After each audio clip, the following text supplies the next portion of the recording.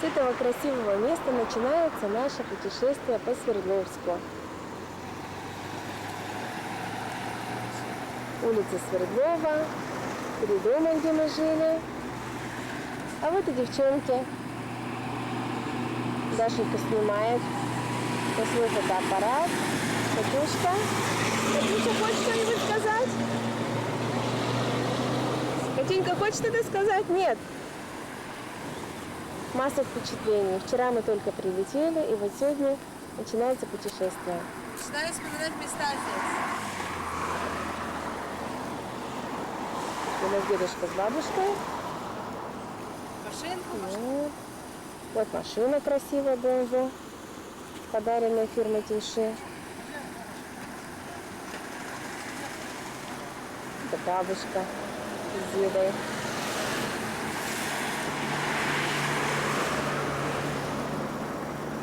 Очень красиво, чисто, богато.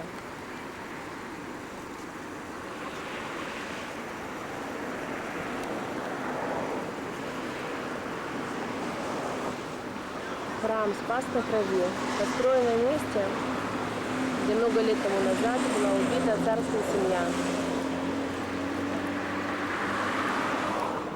А рядом обитель для служителей церкви. Здесь вот они живут.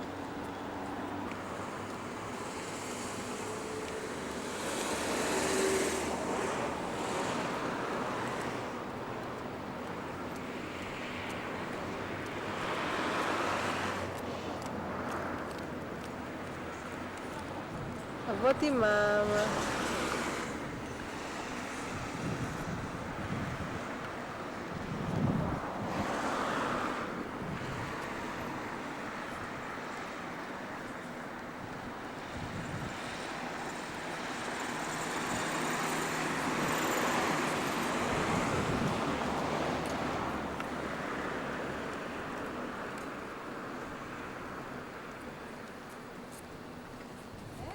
повернись ко мне.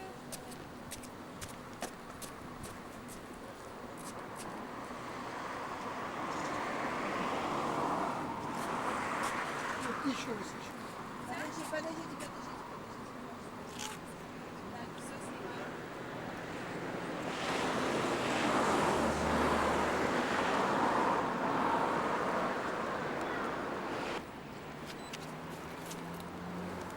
Гусь.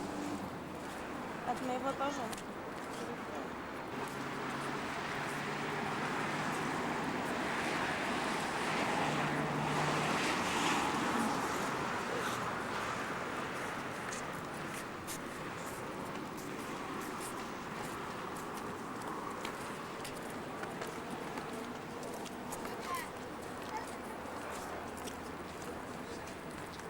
Котик, стойте еще там.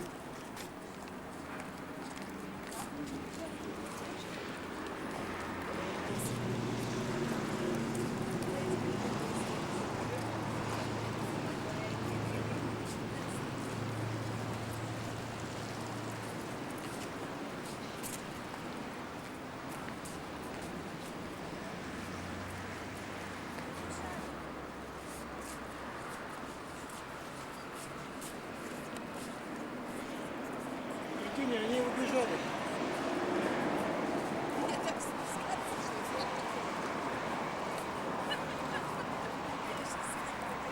Я видела вас уже и подниматься, и спускаться. Снимаешь или нет? Сейчас снимаю.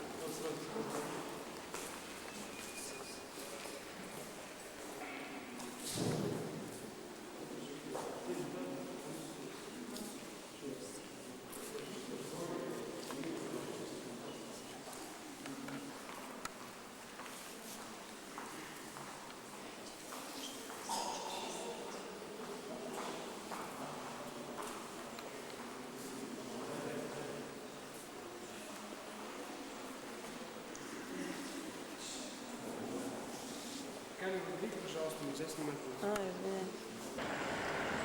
Сейчас мы садимся в машину и едем в гости к бабушке Вале и дедушке Вале. Что уж так они. Пусть они обнимают, да? Такого парубка. Ходили кровь сдавать вот на той неделе, да, к зубному. Солнышко, как здесь? Так это, врач-гематолог говорит, красивый он такой, так хорошо выглядит. Давай. Сердец, мужик. Проходите, Виктор. А ну-ка, бабушка Валя, там становись тоже рядом. Или что-то снимает уже. А я снимаю. Снимаю вас тоже. Катенька, давай дедушке на плечо положи. Поближе, Ой, как Дашенька, видишь, он положила, дай. Во-во, ой, как красиво. Ну, Даша-то уже в привычку, Садись, она бабушка. знает меня. Больше, чем вот это вот, Хорошо. понимаешь, не хочет, совсем забыла. Меня не пускают. Не пускают. Куда не пускают В тебя? Россию. В Россию одну не пускают, да. Безобразие какое. Всякие Да. маски. И ты у нас здесь ведь не была еще ни разу? 7 лет. Я была. А я на улице все была. Я была Все забыла. Нет, я так помню. Немножко. А в Согру можно Я тебя тоже поехать? немножко помню, когда тебе 3 года было. А у кого же сыгра? А в Согру-то можно поехать, а? Да, ну так, в течение дня побывать и все. Ну, в течение дня хотя бы. В течение дня. На да. часик хотя бы посмотреть. Можно, конечно. Вообще так, я, конечно, поначалу, кому продали эту халупу, но так мало надежды. Мы не прощаемся. В общем, вы это, позвоните, конечно, да? Счастливо. Я больше всего наверное, обязался, потому что Это Дашенька готовит обед на кухне. Так, что у нас будет на обед? Салат.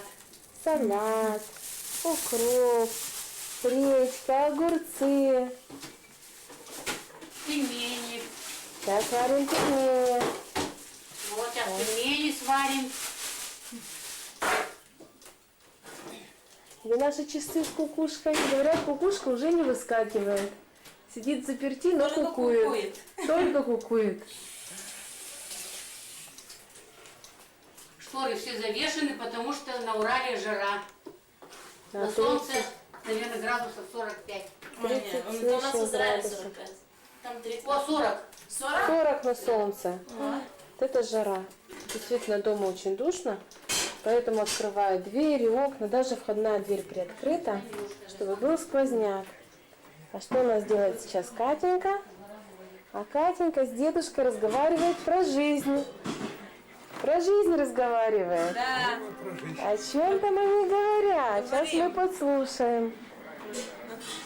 про жизнь и здоровье. Здоровье, да. Как можно сделать операцию с короткой ногой?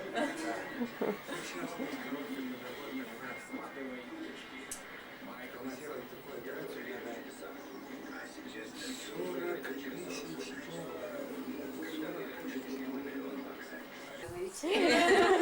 Бабушку перевели Вы в ничего не Согру говорите, ни работать. одного слова даже бабушке с дедушкой не посылаете.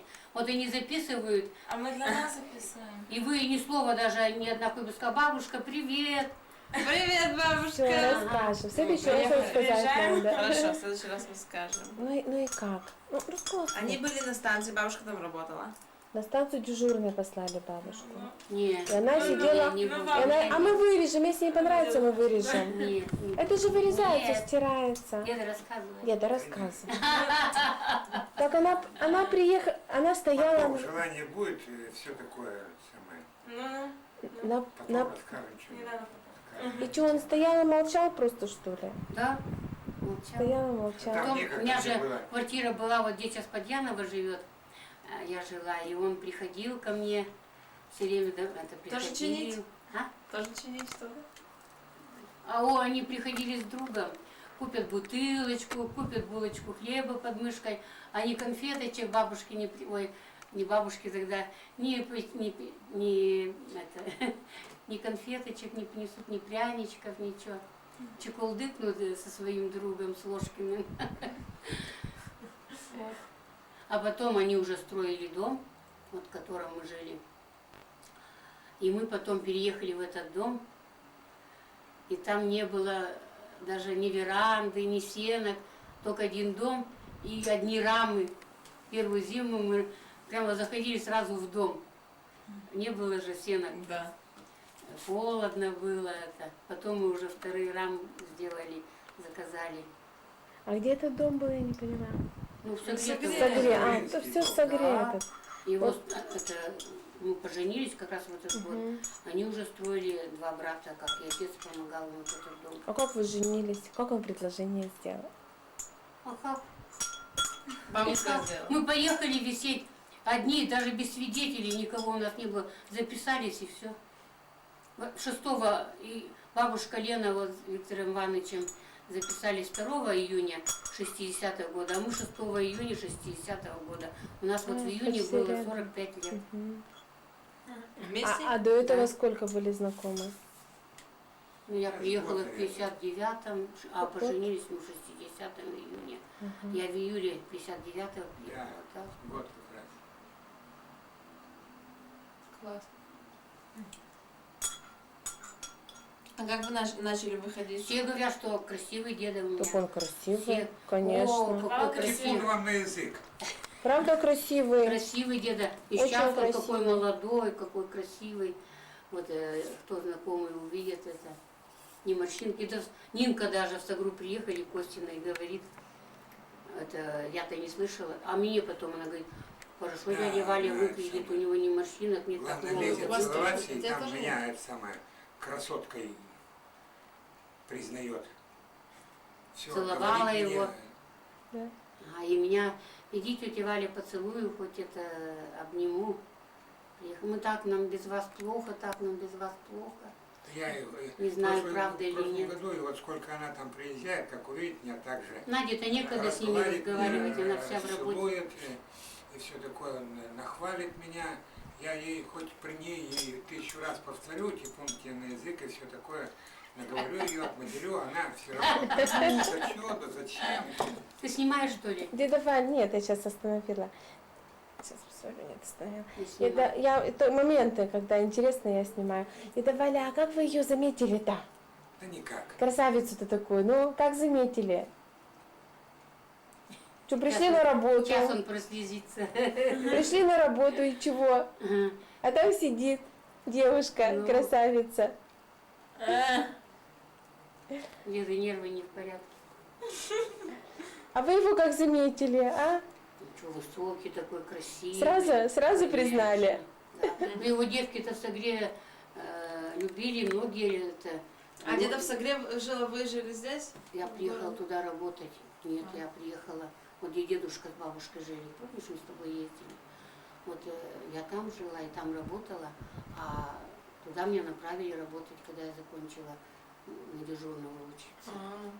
Меня вот в Сагру направили, а у дедушки отец работал начальником Сагре. станции до меня там. Мгм. А дедушка работал на пассажирского, сюда в Свердловск ездил, работал. И все время, как едет на работу, утром заходит. Не знаю, во все смены он заходил или нет, но я когда дежурю, с ночи, например, в ночь, он рано ездил на работу.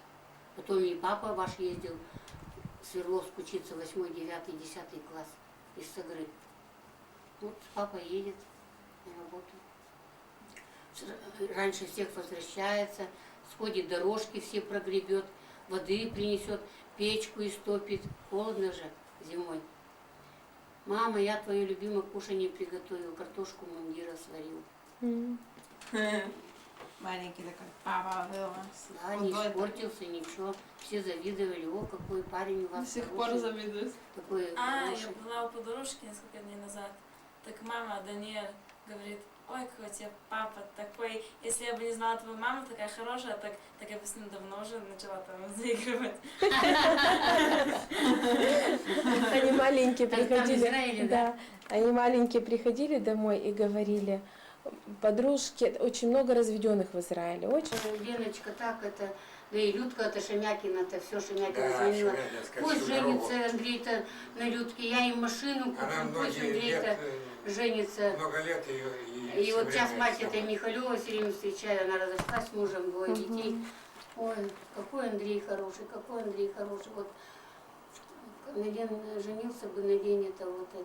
А с Леной что сейчас? Она разошлась, вот Шемякина, она знала же меня. Широкую Ты же речь, первая что ли. была, ты не так. И все самое, сбунтовались, роженицы, как-то все даже со быстро. всех линий там, со быстро всех и городов. как-то с непривычки. И все понимаешь, отстояли. Это где Дашенька родилась, да, Да, у нас? отстояли. Хотим посмотреть, где Дарья родилась. родилась уже. А с тобой это рожала Дрищенко-то, Ей было в привычку. Маринка а на третью Дрищенко. могла бы уже не Со мной 4, рожала? не 3,5, Ага, не не 4, а помню. 5. Это соседка наша Ты вот слышала, нет по телевизору? рядом с нами не Одна жили. Она так и не женщина работала, закончила Где-то медицинский в тоже. Южной Америке. что ли, Знаешь ты ее, она училась в родила медицинском тоже. 6,5 Да, она с килограмм. Андреем с 1 года. Сына Это, наверное, родила. на год тебя старше училась. Негритянка. И вот в один день вы с ней родились. 6,5 килограмм. Вот Она неделю мальчика тому только назад родила. родила. Ужас. Да, Шесть с это она вот половиной. ни одного дня Но не она это работала. самая Новые русские у помощница, нее муж. действительно, тетя ой-ой-ой. Сейчас на машине живут. Тетя, мам, А. недавно черная какая-то родила 6,5 В килограмм. Америке родила. Вот Ну, она и сама неделю тому выглядит. назад было. Мгм. 160 килограмм. А вот же тетя Лариса приехала из Канады. Сейчас же Лариса в Канаде живет у Ага. нас. Вот 4 года уже не в Канаде, как прожили. Но она какая-то по жизни несчастная, Лариска. У нее мужья не очень хорошие попадаются. Она же разошлась с первым, вышла замуж за второго. Они такие эгоисты, такие собственники, такие, ну, из нее все высасывают буквально все и ничего не давая взамен. Вот, что первый не А работает, старший ты сын с ней уехал? и Оба младший сына? уехал, оба уехали. Ребята хорошие, учатся в университете там, в Канаде. Они купили дом, не в центральном городе, в маленьком городишке около озера Онтарио. Вот, очень много выплачивают за этот дом, большие суды. Она работает, сейчас должна пойти учиться в университет, закончить почти год, чтобы получить диплом, подтвердить диплом преподавателя. И тогда у нее зарплата хорошая будет. А сейчас не очень большая, но она очень много работает, очень. И ученики частные, и школа одна, и вторая, и третья, и 10-я. Она как рассказала, 4 года, говорит, не была в отпуске и ни одной вещички себе не купила, все донашиваю, то, что вот в магазин, то, что ну, отдают старые люди. Пойду я пивну писать, ой, кошмар. Мгм. Правда, и мать такая ненормальная. Да, и мама такая у неё. Также неделю. Тихо, тихо, тихо. Стоп. Осторожно, Ой, девчонка, извиняюсь. осторожно. Вот недавно также еще сказали, ну не знаю, где, в каких городах, и где, в каком месте это. Да. Сейчас немножко Принесла еще. тоже негритянка, по-моему. Мгм. 5 штук принесла. Так вот в Канаде 5 штук принесли, В Канаде? тоже, в Канаде, да. Это нет, это давно. В Канаде было 5 Недавно вот близнецов. сказали же ведь тоже, 5 штук, Да. по 1,5 килограмма один. Ну так в среднем 1,5 килограмма. Надо же. Показали еще какое она. Женщины стали как собаки плодить, как кошки плодиться. Да? Да. Так что вот что. Дарья, давай на пенсию иди. Сейчас же. Пенник. Сколько осталось, и новый поставлю это кипятить. И забыла, ушла и забыла.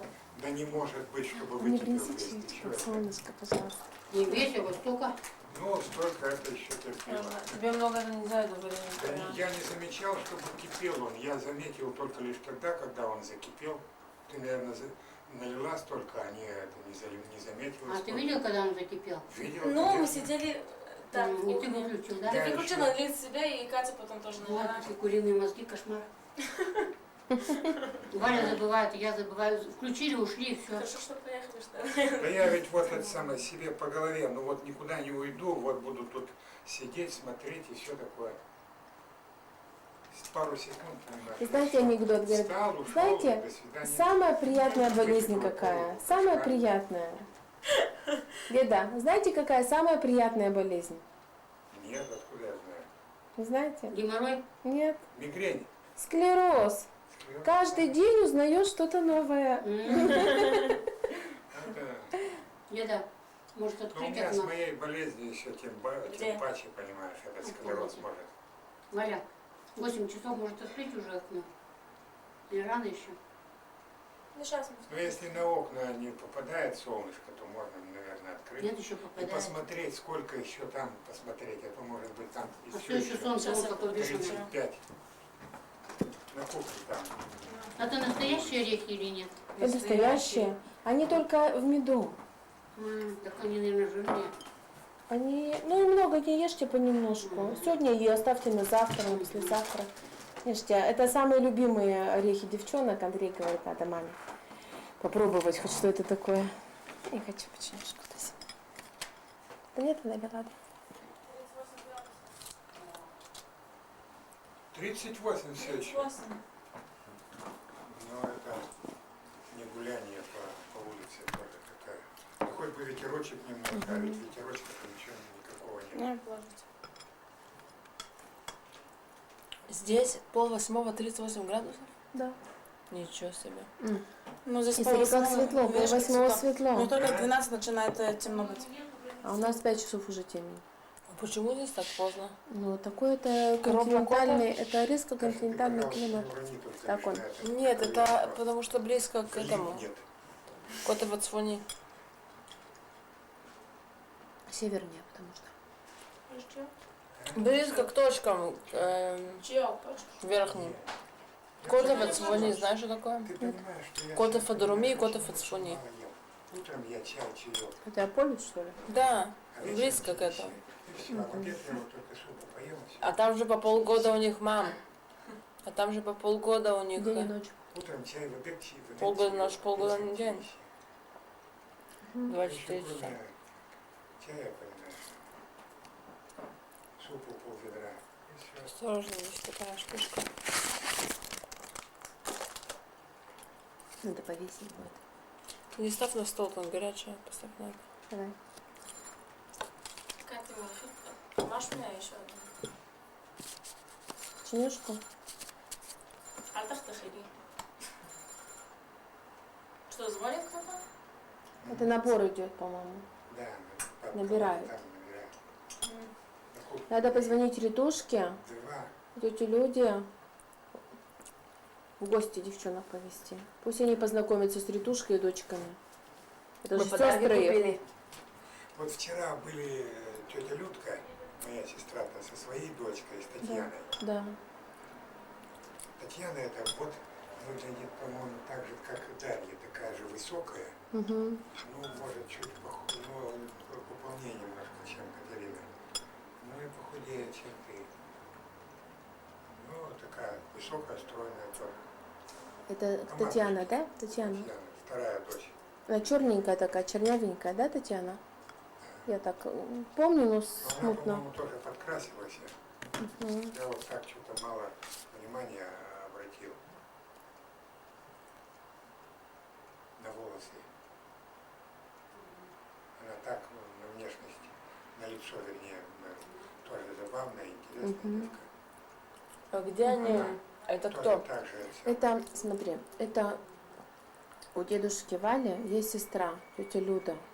У тети Люды есть дочка, Ритушка и Татьяна, две дочери. Они двоюродные сестры нашего папы. Да. И у них, у Ритушки Кто есть вчера был? Татьяна была, она младшая дочка, а Ритушка старшая дочка. Дочка это любимая дочка пап, сестра папы. Сестра, да. Они все А это время её сестра, дружили в детстве. которая Это сестра, она помладше. У нее дочка 5 лет, и сколько? У Татьяны дочка, да, маленькая растет. Маленькая. Вот. Сколько лет? 5 ей, наверное, да? Что-то не дочка, а пацан. А пацан у нее? Я думала, дочка. 4 года, по-моему. 4 Да. годика пацану. Вот. А Такой забавный, интересный. Да, Ну, в разговоре он, понимаешь, как взрослый парень уже. Даже не парень, а мужик осуждает. мгм. Деловой такой, ой. А еще дочь у нее есть? Нет, вот только мальчик. А у Ритушки 3 дочки. Старшая, как ты, младшая, как Дашенька, еще посерединке. есть, Которым купили подарок. которую вы цепочки купили, да. С ними надо познакомиться. Цепочку делаем. А? Цепочку хочешь? Много купили. Еще не хватит. Как начнете сейчас по родне своей ходить, еще не хватит вам цепочек, которые вы накупили. Придется свои отдавать, Даш? Да. Снимать свои, отдавать. Да нет, так, это зачем? зачем же ты выпрашиваешь? Вот не нравится мне такая система бабки Вали. Что? Ну, тетя Людка обещала ей крыжовника, понимаешь, а вчера она приходила и не принесла. Ну, не принесла, значит, или нету, еще не поспела, или что-нибудь такое. Ну, что говорила, принесет, может, принесет она в сентябре. Ну, не в сентябре, так Слышь, через как неделю, бьет? через 2 принесет. Сейчас стучит, как приятно, стучит звон такой. Мне нравится там. Свердловской Кукурику. правды. Скоро обещать начнет тот. Он уже Точно? щелкает. Да? Сейчас уже? Да, кукурику. Там немножко пораньше, на полминуты. Кукурика. Но не выходила. Я полчаса слышала, он везде раз пикает. Положи на стол. Я хотела тебе кипяток налить, чтобы ты медленно пила. Я налила в конце полукипяток, полукомнатный. Сейчас жалею.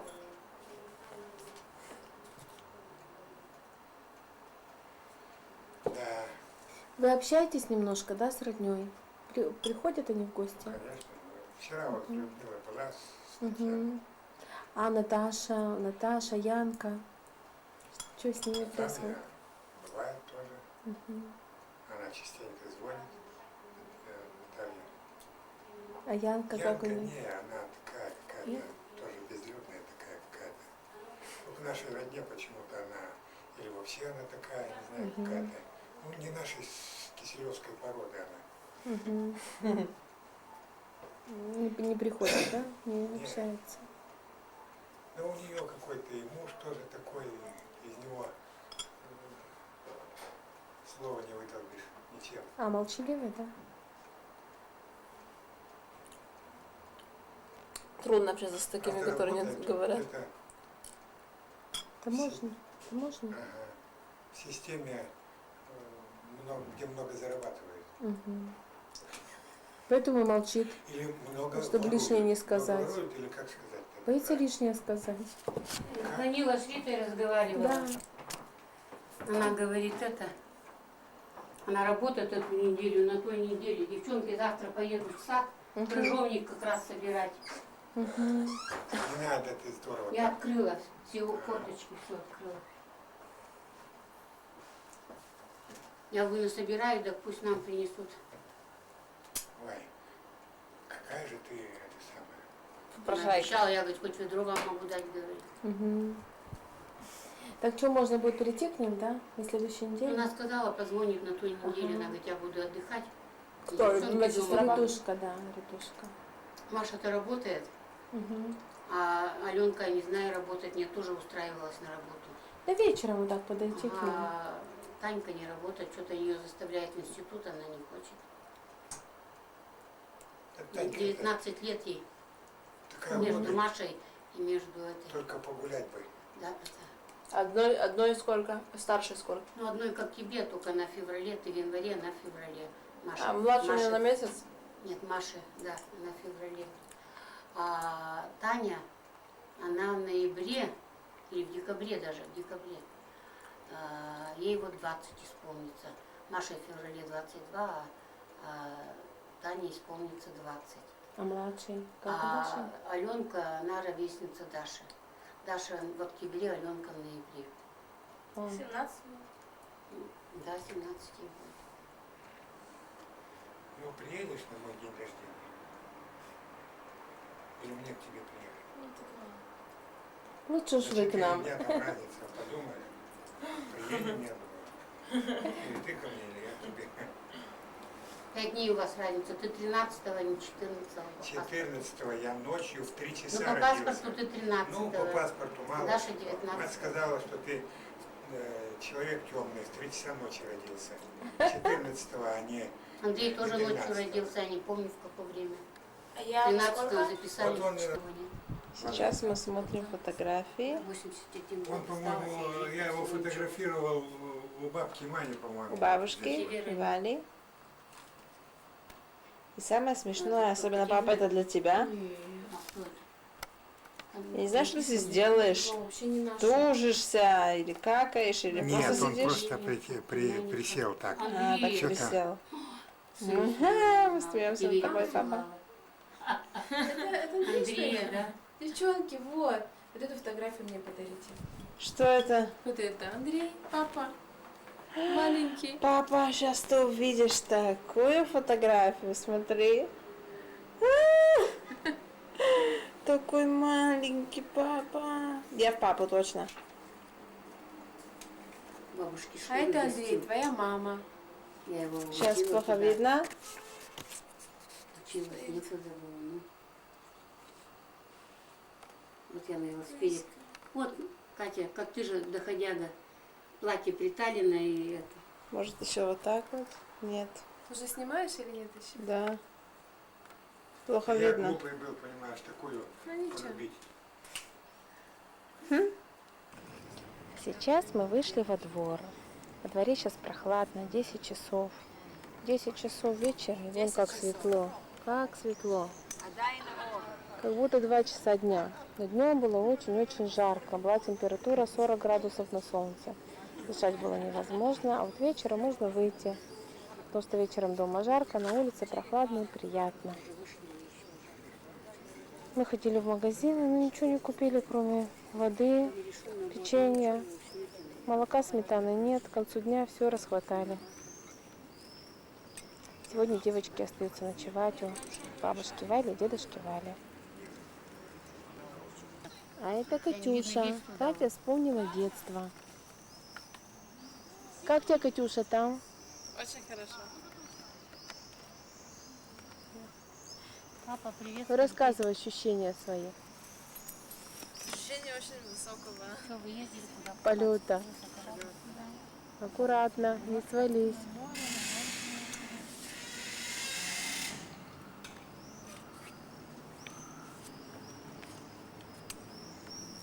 С приземлением. Семья Киселевых за чаепитием. Базар. Напали на наши варенья, жимолы, черника. Люда нам дала это садовой, вкусное. А сестра моя 5 литров черники привезла. Вот сварила с удовольствием маньяк есть. Девочки, как впечатление от варенья? Очень вкусно. Какое больше понравилось? Завтра сходим. Черника Надо. Черника? Больше, чем жимолость? Было бы варенье. Люда Да? обещала Любое. привезти нам ведро, не знаю, не привезла. Ну все, Вы знали. помашите ручкой, встретимся завтра. Бай-бай. Салют. Мы застряли. Россия потоп. Россия ничем не изменилась. Вся дорога в воде, машины с трудом проезжают. Решили выйти здесь, не стоять в пробке и погулять по парку. Парк Дворца пионеров. Свердлова номер 2. Вот это вот окна. Сейчас здесь есть радио, но когда-то здесь жила мама. Здесь же она познакомилась с папой и вышла замуж. Вот это наш подъезд. Вот это, наверное, Наш огромный дом. На первом этаже была наша квартира. Это наш двор. Он практически ничем не изменился, разве что деревья подросли.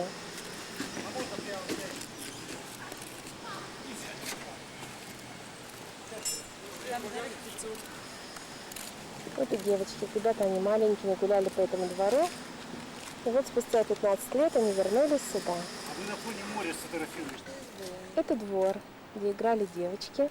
А вот эта паутинка так и осталась с тех времен. Катенька ее узнала. Как они с Иринкой лазили по этой паутинке. Играли. Катюш, не хочешь к ней подойти, нет? Вот и Катюшка не выдержала и все-таки полезла на паутину. Вот точно так она качалась на ней, когда была маленькая.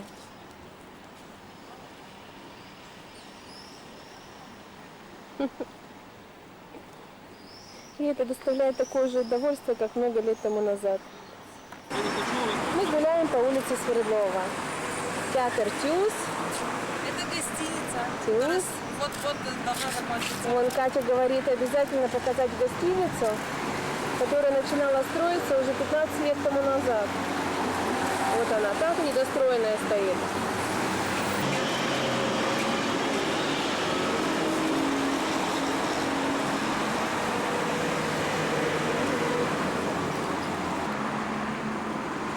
Вот так мама ходила каждый день в школу по улице Сверлова.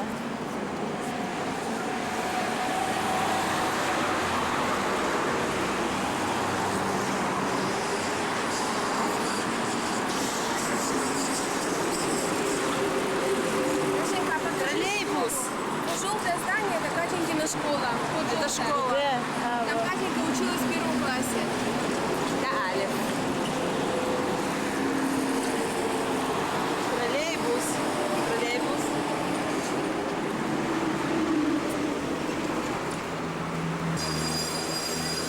Вот в этом доме на Свердлова на 4-м этаже родилась Дашенька. Вон окна, там мы жили. Была у нас чудесная квартира. Прожили мы там 2 или 3 года. Катя там учила английский. Да, Катюшка учила английский. И ждали папу, когда он вернется с плавания. А потом папа вернулся, и мы переехали в общежитие. Покажи, здесь было ателье. Внизу было ателье мод. Сейчас идет стройка, строительство, перестройка, ремонт. Все, останавливай. Даш, давай. Говори. Это вход в наш дом. Здесь двор. Сзади дома. Здесь мы тоже играли много.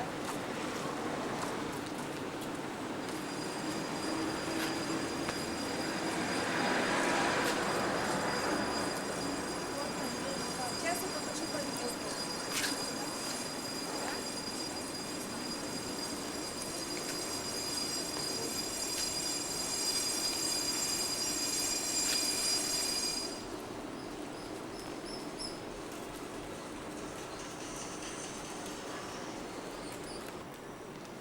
Где подъезд? Это наш подъезд. На 4-м этаже и квартира прямо с левой стороны. Опа. Окна выходили на улицу Свердлова.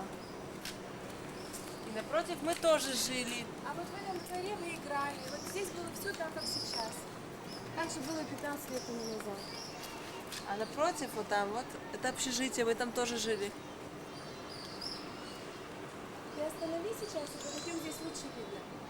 Вот мы играли. Здесь мы играли уже, когда были маленькие. Это не твоя Иринка. Похоже на Иринку. Я ничего не вижу. Останови. Ты похожа на Иринку. Сашечка, пойдем сядем, покачаемся, она поможет.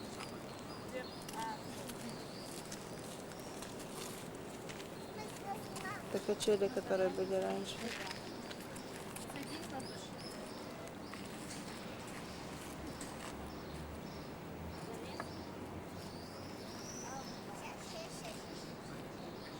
Вот единственная качель, вот эта вот, она, по-моему, новая.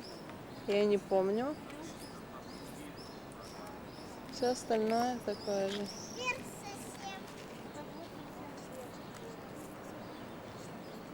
Это наше общежитие, которое было напротив нашего дома. Мы здесь тоже были. Жили.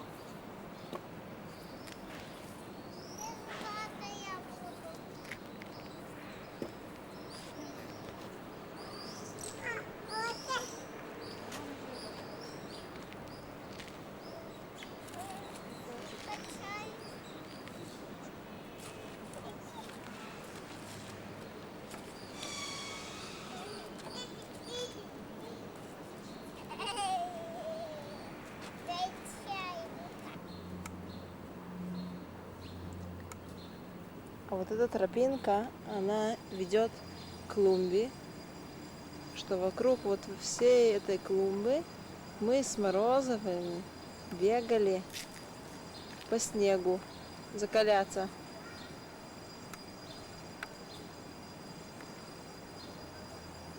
Морозовые жили вот в этом общежитии с нами.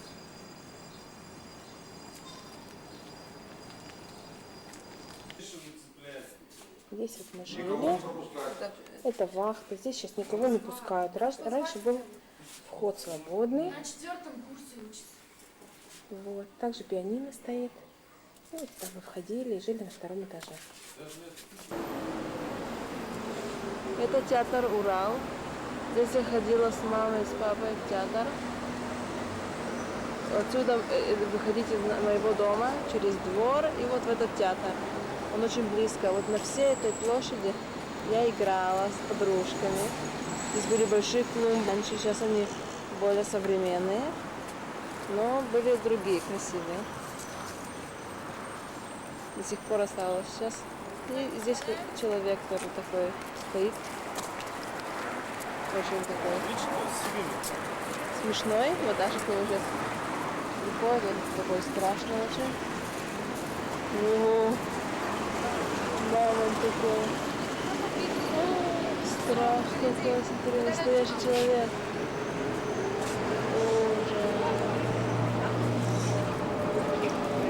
Мама, конечно, сейчас его фотографирует. О, вот уже троллейбусы. Здесь тоже остановка. Вся эта улица.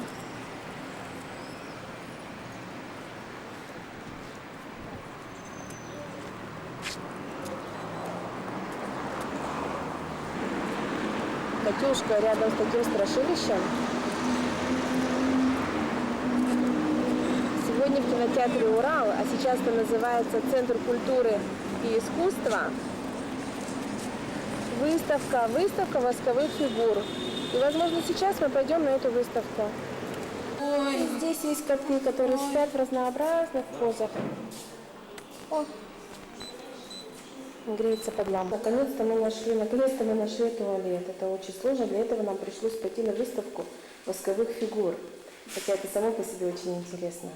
В туалетах нет бумаги, вход в туалет стоит 5 рублей. Мы вытирались газетами, папа, газетами. Ну или газеты, как мама и папа делали в течение 10-15 лет. Это, конечно, всем будет интересно знать. Это персонаж из пьесы Шекспира «Гамлет». Не все люди являются тем, кем кажутся на самом деле. Сущность всегда скрывается за человеком. Это сам Гамлет, который разговаривает с черепом своего слуги. Ну, за вами прямо эту Юдивь, благочестивая вдова, которая спасла свой город от нашествия ассирийцев. Она отрубила голову полкового царя Алаферну за то, что он хотел обмануть и овладеть жителями города его же собственным мечом. А на утро его голова висела на городской стене, и все жители были в полном шоке. Так, Форден – это бедняга, который случайно попал в машину времени, и она из-за его неосторожного обращения сломалась. Но по его одежде вы можете с уверенностью заметить, что он недавно вернулся из Средневековья, а сейчас заблудился где-то в Древнем Египте. Это египетские боги Анубис и Гор. Анубис – это бог царства мертвых. Он изображался в виде черного лежачего шакала или собаки. Взвешивает сердца на суде мертвых. Также отвечает за успешную мумификацию покойного. А Гор – это египетское божество, воплощенное в соколе. Изображался как человек с головой сокола или в виде крылатого солнца. Его считали хищным богом охоты, богом неба и богом света. Простите, пожалуйста, как это? Анубис. Анубис. Анубис и Гор. Это их жрец, он ждет своих приказаний.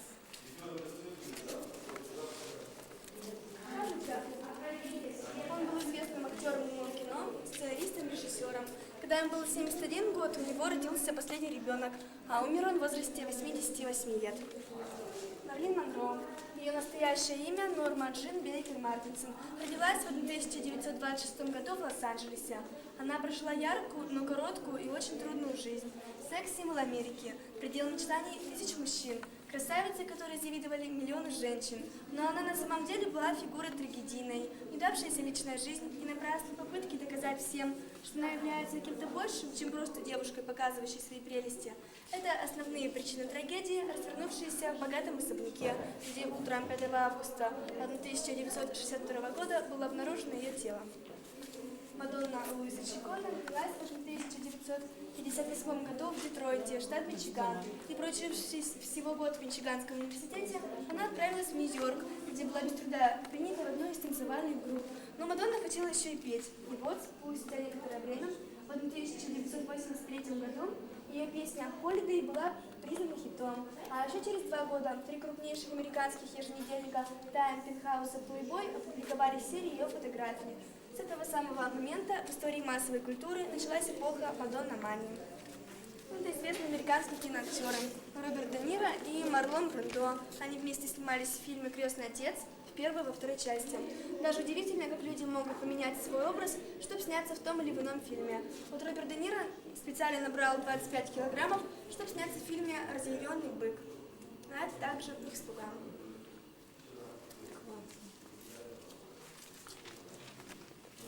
Федор Петров – человек-волк.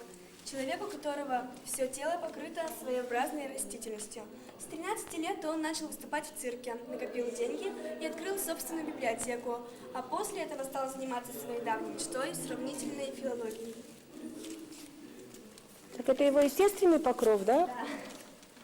Различные виды аномалий человеческого тела. Дженни Уикс – женщина-торс. Известный случай, когда человек рождается без рук и без ног, как, например, Дженни. Но, несмотря на это, она была очень популярна и талантлива. Выступала в цирке, прекрасно пела. Колоредо – человек, у которого из грудной клетки вырос брат-паразит. Он существовал только за счет мозга своего брата-хозяина. Также он не мог самостоятельно переваривать пищу. Билл Дакс – трехглазый человек. Он был известным цирковым актером, жонглером, акробатом, фокусником, клоном, но особенно хорошо ему удавались фокусы с картами. Бастер Симпл – самый толстый человек в мире.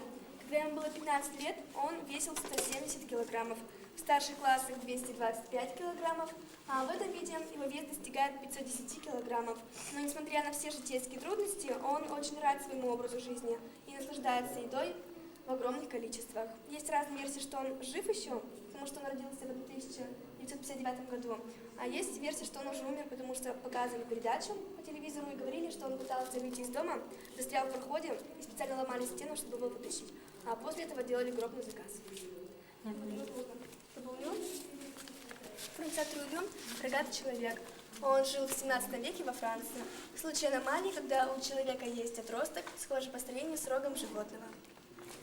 Женщина-свинья родилась в конце 18 века в Исландии и выросла в очень богатой семье. Возможно, именно поэтому ее удачно выдали замуж.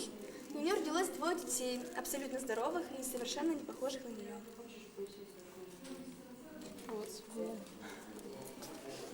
Персонажи фильма «Звездные войны». Дарт Вейдер – это злодей, и Люк Скайуокер – положительный персонаж. Также у нас возле вокзала, вы там не были на вокзале сегодня? Туда Нет, там у нас стоит Йода. Что там? Йода стоит. Йода. Это Арнольд Шварценеггер в роли Терминатора. Он вырос в небогатой семье, и родители были очень строгими людьми. С 15 лет начал заниматься тяжестями, и вскоре появились его первые результаты. Сначала в Европе, а уже позже в Штатах. 4 раза подряд он становился мистером Вселенная и 6 раз подряд мистером Олимпия. Но в кино дело шло не так гладко. Его первые фильмы, вроде Геркулеса в Нью-Йорке, не пользовались успехом. Однако Арнольд не унывал. Немалые деньги ему приносила продажа книг и видеокассет по бодибилдингу. Сейчас вы его прекрасно знаете. Он губернатор Калифорнии и великолепный киноактер. Это герой из фильма «Бэтмен». Томми Ли Джонс в роли человека двуличия. Его можно назвать очень счастливым человеком, потому что ему удавалось достичь всего, чего он хотел в жизни. Он сыграл все различные роли и образы, которые ему были предоставлены. И за свою жизнь получил около 20 различных наград, в том числе Эмми, Золотой глобус и Оскар, золотая мечта каждого актера. Джек Николсон в роли Джокера. Дэнни Девито в роли Пингвина. Он занесен в книгу рекордов Гиннесса как самый низкий актер американского кино. Его рост составляет всего 1 метр 53 сантиметра. Мишель Пфайффер в роли женщины-кошки. В детстве она была очень скромной и всегда сильно комплексовала из-за своей внешности, а особенно из-за формы губ. Ей казалось, что у нее удивительная улыбка. Но однажды подруги уговорили ее принять участие в конкурсе красоты, который она, к своему удивлению, выиграла. И сразу после этого стала получать приглашения для участия в телепередачах, съемки в рекламе, а уже позже роли в кино. Свои губы она подправила с помощью пластической операции. Вэл Килмер – молодой исполнитель, обладающий привлекательной внешностью и уникальными актерскими навыками, которыми могут похвастаться далеко не все актеры, зашедшие в последнее время на голливудском горизонте в образе Бэтмена. И мы предупреждаем всех наших посетителей, никогда не смотрите долго в глаза восковым фигурам, иначе вы сможете стать таким же, как этот наш бывший посетитель. И наш последний экспонат проверяет щедрость. Если вам понравилась экскурсия начинающего экскурсиона, вы можете ставить нам свои часы.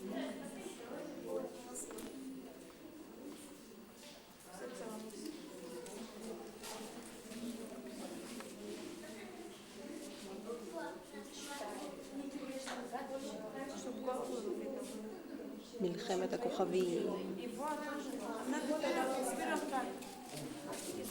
Кого же мама фотографирует? Терминатор.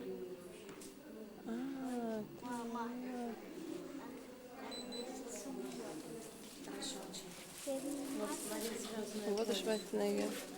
Мама, иди туда. Я их уже все сняла. Похож? Вот свои Бэтмен. Похож. Дочурка, я их уже Пока. А это булочная, знаменитая булочная, где Катюшка любила есть пончики. А в последний год перед отъездом, когда был дефицит хлеба, она маленькая по утрам стояла здесь в очереди, пока я бегала за молоком. Стояла по несколько часов, чтобы получить одну-две буханки хлеба на руки. Вот мы сейчас зашли в парк. И вот это вот настоящие березы.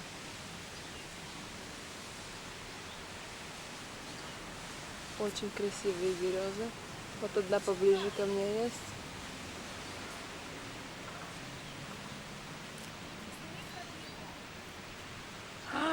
Здесь есть крапива. Мам, как это парк называется? Дворца пионеров. Дворца пионеров. Так называется парк. Это крапива. Она очень-очень колючая. Ну тут заросли везде. И вот сейчас мы идем гулять по этому парку. Не дай бог. Самое страшное, это мы когда были маленькие. И самое страшное наказание друг другу это бросить в кусты крапивы.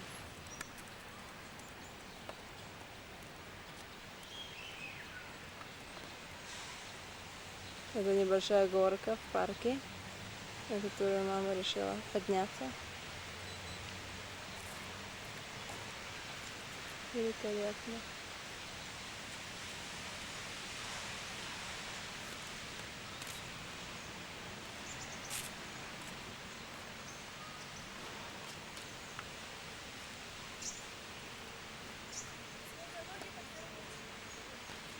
Осторожно, крапиву!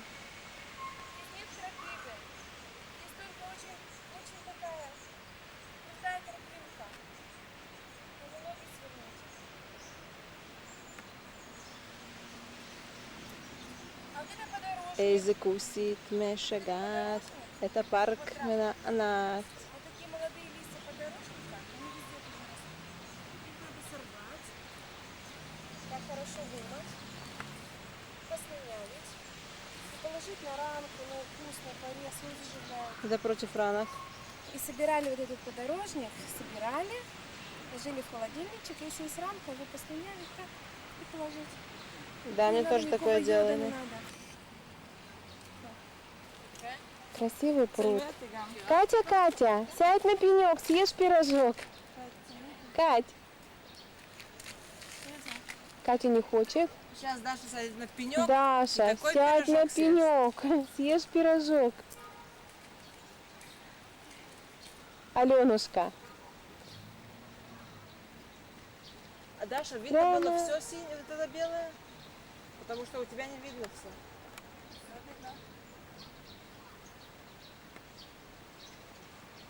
Картина Аленушка. Мамин.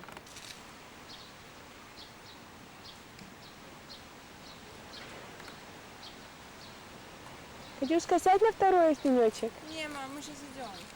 Отойди в стороночку тогда немножко. Идем мы дальше там, с другой стороны снимем.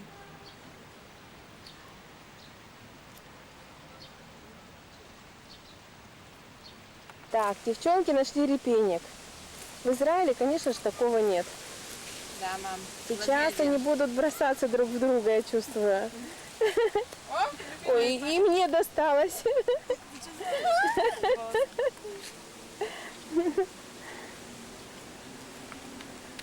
Опа. Липнет. И мне досталось. Ну что ж такое? Все волосы. Я их снимаю, они у меня репейником бросаются. Вот это растет посередине пруда. А вот это вот пруд, где мы раньше, когда маленькие были, гуляли. Это вот беседка. Сейчас мы, кстати, идем в эту беседку. Вот по этому мосту. Вот мама уже и Даша идут. Вот. А вот сейчас я точно скажу. Вот здесь вот это вот такая вот дорога, длинная-длинная, ее плохо видно, эта вот дорога. Она поднимается к церкви. И мы раньше, когда маленькие были, мы катались с церкви прямо до пруда на попе. Когда здесь все застывало. А сейчас пока вода.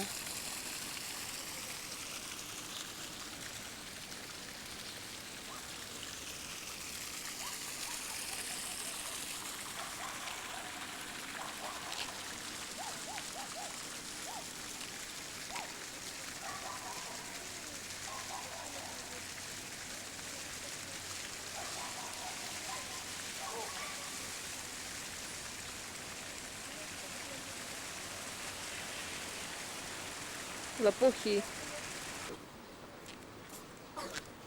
И вот мы заходим в беседку.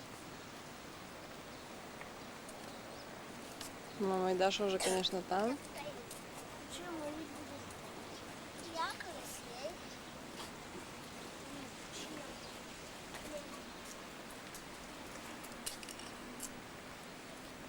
Даже жучка здесь есть. Вот она. Жучка. А жучка тоже гуляет здесь. Отсюда вот все видно.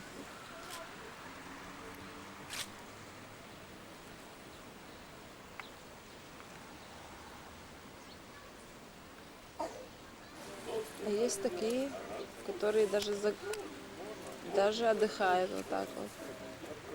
Например. Лехаим. Кажется, что дождик. Вроде дождик. А если близко прийти? Такие штучки прыгают маленькие. Какашки. Называются водомеры. Водомеры. А так как дождик. Они меряют воду. Вот это самая красивая картина.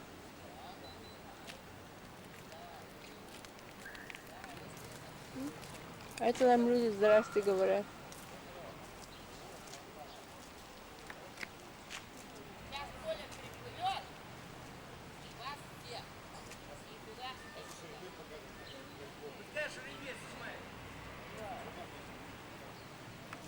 Всегда правильно воспринимается.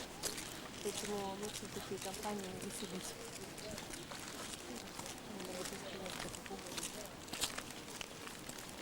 Березы какие красивые березы. Мы с вами увидим настоящего берез. А потому что это растение, которое в холоде растет. Оно в жаре не может. Зима. Это лиственные растения, они по сезону живут. Зимой не опадают полностью, стоят в холоде. Им нужна зима. Они не могут там. Сколько были уже попыток привозить березу туда? Они умирают. Не проживают сюда. Есть растения, которые любили, а есть, которые не могут холод.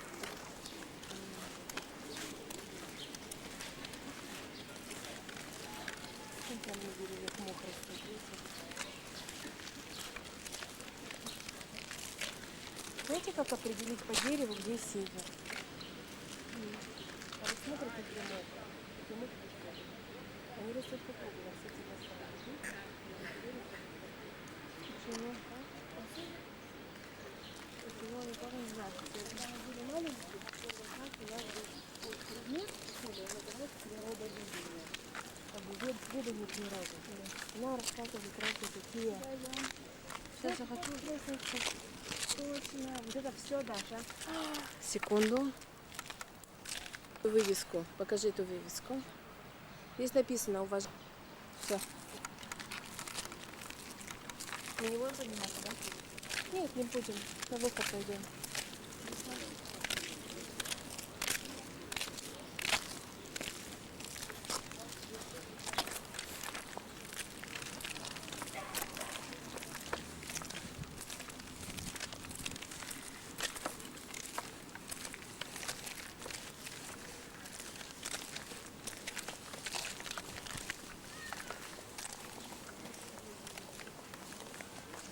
А, мам. Боже, внутрь. Сейчас закрепим. Космос — это самый большой и красивый кинотеатр Свердловский.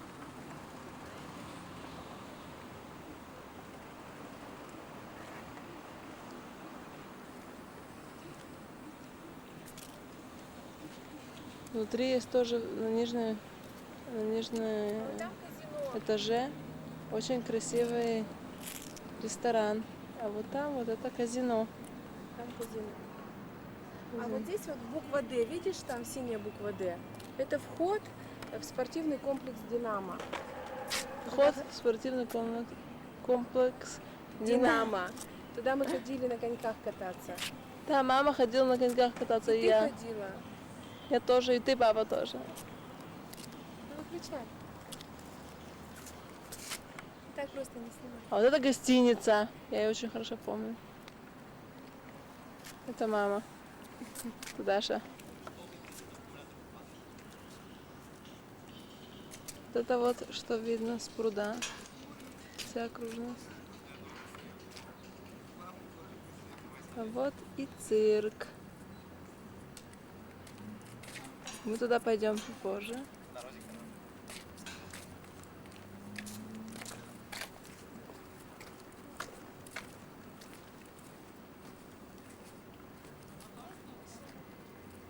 Просто красота.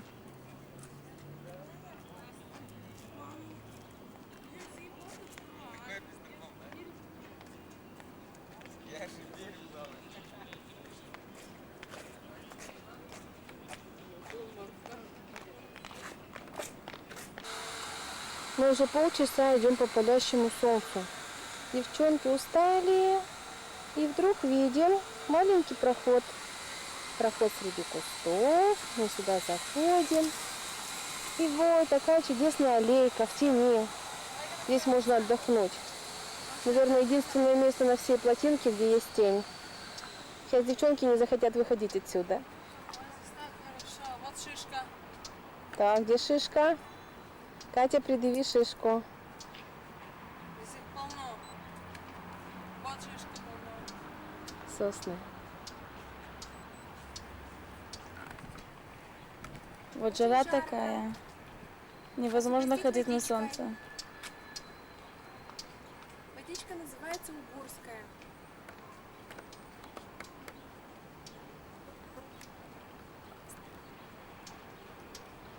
Вот мы в тенечке ходим. Жарко очень на улице. Солнце жгет.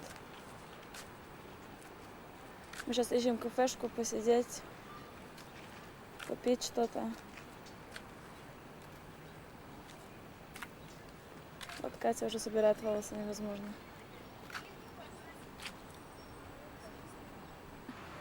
Их реставрируют ежегодно. Это все раньше было так? Да, это старые здания. Времен основания Свердловска. Очень красиво. Одни из самых красивых домов Свердловска. Первый дом Союза. Вот это вот, где мы сейчас, откуда мы идем. Вот. И продвигаемся сейчас мы сюда. Какие красивые фонари. Вы посмотрите только. Фонари и памятники. Все это делается здесь, в Свердловске.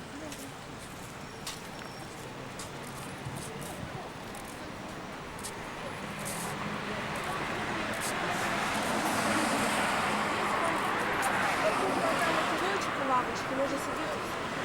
Так вот все здесь. Вот здесь вот начинается площадь. Куда вы пошли? Она идет вот туда вот. Нет. Что значит по проезжей части можно ходить, что ли? А вот есть даже трамвай Там здесь, пешеходный вот переход под трамвай. тем. Там, пожалуйста. Вот, Такой снимите. транс.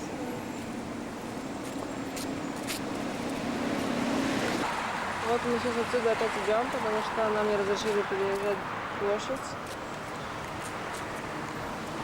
Идем, и мы идем к пешеходному подземному переходу. Вот. Рядом с прудом он находится, очень красиво. Здесь такой базарчик небольшой. Вот так он ужасно разукрашен.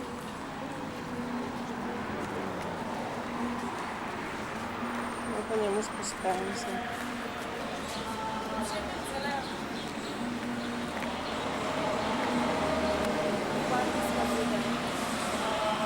И в этих пешеходных очень много этих красивых певцов.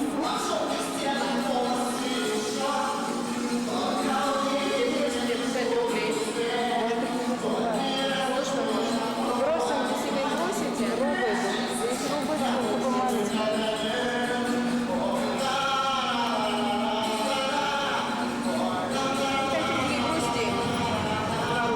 Даша, иди брось.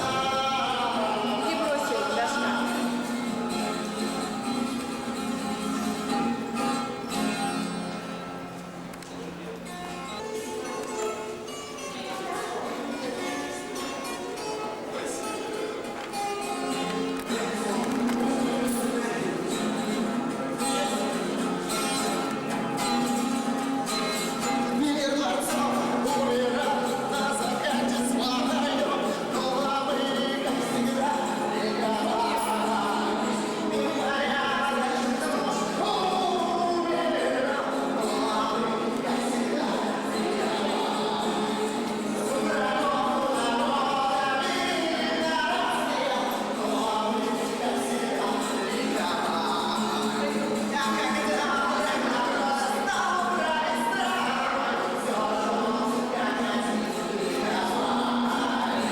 Вот мы вышли на свет.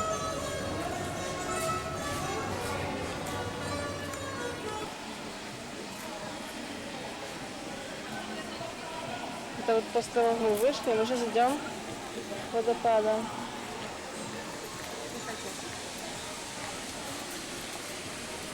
Пока мы идем, вот я покажу вам еще один красивый фонарь. И людей, которые там находятся. И сейчас все сплошные кафешки. Как всегда.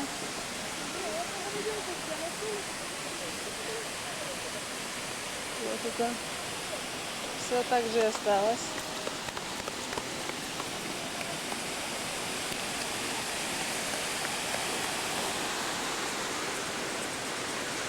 Все это идет вот оттуда, с пруда, который мы видели. Вот это вот большие водопады.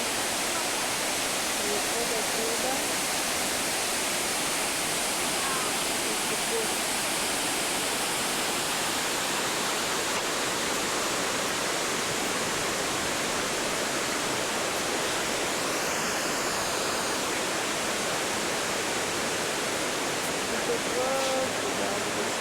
Прямо как в Вашингтоне эта башня здесь.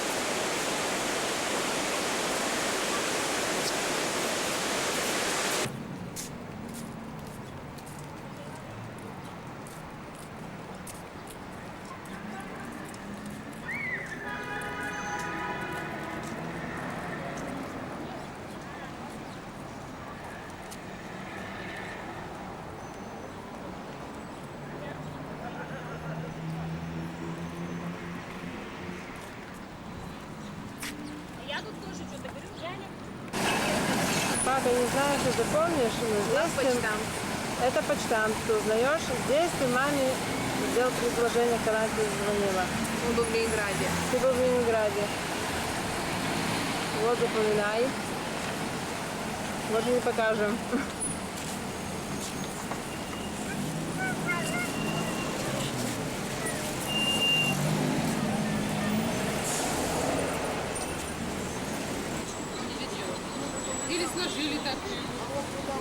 Это лилии. Как наша мама. Их очень много разных.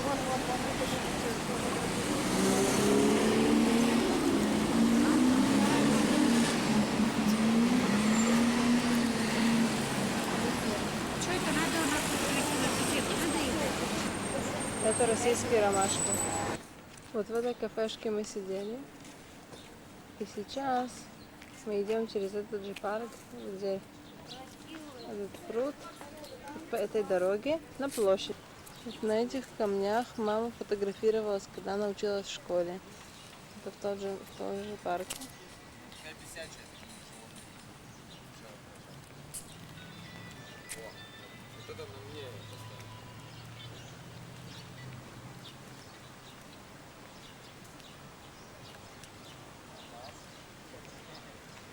Как вот люди здесь сидят и отдыхают.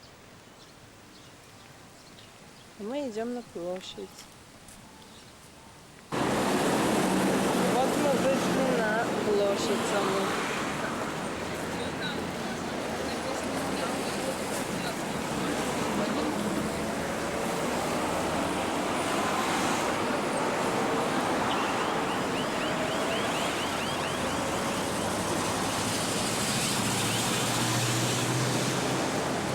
Вот наш Ленин.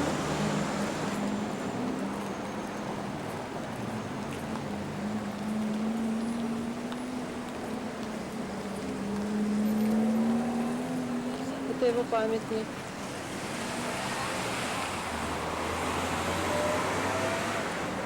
Ой, ты что, Катька? У меня порвалось посередине. Потому что ты никуда смотришь. О, все. Как я же пойду? Хорошо, я сниму. Сними обувь. Чтобы босиком. Я на нас Подожди, дай попробую засунуть, дай мне. Потому что нельзя на дороге снимать. Нет, ну само это я ничего не На поткнулась. дороге не снимают. У девочки тоже порвалась. Маленький девочка. Ну, маленькая-то ладно, у Кати она будет ходить. Деда сейчас не может приехать. Температура.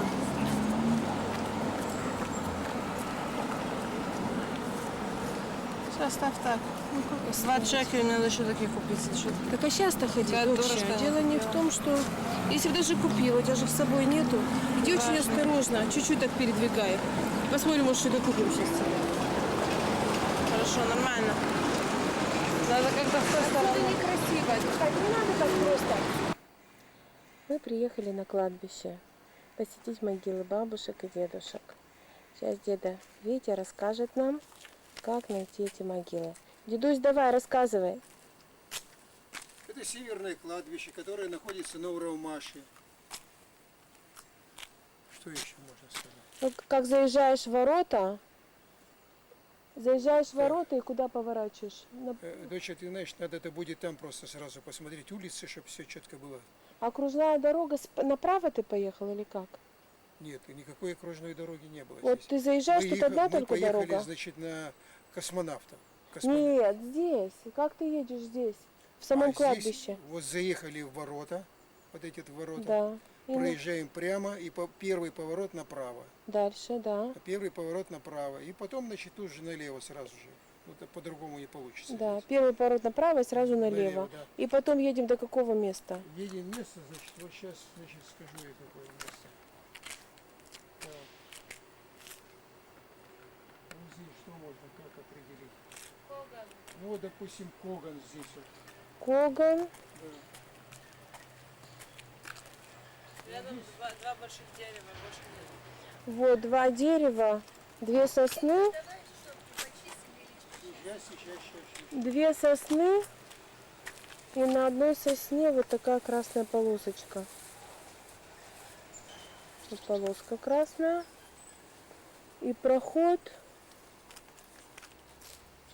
между вот, могила Фрумина.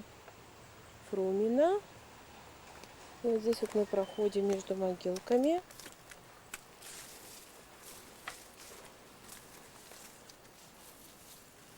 Проходим. Это третий ряд могил. Снова здесь могила Фрумина. И вот как раз между двумя этими соснами находится могилка бабушки. Вот она. Хорошо. Значит, бабушка Лена подметает могилку. Вот цветочки, она любила все яркое.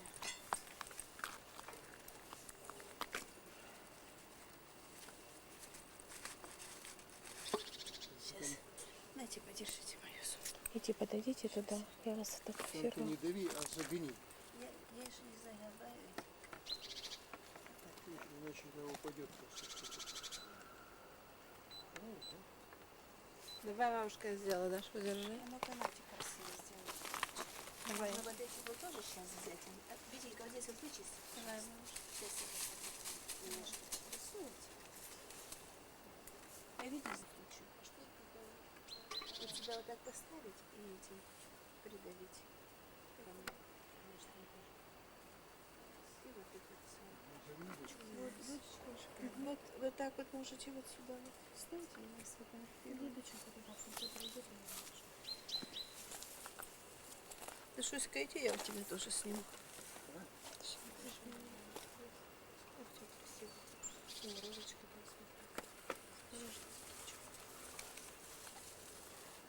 Вот правильно, доченька, очень хорошо ты делаешь.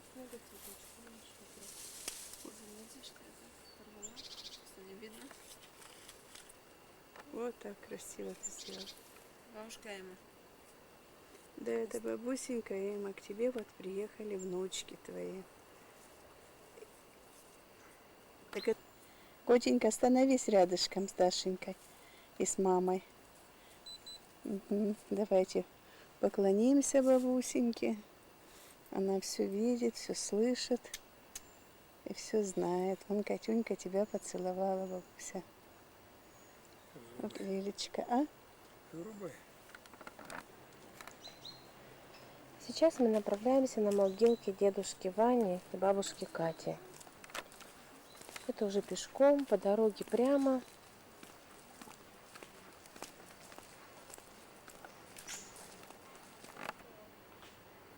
Я ошиблась. Таким образом мы идем к дяде Дауду.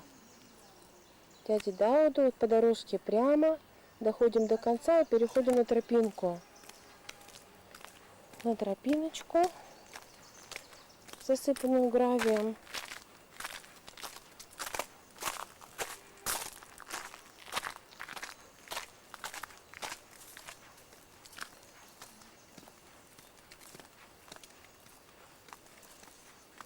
Вот идем прямо. Березовая роща, вокруг березы. Вот так по тропинке прямо и прямо.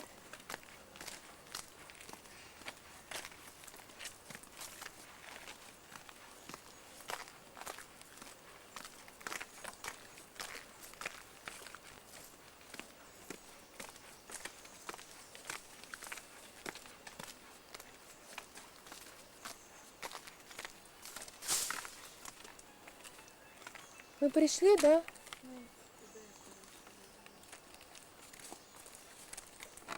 И вот кончается еврейское кладбище, начинается татарское кладбище. Совсем другие могилы. Мы продолжаем идти по тропинке. Это уже татарское кладбище. Был очень ярко виден переход от еврейского к татарскому. Совсем другие могилки. Не каменные памятники, а вот такие вот решетчатые. Сейчас мы ищем знак, познавательный знак, 3 сосны.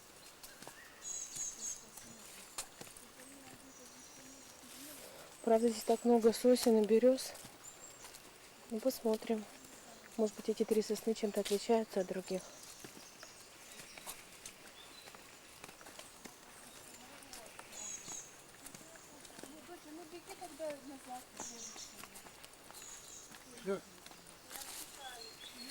Смотри.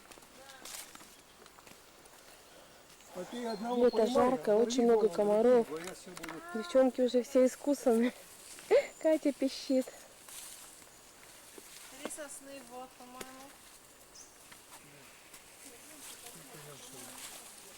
Ну где вы видите 3 сосны? А, вот 3 сосны, вот они.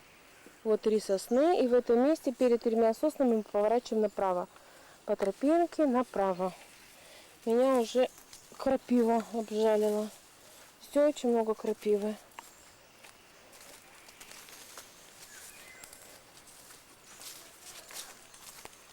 Вот мы идем по тропинке, перпендикулярно той, по которой шли до этого.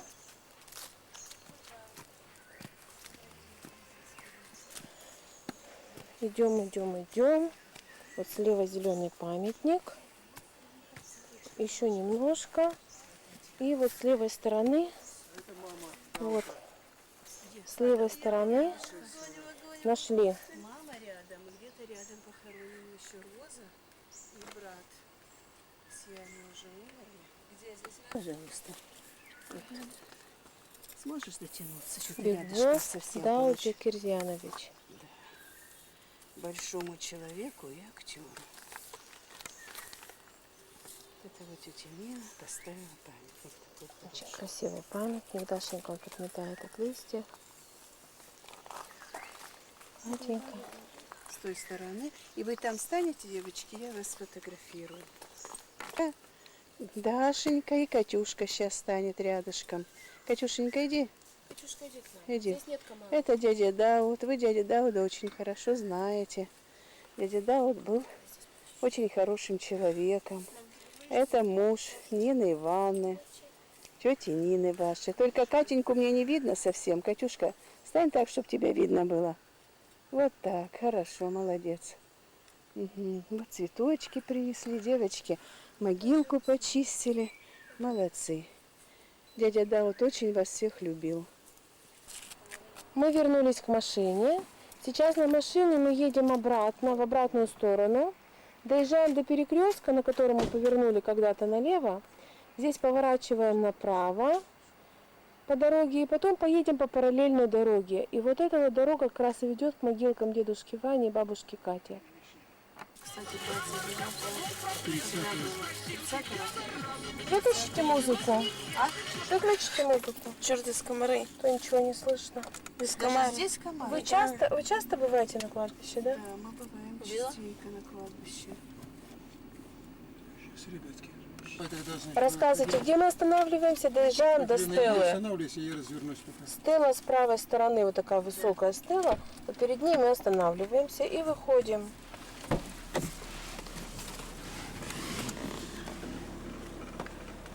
Вот мы вышли из машины. Вот она, эта стела. С правой стороны татарское кладбище. А вот с левой стороны это уже русское кладбище. Русское кладбище. Да. Смотри, вот это Вани Мулина. Вот это. Угу. И куда мы идем? Только нас дедушка поведет, он лучше знает. Вот.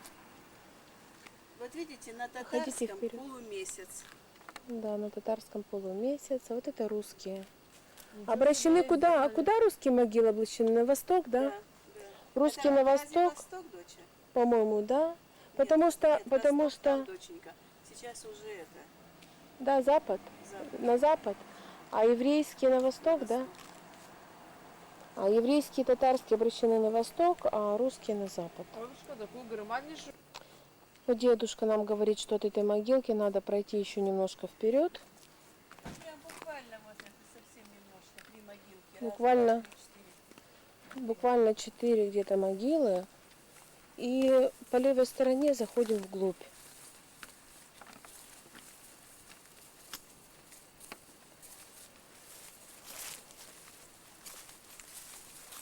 Здесь просто легче. Она, могилка напротив как раз стела. Но легче пройти. Дедушке в этом году и бабушке поставили памятник.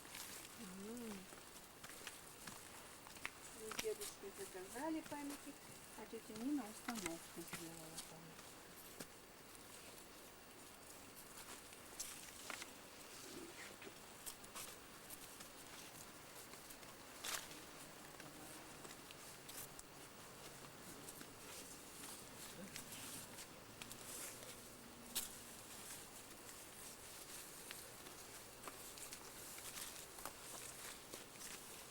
Что это, как бы два человека здесь? Да, и дедушка, и бабушка в одной могилке. Дедушку похоронили, а бабушку кремировали. Что такое кремировали? Кремировали это печах. Это сожжение и захоронение пепла. Я знала, что мы там ходим, а ты сюда пошел. Это бабушкина воля была, она так хотела. Вот это вот, да? Вот мы идем. А она же у нас новенькая, поэтому мы все как бы и запомнили. И сменяла другая. Вот. А вот здесь вот. Вот эта могилка. Вот, смотрите, как красиво сделано, да? Владимир Иван Иванович, Екатерина Ферапонтовна. Давай, подмети, Витенька. Алиночка сейчас подойдет сюда. Лымарь Иван Иванович и Екатерина Только, знаете, что надо Ферапонтовна. сюда обязательно земельку или песочек или что-то заполнить. Лучше песочек, чтобы не росло Песочек, здесь. да, песочек лучше положить. Да. Дина, дай мне на секунду это здесь поднести. Это вот уже совсем другой вид, да? Да. Здесь вот. Катюшечка, а вот эту достанешь, вот розочку, чтобы сверху сделать? Да, сейчас я.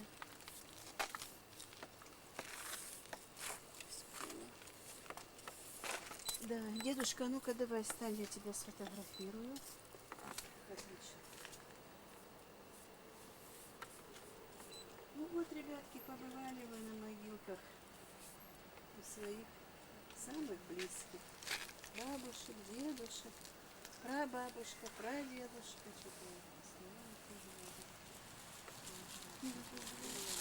Перед кладбищем продают огромное количество цветов. И мы сейчас с бабушкой пришли найти для тети Клары сирень. Что в Израиле мы не могли найти сирень. Смотри, вот такая. Есть сирень. Я что-то не похожа на сирень или вот. Это купец. Это похоже на Мего, самый большой магазин продуктовый. Как это, мам? Супермаркет. Супермаркет. Он просто не заканчивается. Мы сейчас зайдем внутри, еще немножко покажем. А вот он такой вот длинный. Вот такой. И самое главное, что у него отсюда видно тоже цирк. Который мы скоро пойдем. Да, который мы скоро пойдем. Вот это вот салон, где мама стрижется в России. А вот это вот самый красивый сад, который сделал заведующий этого места. Просто шикарный. Вот эта хозяйка этого дома все сама сделала. Всё Все сама. своими руками посадила. И вот туда пройти, там еще очень красиво.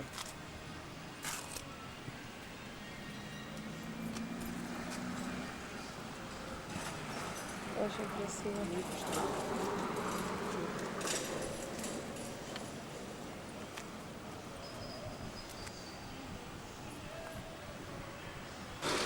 Пока мама у нас в парикмахерской, мы решили пойти с дедушкой и с бабушкой в зоопарк. Где, когда я маленькая была, я очень любила ходить. Вот сейчас мы зашли, вот таким, подумали, что мы студенты. И сейчас мы направляемся, как я поняла, вначале покупать пломбир для Даши, а потом уже смотреть все остальное.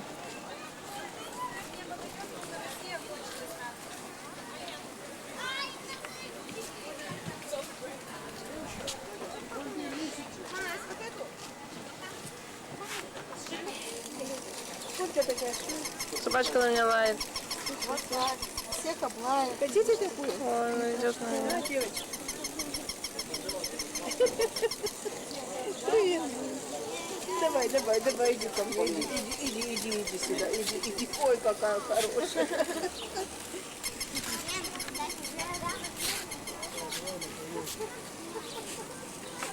Катерина сфотографировала. А вот смотри, тоже плавает какая-то. Да. Мне кажется, самое приятное место это вон там. Нет. А что там такое? Птички, поднимайся. Во. Смотри, какие. Это орел, да? Такой Это орел. Посмотри-ка.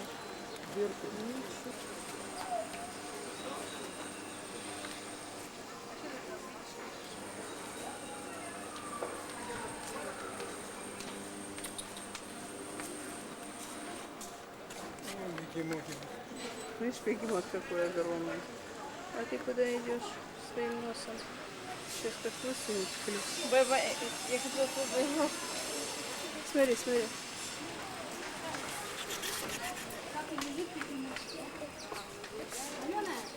Идем, Бусь. Привет, деда. Привет, радость моя. Вон там, посмотри, бегемот.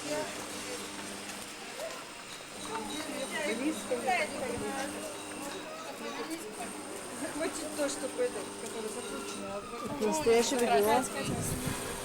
Ой, извиняюсь.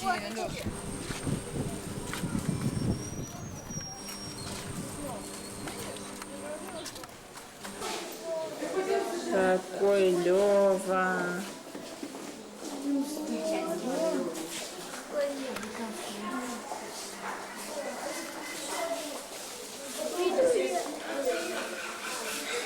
Грейка, иди ко мне. Вон, иди к Наде.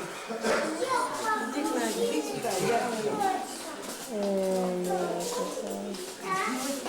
Мама, это для тебя. Дальше пойдем. Грейка. Ну давай повернись хоть к нам. Друг. Он выйти хочет.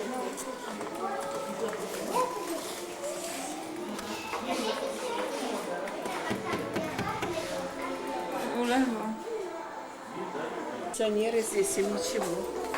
Не так жарко, как нам. Ой, я хочу такой. Ой, захамон. Как кися прямо. Да.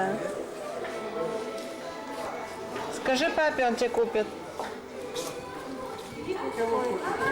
Такого. Леопарда? Да, киска.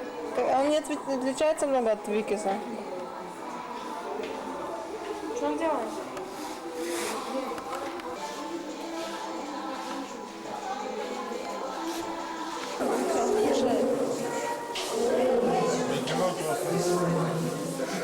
Это летучие мыши. Ух ты, какой! Ой, уставился.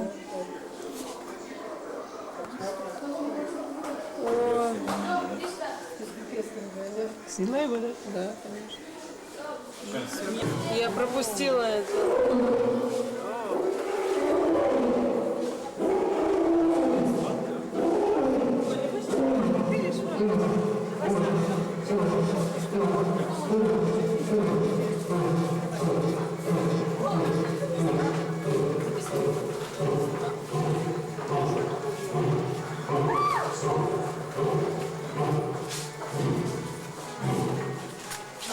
Он здоровается со всеми. Вот отсюда, Катенька. Я вижу, я вижу. Вот это маленький ребеночек у него. Маленький ребенок, он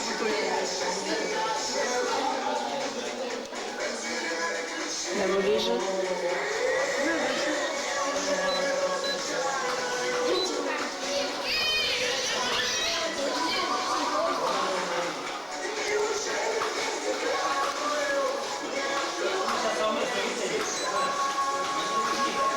Ничего не видно. Смотри, язык показывает. Да? Нет. Да ладно. У нас тем более пленки-то нет. Как вам в зоопарке? Мы сейчас дедушки посидим, пойдем. А вы погуляйте, ладно? Хорошо. Хорошо, очень. Бабушка с дедушкой устали, они не хотят больше. Мы пойдем сейчас пиво пить. О, пиво опять. Дочура, посмотри, как красиво здесь. Да Шуська, что-то она от бегемота отойти не может.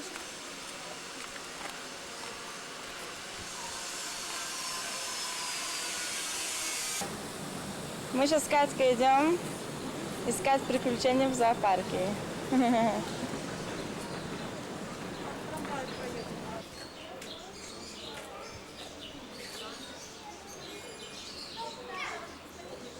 Вот это вот Эму. Эму. Ужасная птица.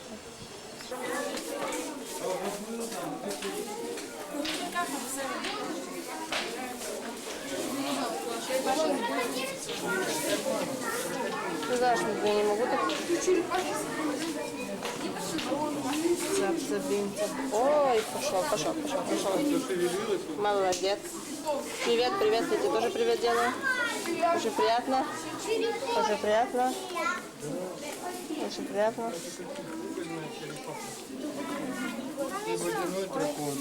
О, крокодильчики. Христа молится.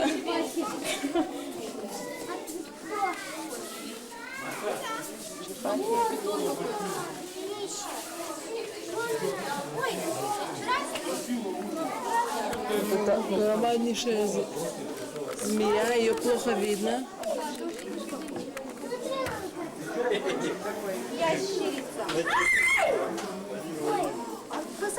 Это парагвайская анаконда. 6 метров.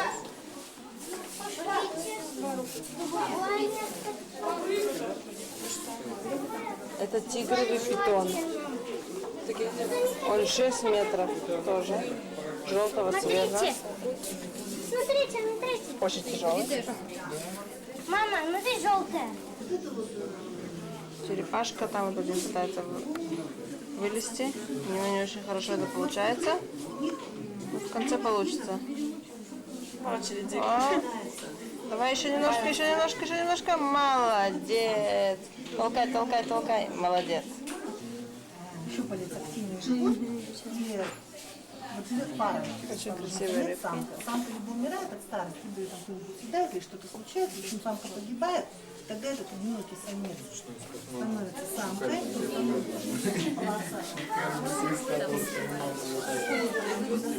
Смотри, вон пошла черепашка. Пошла. Топ-топ, да, пошла черепашка. Видишь, да? А там маленький. А вон там большая. Большая черепашка.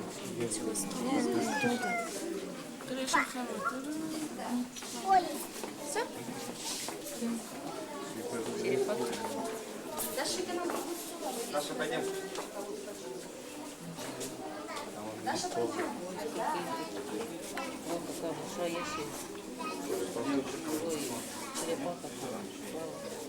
Какие-то плоские,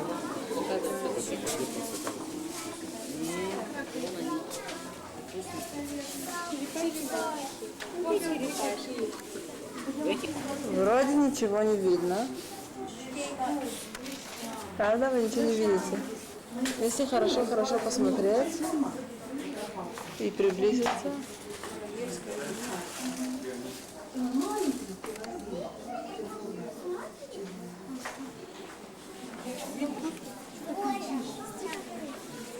вон я точно не забыла.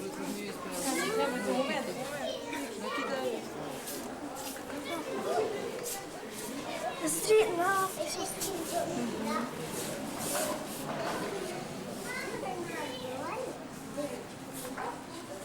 Что?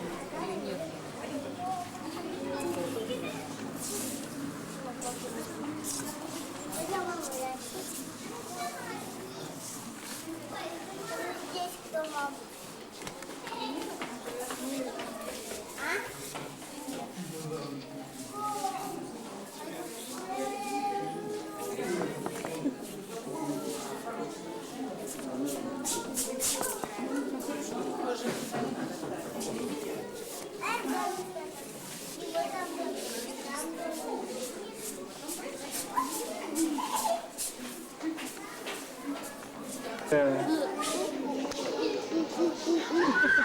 Башки ищет.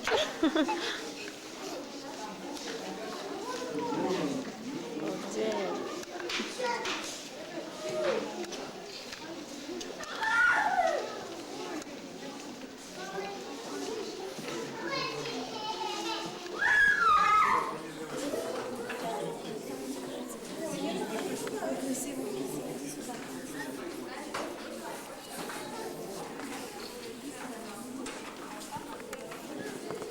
Подожди. Ой, морсик такой. Во глаза. Ой, Ой, глазки какие у него. Как это называется? Вари. Они 60 сантиметров и всего лишь 4 килограмма.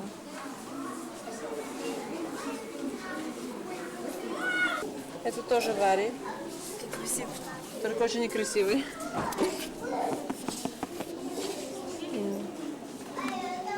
У него очень длинный хвост.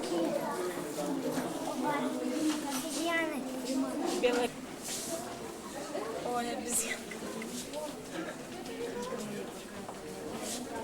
Чудик.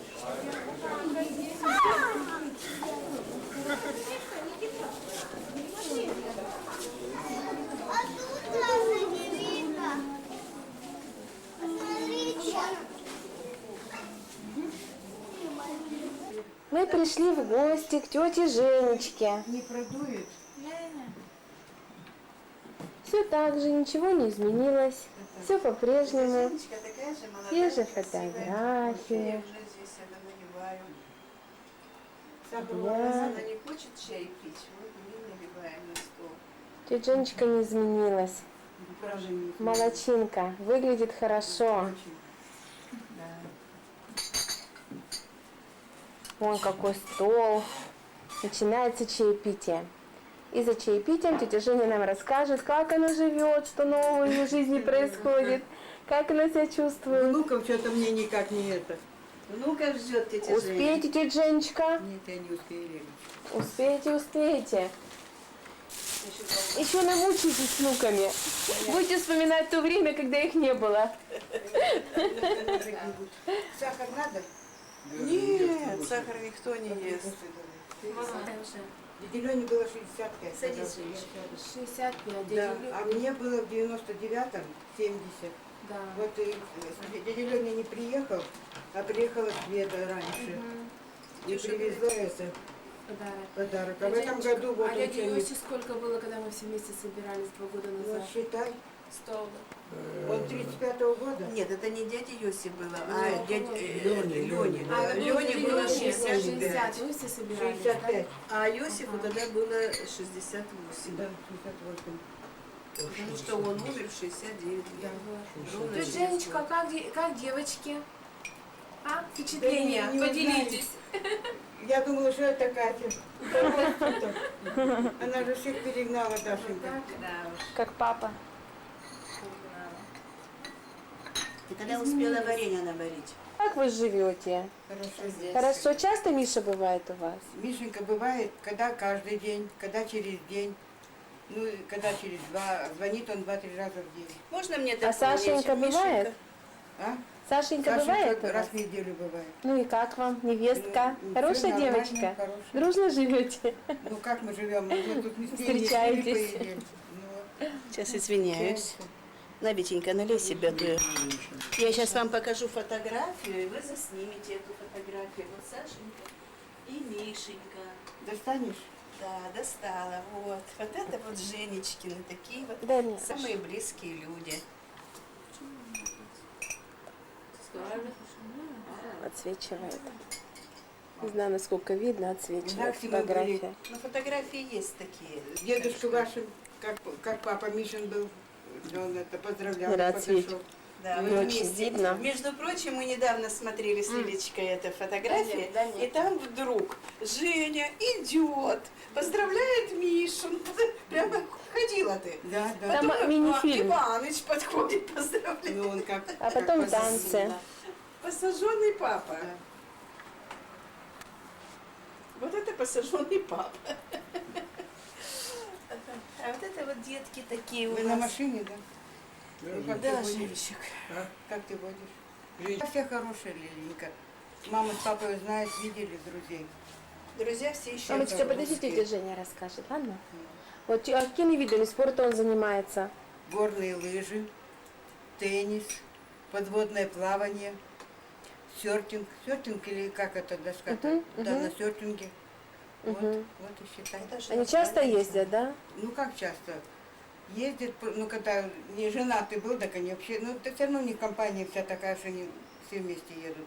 А Сашенька тоже сейчас приобщается? Ну, и я бы не сказала, что очень. Ну, так И она тяжело. Иногда, да? Тетя Женечка, на работе у него как? Ну, как на работе? Он это врач высшей категории, с уважением к нему, и профессор, и все. Это зав. Отделением уходит в отпуск, его замещает он ее.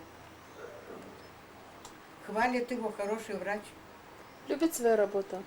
Любит. И его любят. Его любят. У него несколько операций были очень такие сложные. О нем даже писали в газете И и по телевизору, телевидению даже показывали. по всей России показали по телевизору. Я не знаю, где газеты, сейчас я посмотрю.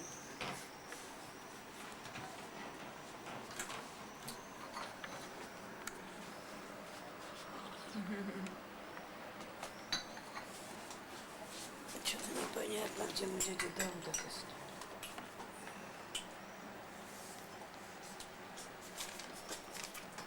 Все заметочка. Вот о Мише. Заметки в газетах, по телевизору его показывают. Екатеринбургские хирурги спасают глаз ребенку, пострадавшему от взрыва. А вот это что? Вот эту операцию провел Миша. Смотри, еще раз. Вот еще одна статья. Вот, а тут большая статья. И Это снова тоже глаз. алмаз. Тоже про операцию, которую сделал Миша.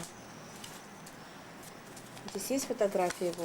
Его, наверное, нет фотографии. Фотографии нет, но вот это тоже статья большая такая.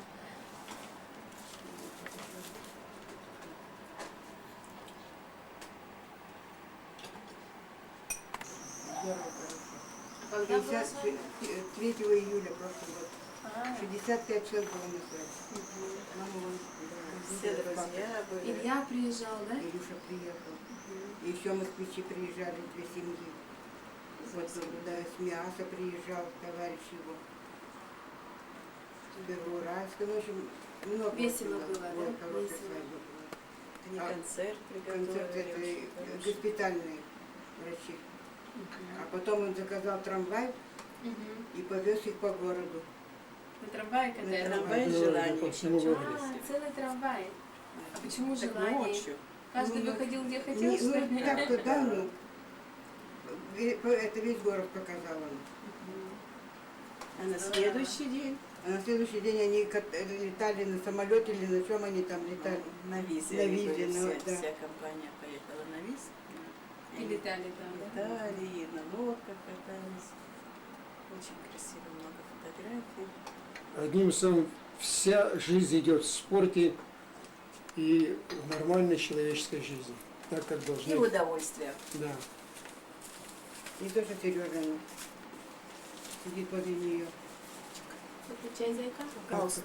Держала вот этот вот, значит, Да, галстук только так, Микрофон. и вот все время отбрасывала вот этот вот длинный конец, и выступает Алла Пугачева. Это рассказывают про Светочку. Это про Светочку. Да, дочь дяди Лени. А дядя Леня – это родной брат, младший брат тети Жени. Самый Еще, младший. да, еще у тети А я Жени ем. есть еще И двоюродный еще брат один брат, дядя Люся. бабушки Лены. Да. Так вот, Сережа и Наташа Двоюродный. Двоюродный брат, это, да. это дети дяди Йоси. Да. Да, дядя Йося жил у нас в Алмате. Сейчас там За осталась Алматой он. С тетя тетей Аля. Алей. Так тетя Аля осталась одна. А дядя Леня так и живет, Светочка в Чебоксарах. Чебоксарах.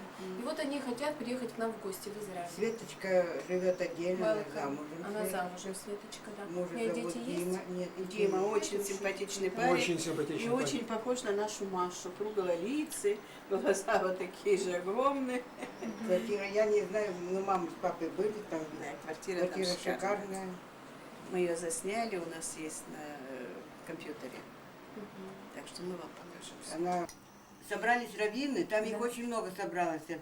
И в этом, видимо, ну не знаю, Библия или в чем это, там какой-то есть, что значит они будут молиться, просить этого Бога, чтобы Шарона убрал Бог скорее.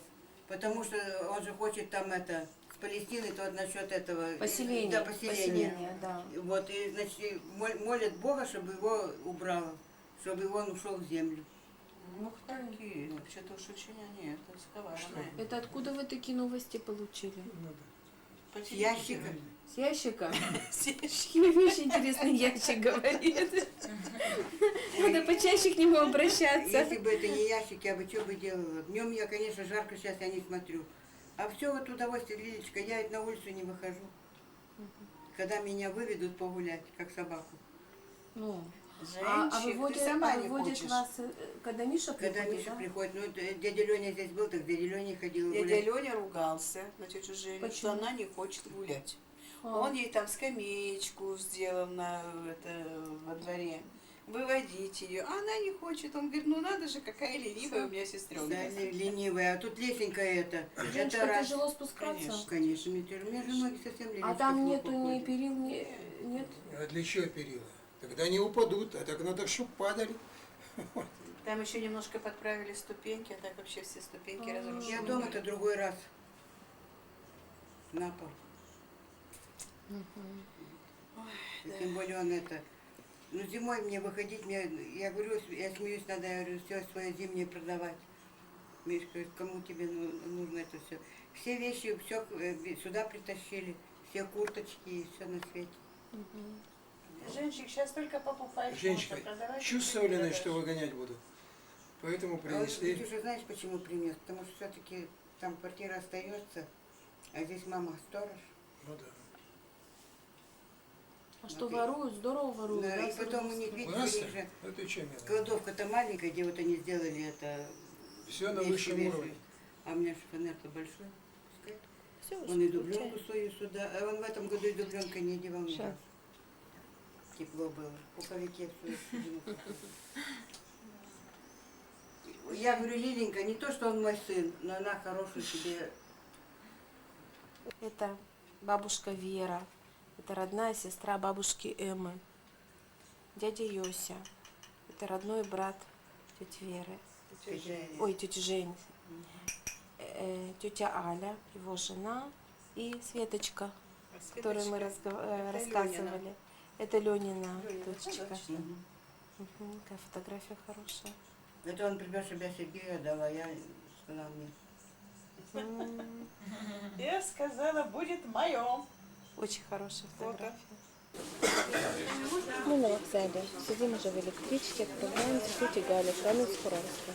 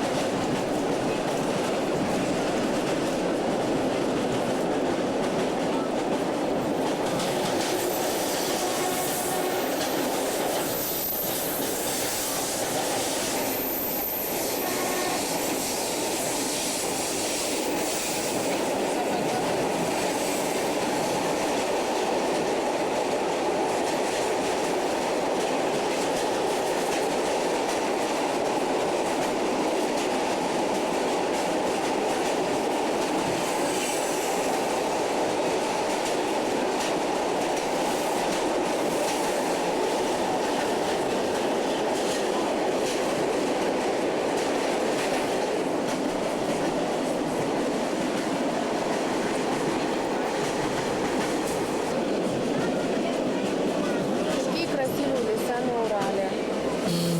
Видим по дороге березы, а за ними хвойные деревья. Здесь, наверное, в этом году много грибов и ягод. Дорога дальняя, 2,5 часа. Станция.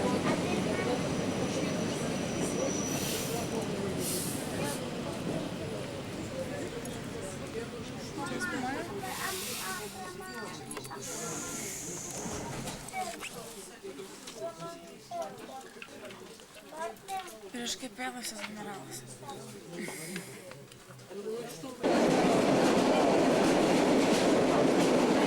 Такие красивые места на Урале. Да.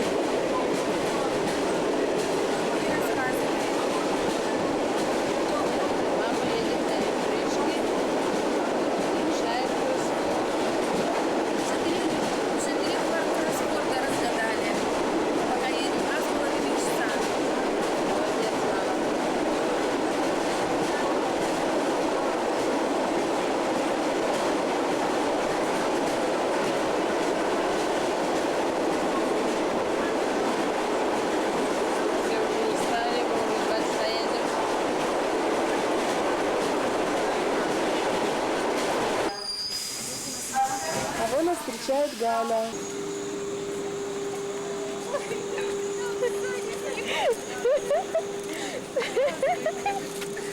Да, снимай. Я Дарью, да вообще давным-давно не видела. Катерину-то еще узнала как-то немножко. Катю я узнала, а Дашу уже автоматически узнала.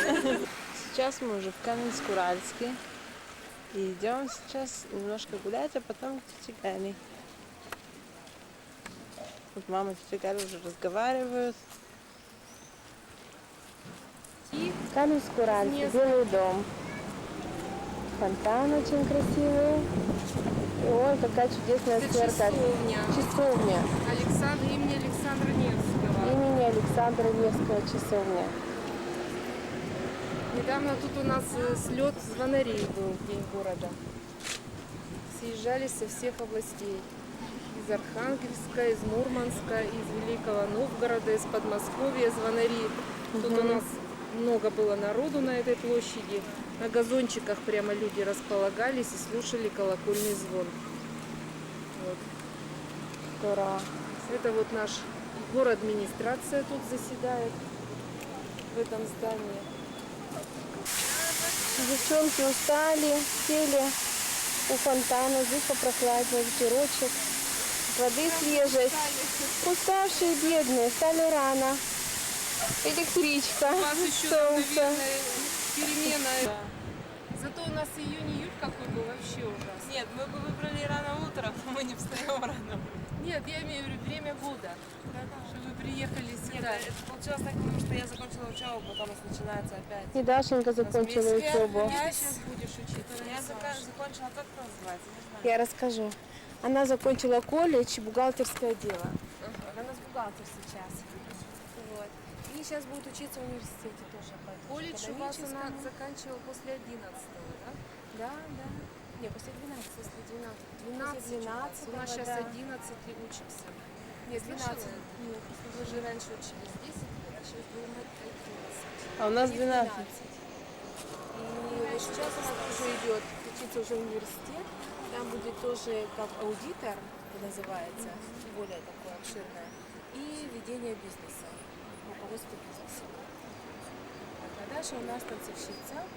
Она откроет свою студию по танцам, и Катя будет ее руководителем студии. Да. А мама откроет там себе этот. Да, уроки физиотерапии. В этом году Петрова дочка купила нас назад.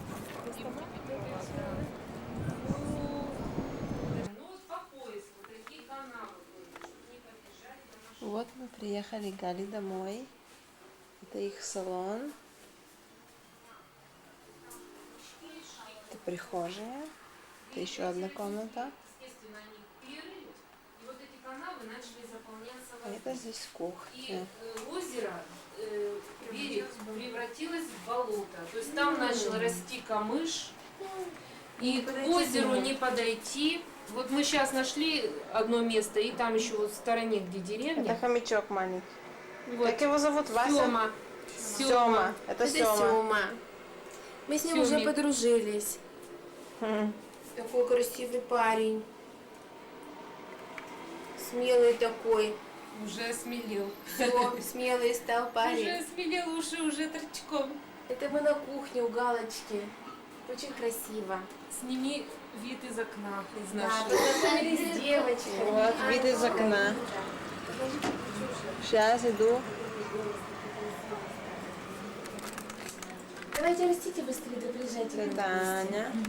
Да, начинайте. Да, у нас классно вообще. Заработайте копить. Накопите, как и приезжайте. И мы вас уже у нас повозим. полно мест. Конечно. Идти гулять, выходить всю ночь. Классно. У нас Приезжайте. Приезжайте к нам. Гостиницу платить не надо, ничего не надо. Там ничего не надо. Мы познакомим их.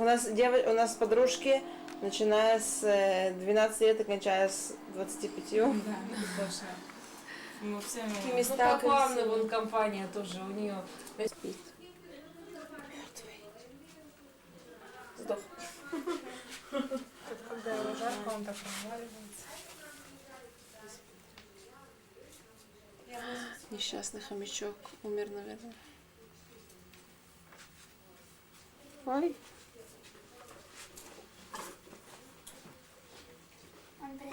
Сёма, привет, Сёма.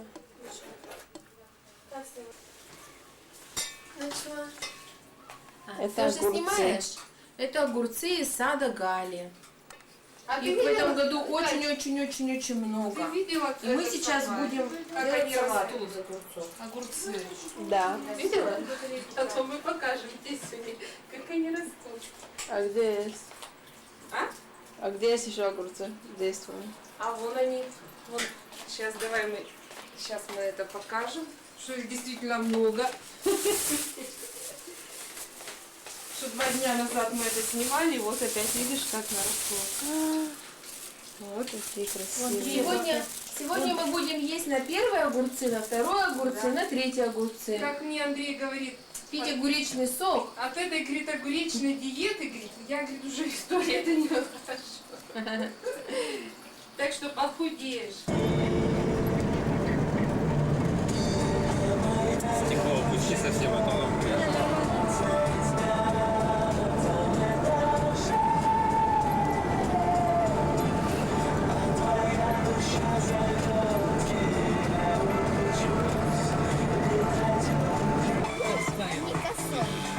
Это бензоколон. Маститые отечественные вертушечники, объединившиеся под вывеской X-Mode и DJ New, господа не постеснялись посягнуть на святое, всеобщую любимую мелодию из культовой телепередачи «В мире животных». Animals, 10 номер июля. Новый хит на Хит FM. Голоса в поддержку песен.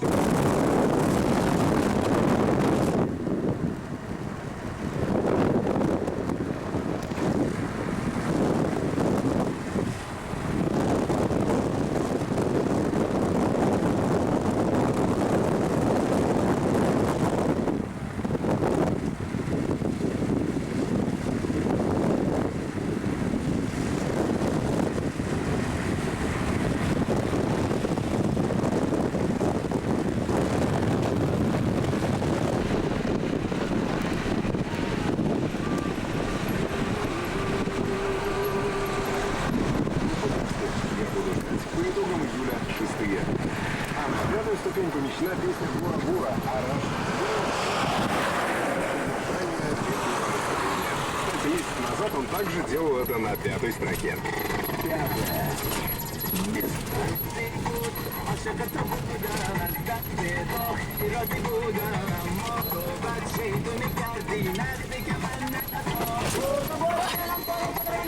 Жалко машину.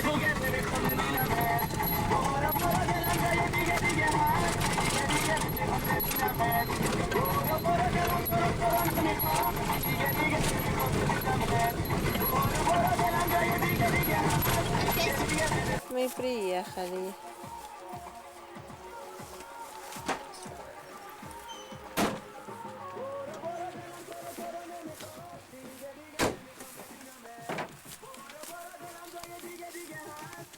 Это дом, который Андрей построил сам.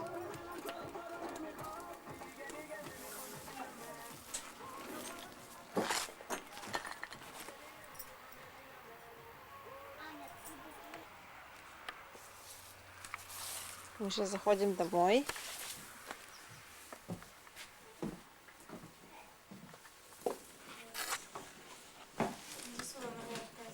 Сейчас.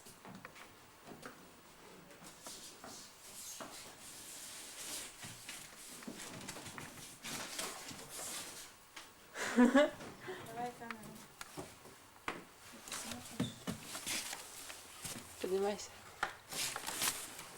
Я еще буду снимать твою попу.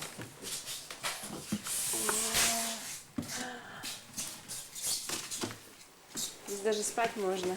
Вот как дома. Она тут развалится. Ну так, Красиво.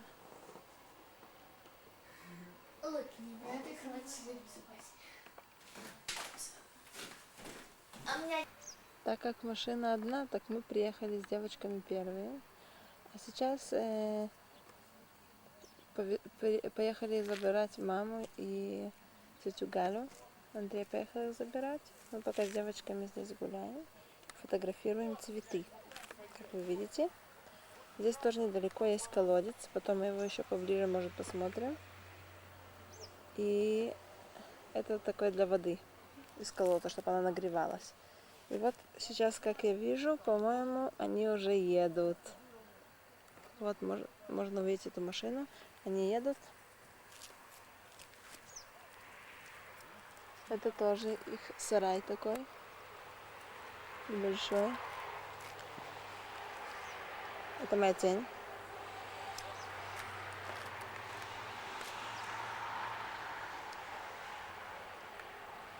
А это они приближаются.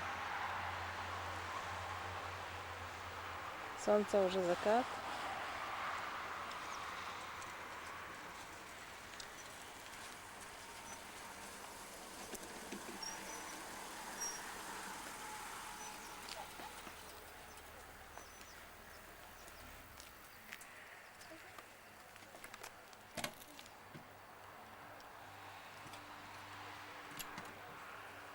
Привет!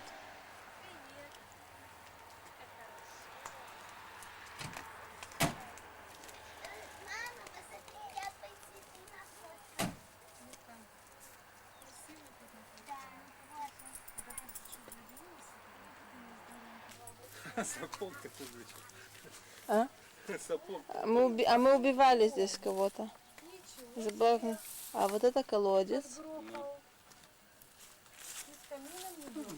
Из колодца потом вот туда вот воду. Нет, то так подбираем. Обсуждать-то окончание. Вот это вот туалет. Ты сегодня поливал мои цветы? Это банчик. У нас просто не глубокий колодец. Ага. Ну, мы что-то Вот он, да? как-то вот мы как бы и моемся, и посуду моем нормально, и даже эти полощем. Он не закрытый там. Лук нет, он закрытый, это просто не глубокий, 3 торца.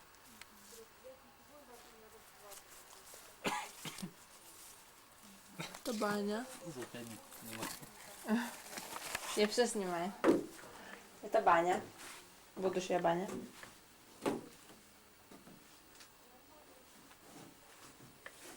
Темно, наверное. Нет, видно хорошо.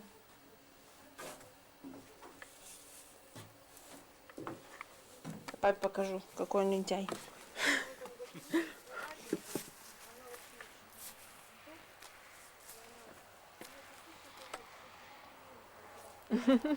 Сразу улыбнулись. Меня кто-то кусал уже.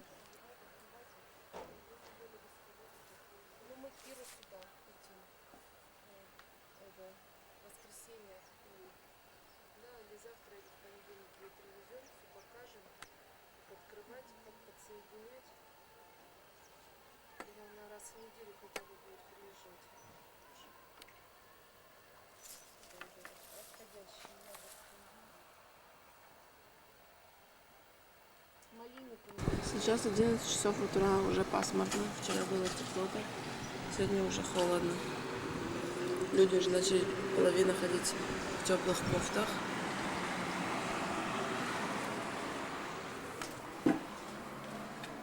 Пай, привет. За сахаром пошла.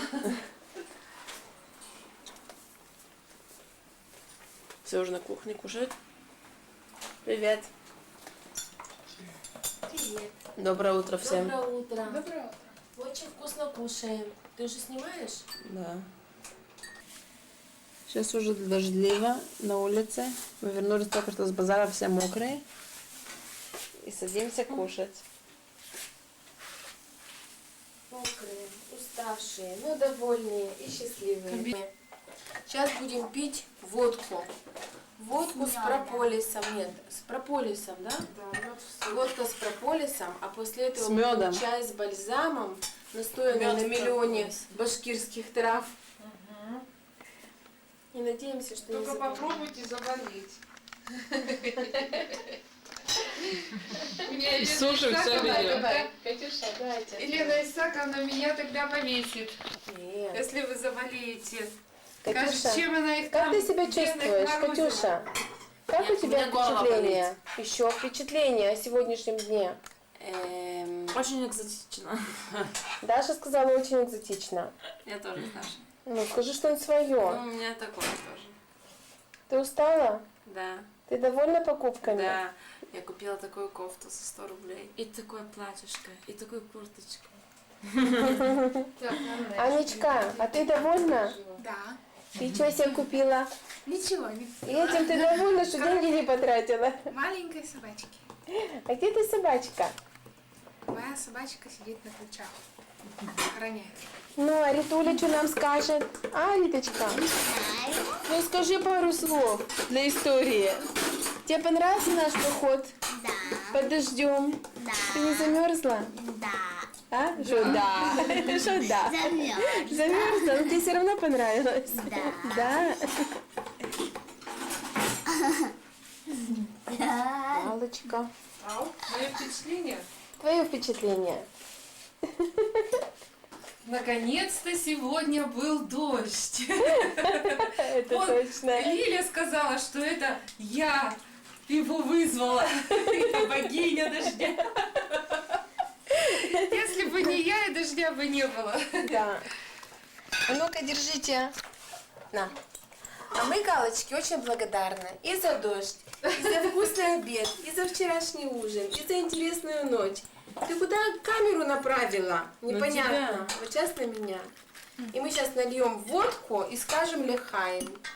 Лехаем. Подожди, где у нас? Сейчас выключи, потом снимешь, когда... Все, я включила. Мы лечимся, мы замерзли сегодня. Под первым нашим теплым дождем искупались, замерзли, вымокли. И сейчас будем лечиться. И лечимся мы Лечим- чисто по-русски. Да. Водка с медом и с Это мед, прополисом. не водка. Да. Мед Это мед, в пьем, котором плавает сам водка. течет, как это в сказке говорится. А, Вроде пили, попала. пили, Ты да, пей уже пили давай, мед. потом расскажешь. Тепло, в рот не попало. А то мы пока дождемся тебя, давай. Но пьют не по-русски. Нет. Ух! Не по-русски пьют. Цедят, это мне кажется, что перевела сейчас. Но самые большие пивуны это Даша и Галя. Точно. Все можно включать. Включай, как Чай? с бальзамом Капова пещера.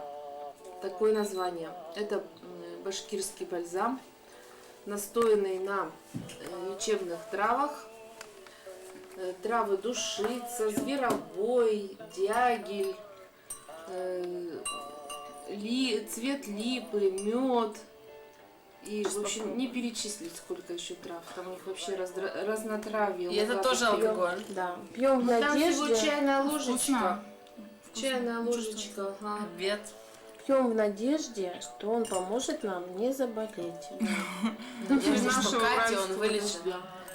Ну и Катю, и Дашу поддержит, вылечит, даст настроение, силы и все остальное. И хорошие воспоминания. И настроение. Да, О настроение дне, хорошо. проведенном в Каменск-Уральском. Да. У тебя еще сатана. А это Андрей. Он только сейчас к нам присоединился, когда на стол выставили конфеты. Вся остальная еда его не интересует. Да, и водка тоже. И водка тоже не интересует. Потому что у нас бедный в этот раз пришел, как таксист работает. За рулем. Нельзя ему. Ну ничего, мы в поезде. А как конфетки вкусные? А? Ну как это нельзя? Ну, знаешь, что мы пьем. После питья. Всем нашим встречам разлуки, увы, суждены. Тихие печали на ручье янтарной сосны. Пеплом несмелым подернулись угли костра. Вот и окончилось все, расставаться пора. Милая моя, солнышко лесное, где в каких краях встретимся с тобою, милая моя, солнышко лесное, где в каких краях встретимся с тобою. Крылья сложили палатки и кончил полет. Крылья расправил искатель разлук самолет. И потихонечку пятится трав от крыла. Вот уж действительно пропасть между нами легла. Милая моя, солнышко лесное, где в каких краях встретимся с тобою, милая моя, солнышко лесное, где в каких краях встретимся с тобою. Не утешайте меня, мне слова не нужны. Мне подыскать тот костер у янтарной сосны, где сквозь огонь искры огня. Забывай всегда там у огня ожидают, представьте меня, милая моя, солнышко лесное, где в каких краях встретимся с тобою, милая моя, солнышко лесное, где в каких краях встретимся с тобою. Какая песня старая, красивая. Это сейчас у нас гимн наш. Это... Все. Виноградную косточку в теплую землю зарою, в лозу поцелуя и спелые гроздья сорву. И друзей позову, на любовь свое сердце настрою. А иначе зачем на земле этой вечной живу? Забирайтесь, как гости мои, на мое угощение. Говорите мне прямо в лицо, кем пред вами слыву. Целый Царь Небесный пошлет утешение за прегрешение. А иначе зачем на земле этой вечной живу? В черно-красном своем будет петь предо мной моя дали. В черно-белом своем преклоню перед нею главу. И заслушаюсь я его от любви и печали. А иначе зачем на земле этой вечной живу? А когда заклубится туман по углам заметая, вновь опять и опять предо мной плывут наяву белый буйвол, синий орел и форель золотая. А иначе зачем на земле этой вечной живу? Виноградную косточку в теплую землю зарою, и лозу поцелую, и спелые гроздья сорву. И друзей позову, на любовь свое сердце настрою. А иначе зачем на земле этой вечной живу? Это для Кати у нас особый сюрприз, подарок. Косточка.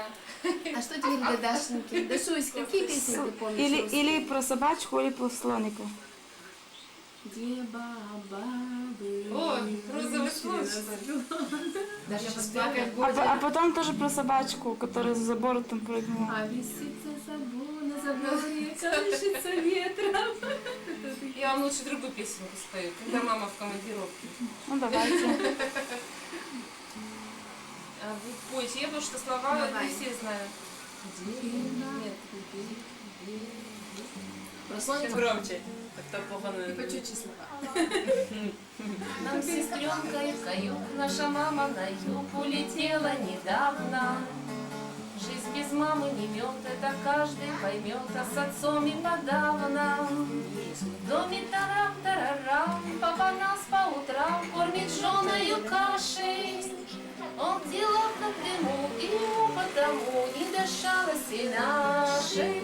Папа шалит, хочется очень, ведь мы не так много и прочим. Каждый отец и даже отчим это поймет. Вот вчера, например, я такое имел, полетать захотелось. И была не была, два бумажных крыла, я придмыла летелу. Вышли мы на балкон, пусть на нас и закон поглядят домочадцы. Как с балкона мы, ах, сиганем на крылах, чтоб над городом мчаться. Плыли под нами реки, моря, бы у всех бы пап падали шляпы, вот красота, только бы папа не увидал. Я почти улетал, но отец увидал, представляете, жалость. Он расширил глаза и схватил меня за то, что ближе попалось. Папы страшный оскал, я от папы скакал, как лошадка в галопе. И как будто коня папа шлепал меня по горцующей попе. У всех отцов богатый опыт по мастерству шляпанья попы. Вот подрасту и буду шлепать попы я сам. Мы отца не виним, мы помиримся с ним, позабудем о ссорах. Есть такой порошок, с ним взлетать хорошо, называется порох. Не б достать порошка, пол посыпать слегка, бросить спичечку на пол. Как взлететь я хотел, что ж один не взлетел, да взлечу вместе с папой. Молодцы. Вот ты опять сегодня не пришла, а я так ждал, надеялся и верил, что зазвонят опять колокола, и ты войдешь в распахнутые двери, что зазвонят опять колокола, и ты войдешь в распахнутые двери. Перчатки снимешь прямо у двери, небрежно бросишь их на подоконник. Я Я так замерзла, скажешь, обогрей. Тянешь мне озябшие ладони. Я так замерзла, скажешь, обогрей. Протянешь мне озябшие ладони. Я их возьму, и каждый наготов перецелую, сердцем согревая. О, если б ты ступила на порог, но в парк ушли последние трамваи. О, если б ты ступила на порог, но в парк ушли последние трамваи. Что? Нет. В одной долине жил султан. Ему счастливый жребий дан. Он может девушек любить, да любить. Хотел бы я султаном быть, но он несчастный человек. Ведь без вина он целый век. Так повелел ему Коран, так пусть же будет он султан. А в Ватикане папа жил, вино как воду папа пил, и денег полная казна. Хотел бы папой быть и я, но он несчастный человек. Ведь без любви он целый век. Так повелел ему закон, так пусть же папой будет он. А я различий не терплю. Вино и девушек люблю. И чтоб все это совместить. С простым студентом надо быть. Ну, кто как? В одной руке держу бокал, чтоб он на землю не упал. Другую обнял женский стан. Теперь я папа и султан. А я счастливый человек. Живу как все 20 век, дикий век. Вино и девушек люблю. Студентом вечным быть хочу. Твой поцелуй, душа моя, да моя, султаном делает меня. А как я водочки напьюсь, я папой римским становлюсь. Какая песня хорошая, Галка. Помнили, да? Так, еще сейчас мы споем. Ну-ка, давай наши же. Есть еще какие. Вот это наша электричка. Где мама? Все. А что, закрылись двери уже? С той стороны заход.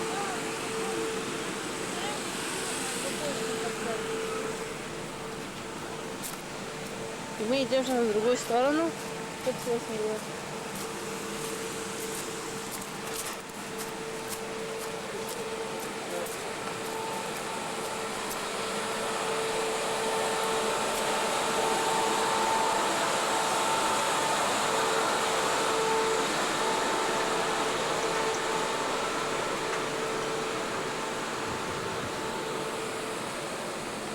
Прощайся.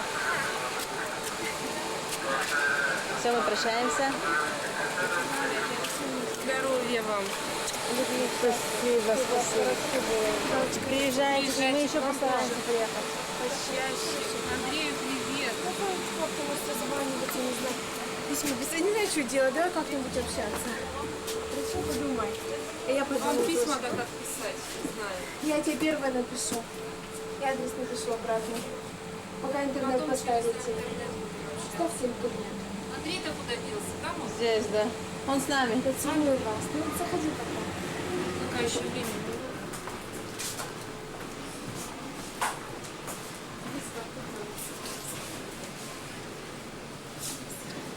Андрей,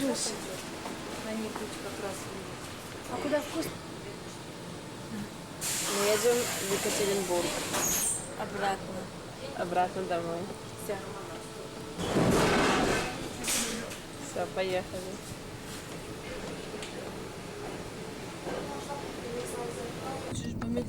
Сегодня понедельник. Вчера мы вернулись из Каменск-Уральска.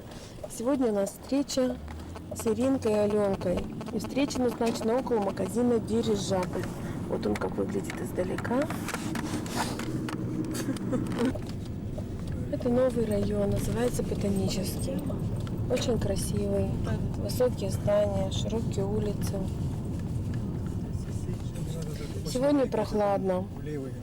Видимо, погода из Каменск-Уральска перешла уже и на Свердловск. Вот мы опять подъезжаем уже с другой стороны к тому огромному магазину. Огромный магазин «Дирижабль». Девчонки увидели его и сказали: о, вот мы и в каньоне.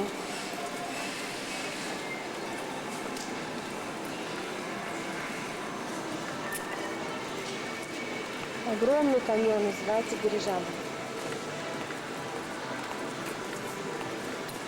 Девчонки идут в сопровождении Аленки. Аленка здесь завсегдатый посетитель, это она все знает. И сейчас их приведет туда, куда надо. А самим разобраться в этом очень трудно. Так, обувь. Первый пункт нашего посещения. Мы вышли из большого магазина «Дирижабль». Нам не разрешили там снимать. Сейчас. И вот девочки с покупками. Вон, обвешанные покупками, довольные, счастливые. И сейчас мы идем на обед. Иришка приготовила нам праздничный обед, позвонила. А вот наши девушки идут, немножко уставшие, но такие счастливые, довольные. Сколько у них Это Аленушка, она у нас сегодня была провожатой. Благодаря ей мы купили так много полезных, дешевых и красивых вещей. Давно. А нас тут ждали, давно уже. Какой стол красивый. Квартиру будем снимать позже, когда будем сытые, довольные.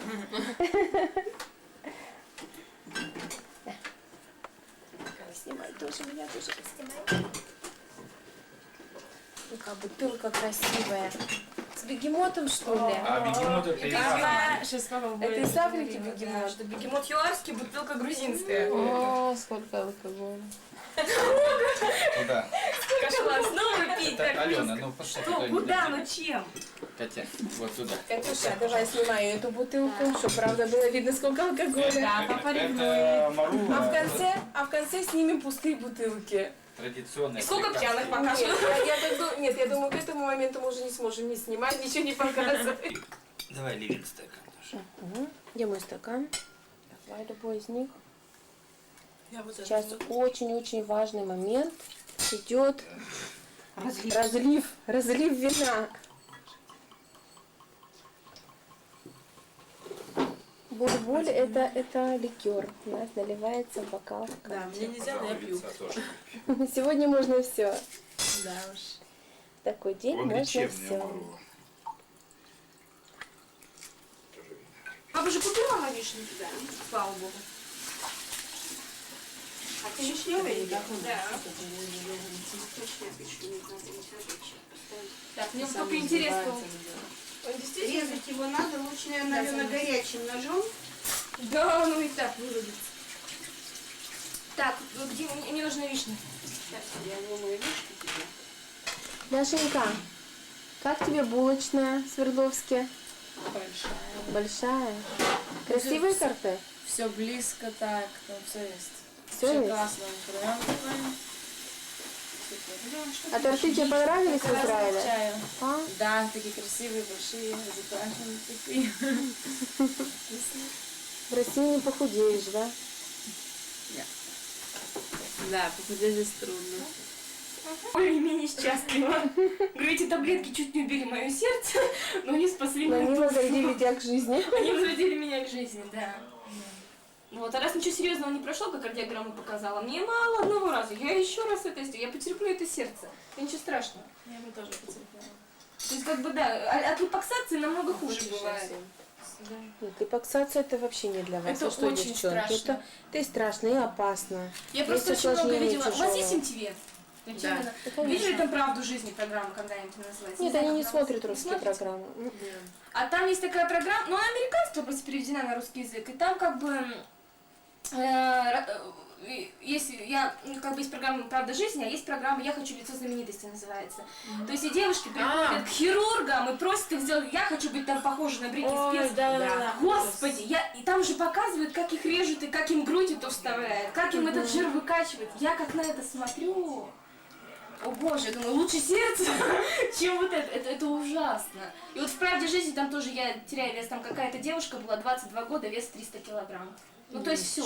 И ей ужасно, но это вообще, это что-то. И ей причем так сказали, что если вы не похудеете, то есть ее вес ее губит. Если вы не похудеете, вам останется там жить 2-3 года. Все. С вашим организмом справится с таким количеством жира. И она сделала операцию, не помню, как называется, в общем, урезание желудка. Желудок урезают наполовину. Вот, и от этого, и там ты постепенно за год теряешь вес. У него брат такую операцию сделал, там тоже были фотографии. Раньше брат весил 300 килограмм, тоже где-то как она, ну, расположенность. Сейчас он весит где-то килограмм 80. То есть, ну вот, он стал совершенно нормальным за год. Ему точно так же урезали желудок и сделали липоксацию. Вот, то есть, и все хорошо, после этой операции ее показывают, она уже через месяц там вот свои брюки оттягивает, все, она действительно потеряла вес. То есть, лишь половину жира отсосали, а половину сейчас отсасывает желудок, потому что он стал меньше. Вот, ну господи, когда показывали, как ее это режут, это что-то ужасное. Думаешь, не, на это не лягу, даже если я не знаю. Как жир это да, это же все показывает. То есть тебе берут, извините, вот такую вот иглу. Ой, я видела Вот такую иглу. Причем она широкая, ну как бы внедрычка в этой игле. И к игле как бы такой, к этой игле такой насос прицеплен. Те вводят эту иглу, вот такую иглу по толщине, вот такую под кожу, и начинают там как лопаткой рыться, вот так вот. И потом и там показывается трубочка, и по этой трубочке вот этот жир стекает в пробирку. То есть вот этот весь жир, который внутри тебя, тебе как пылесосом. Из тебя вот так его иглой высасывают. Господи, какой кошмар. Потом тебя разрезают напополам и урезают желудок. Все, девчонки у меня перепуганы. Мы будем таблетки пить. Как видите, и в России, и в Израиле девочек волнуют одни и те же проблемы. Похудеть. Где взять лифчик? Как похудеть? Девчонки, через год встречаемся в том же составе. Это не мы и кушали, хвастаемся я тоже не. своими результатами. Это не для нас. Все, последний раз мы смотрим на эти сладости и забываем их на всю жизнь. Эта Евочка пришла в гости к своему дедушке слушать музыку. И танцевать. Ляска. Все спали сейчас. Это следующее, да, уже поколение грибов.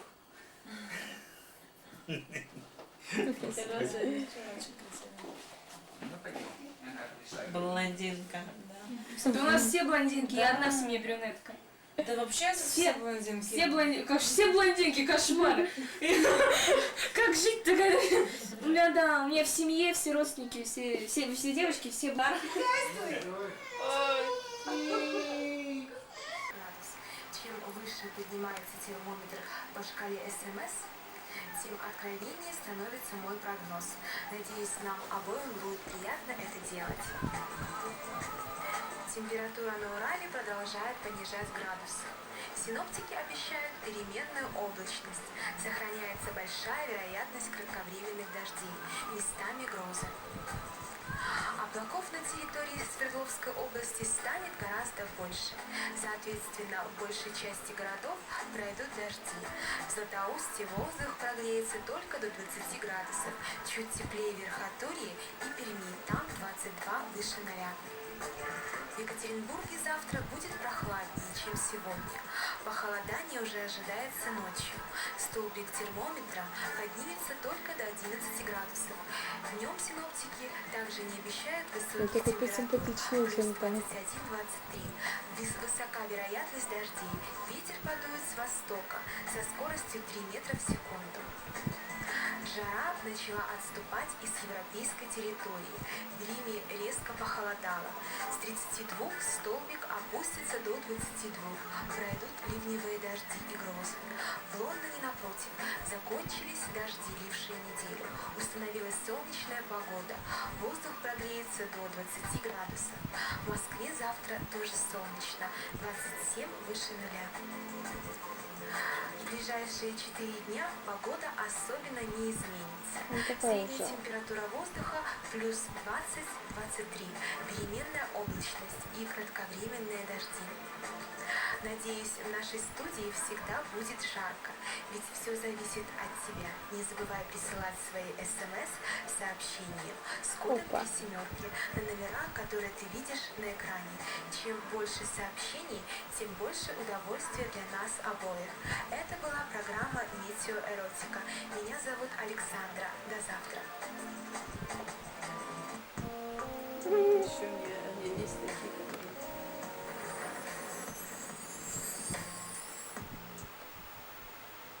Метр 60 Нижнетагильских цветов прибывает 5-й платформе 10-й пункт. И снова мы на вокзале, но на этот раз мы едем в Согру.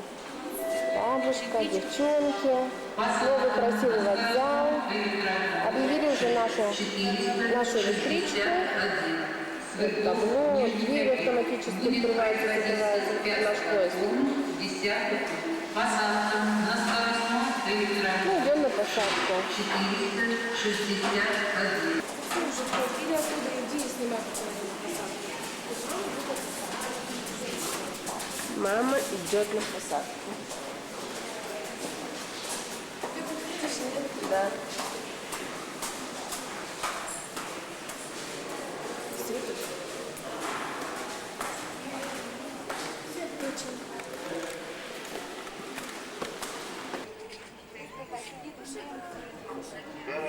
Так выглядит Свердловский вокзал. А это идет электричка.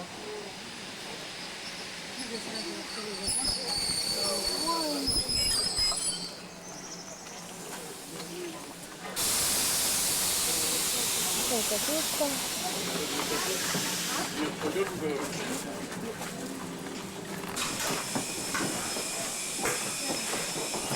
Девчонки заскочили первыми, заняли места. Вот так. И счастливые, довольные. Все сидят. На, снимай. Скажи, какой вагон? Мы на втором вагоне. Вот так.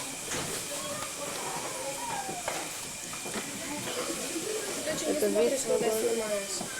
Ты же не смотришь. Мама, все видно. Слева пути. Закрывай.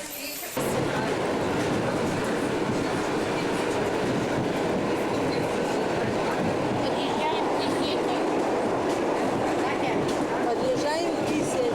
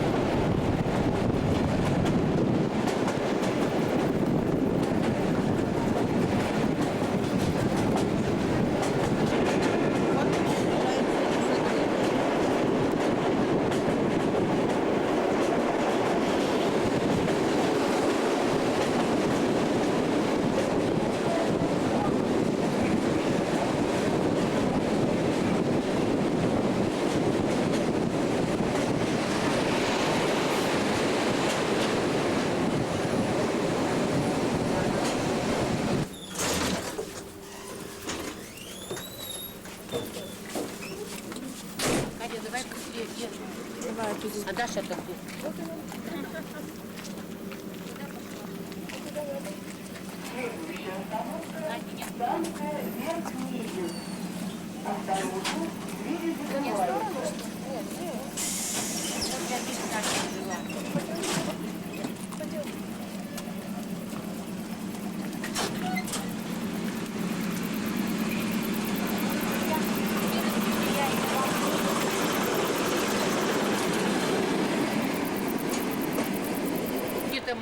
Тетя Тамару захвати, с этой стороны возьми. А вот так выращиваются помидоры в Израиле, в России. В России. Салат приедете, дома сделаете. Спасибо. Что, здесь зайдем, да? Ага. Такие помидоры. Вкусные, тоже вкусные. Почему-то кислые. То ли это холод, вот этот сказал. Да. А это огурцы. Я все ободрала огурцы. Огурцы. Ой, яблок-то нынче у вас. Есть яблоки-то? Мало. Мало, да? Вот огурец. Урожай собран, один остался. Яблони. Смородина. Смородина. А яблоки не созрели еще? Укроп. Свекла. Подожди, Дашенька. Лук. Клубника. Капуста. Это лилии. Да бери больше, бери. Ну, бери. Свекла. Возьми побольше. Нет. Мы понесем.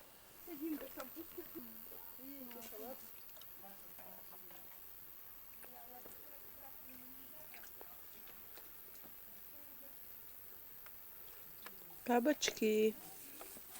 Ой, сними, какая смородина. Иди сюда. Так раздвину, а ты сними ее.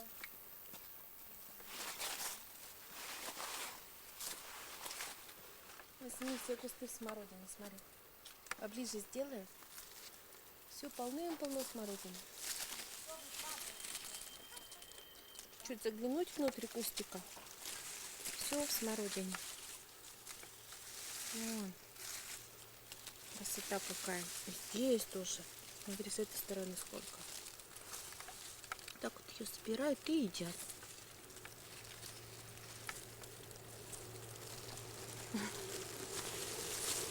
Вкусно.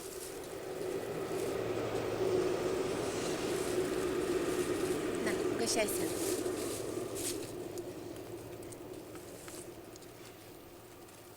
Новая платформа. И коровы около нее. Сейчас мы направляемся к домику. Нашему домику в Сакыре.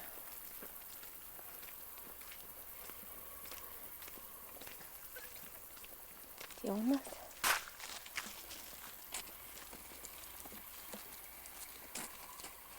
Сегодня жаркий день. Тишина. Кузнечики стрекочут. Ой, так хочется зайти внутрь леса, поискать грибы, ягоды. Но говорят, сейчас немножко опасно, еще есть клещи.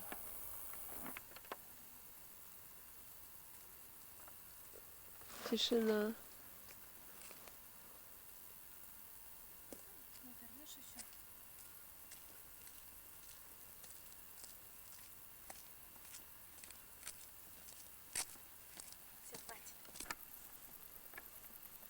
Даша!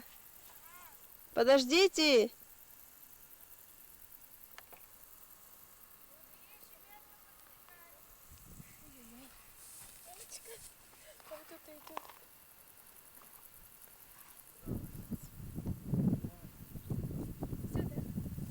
Что ты делаешь? Мама увидела ягодки. Тут яр. Это брусничка. Ну, какая брусника? Она уже засохла, дождей давно не было. Это еще есть. Ой, вот. Иди сюда. Вот как она растет, брусника. Очень вкусная. Попробуй. Это можно? Она не ядовитая? Это трудно.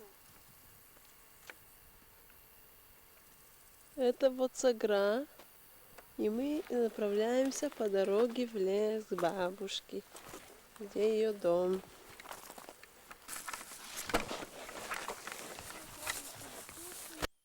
Ну, Сейчас давай. Быстрее, дорога. нечеткость. Ты мне сделала, чтобы это не было тнуа?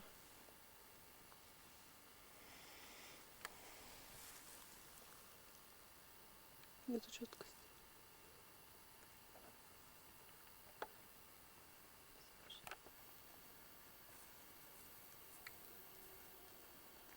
Какая красота. Травы не кошеные еще. Березы вокруг. Тишина.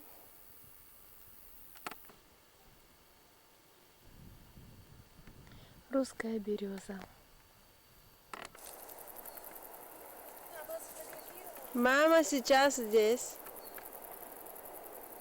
Я сфотографирую, подожди. И слышим мы сейчас электричку. Бабушкин дом очень близко к электричке.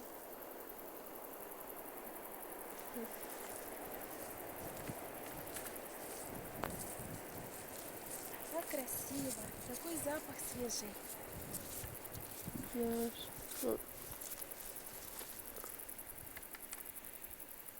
Ой, она остановилась. Мы ее увидим, наверное, попозже только. Это крот вырыл. Вон сколько у него норок. Ну все, он сейчас заберется в огород кому-нибудь и перегрызет все овощи.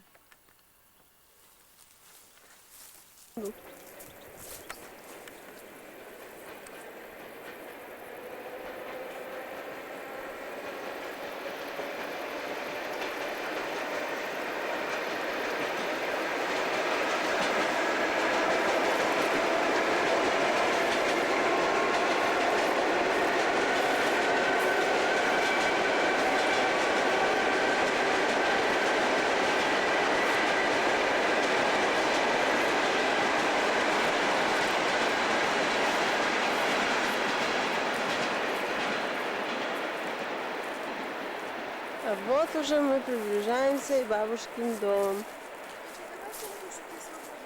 Тихо, ну мам, ну каждый раз...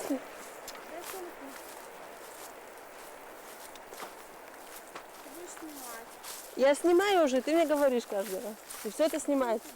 Не хочу и все.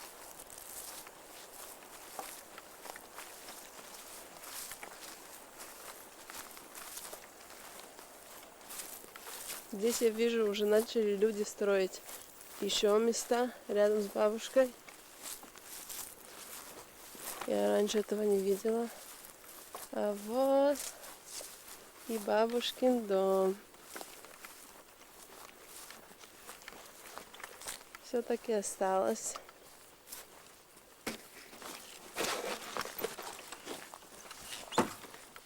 Вот. Это собачка новая, которая здесь живет.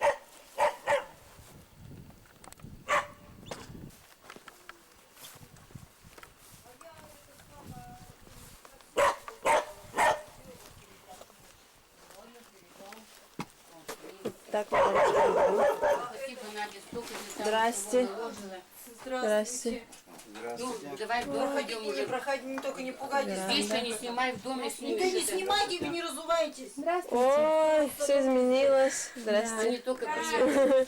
Здравствуй, Петя. Здравствуйте. Вот привезла гостей. Сейчас Да, будут ну, снимать проходите. всю планировку. А что тут? вашу. Это у нас еще ремонт тут вовсю идет. Ну покажут это Андрею, что Сейчас там я как собираю делали. собираю стенку. Пол-то А, неровный. вы привезли уже? Давай. Матки, андресоль одна не влазит.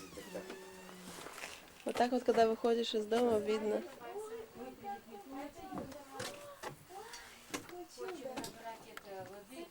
Я же не могу в той воде стоять. Замочила, а хочу Он воды очень, взять. эта девочка очень хорошая. Ее Юта. Это Юта. Сиква Васька. А, это Васька. Это Юта. А это Юта. Ой, какой Васька. Ой, как много разных котят. Совсем хорошая. Надя, куда вы? А можно кусаться не Ой, будет. Смотри. а это кладовка, можно снять вас. Ой. Везде садом А вы что-то делали наверху, нет? Не, наверху ничего не Я делала. хотела узнать, если там еще остался... А можно зайти? Заходите. Да? Спасибо. Интересно, как изменилось. Как изменилось здесь все. Еще никакого Больше прибора нет. стало. Здесь прихожая стала. Такой вот большой здесь стол. Здесь была раньше комната, сейчас это у них кухня. Очень большая кухня. Даже зеркало. Привет. Умывальник сейчас здесь. Очень хорошо. Закрыли здесь. Это печка наша. Здесь все было. Да, Бусь. Что? Здесь уголок же у нас был, Да. они убрали. И тут была же загородка. Да, я маленькая, все помню помню. это. Здесь шкаф был. Ой, сейчас все изменилось так. Значит, привез ты, да? Да ничего, на пол А- видите, а неровный, туда-сюда. А что, говоришь, не входит? Андрей Сольван, видите, матку такая. Вот сюда, да? В центр А, поставил мгм. туда. Ну и что? Уж не ставь, что делать? Музыкальный центр это... Все. Да, теплица, да? Сейчас теплица. Ты снимаешь или нет? Я сняла.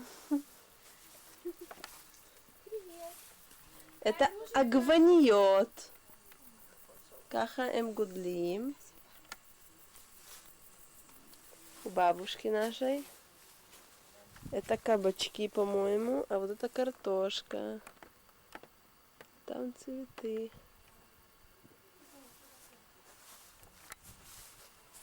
Это туалет. Да.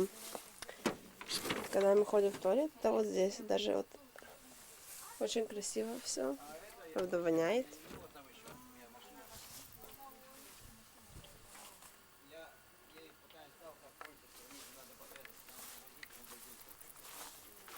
Бочки, здесь вода собирается.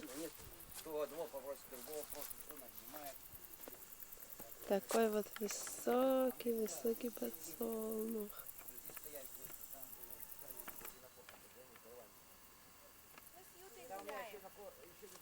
Куда ты ее взяла?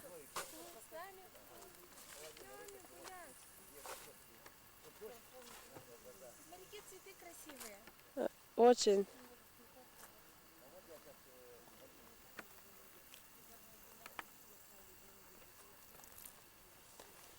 А что вот это такое? А, это перец, пильпель. А вот листья салата, хаса. Это хаса. Хаса, там селек. Бацаль. Где селек? Вот перед тобой. Вот селек. Цветы. Это щавель, наверное. Я даже не знаю, щавель, по-моему. А вон капуста. Я ягоды принесу, Ярона приглашу к нам. Он будет с нами кассету смотреть, и это. Правильно. Я хочу им показать. Он всегда мечтал посмотреть, как здесь. Пойдем в баню. А вот это уже баня. В бане смылись в этой бане. Мы в этой бане мылись. А как моются, знаете? Знаем. Ну вот ложись, я сейчас покажу. Вот. Беру, давай ты ложись, а я тебя буду снимать. Ну ладно. С веником, то мне потом не встать. Катюша сейчас продемонстрирует. Берут воду. Ага. Вот Посмотри кран. на меня. Вот так вот кран. Наливают. Наливают воду. Угу. Потом брызгают вот так и большой-большой Пар. пар. Очень горячий пар. Ставят. Забирается наверх. На, мама. Естественно, в раздетом виде. Катя, раздетом облажайся. И... Нет, слабо. Ты посильнее, Катя. Что это такое? Вот так Еще вот сильнее. И в особенности по попе. Вот. А потом так веником сверху так круги делают. Вот так вот круги. Во. И бьют, бьют, бьют, бьют. Сделаем ночную съемку. Опа, пошла ночная съемка. Так бьют, Вот очень так. жарко, очень жарко. И потом лежат вот так, как в сауне, отдыхают. Сейчас, Кать, посмотрим, как ты лежишь. А потом берут ведро с водой. Сейчас мы все. Мы возьмем тазик. Набирают ледяную воду. Ледяную, вот так вот берут, ледяную воду. И как? Обливаются! Обратно. Так. И выходят быстро. О. И выходят быстро. Куда выходят? Вытираться. Вытираться. Катя вышла вытираться. Смотреться в зеркало перед тем, как выходишь. Да, вот здесь еще и зеркало. Да. Катька у нас смотрится в зеркало. Все. И выходишь. Помытые, чистые. Выходят во двор. Выходят. А мы с Ютой тоже помылись, попарились, довольные, счастливые. О, Здесь вот есть Юта, как тебе дрова. не понравилось? Здесь Как вот есть тебе дрова. баня понравилась? Эти дрова, они, чтобы печь печку в бане, Это сено. это сено. Так его собирают. Даша, А это Даша Даша. ищет грибы. Даш, нашла хоть один гриб? Вот здесь вот идут к речке. Вот здесь была избушка на курьих ножках. Дядя Костя ее Нет, убрал ее совершенно, ее больше нету. Осталось пустое место. Вот это вот новая береза. Береза красивая. Ой.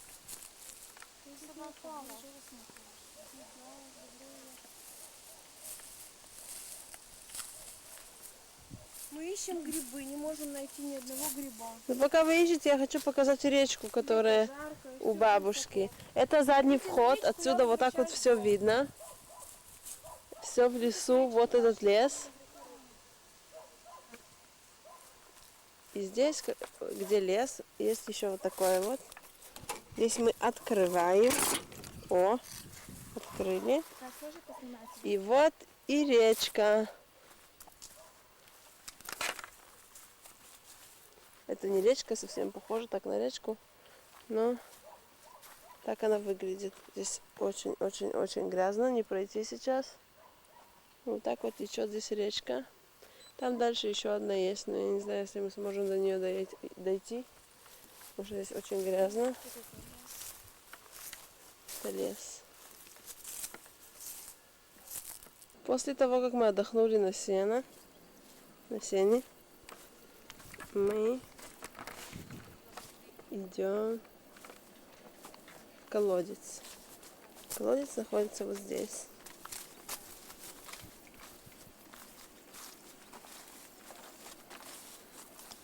И вот так вот каждый раз бабушка берет воду, и все, кто здесь живет.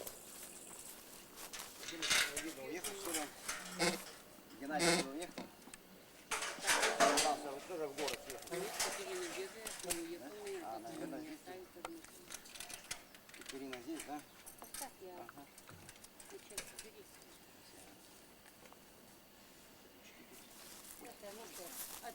От этих, от березы, наверное. От березы было.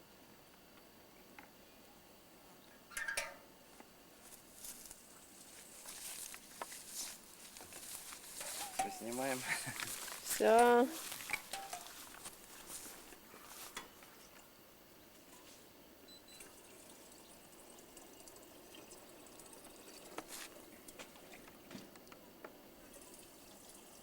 Давай. Сейчас бабушка Валя наливает колодезную воду в бутылки, потому что мы повезем Повезем ее в домой, город. в город. Огурцы солить. И пить просто, потому что такой вкусной воды нет в городе. Наливайте сейчас маленько. Потом. А нам в Израиле привозят воду в таких бутылях 20 литров. Мы не пьем очищенную минеральную воду, там только такой цвет, а из крана никто не берет воду. Мы супы варим с этой водой и пьем ее. Все готово на ней. А хватит, наверное? Хватит? Или еще Но она не такая вкусная. Дай попробовать, где кружка?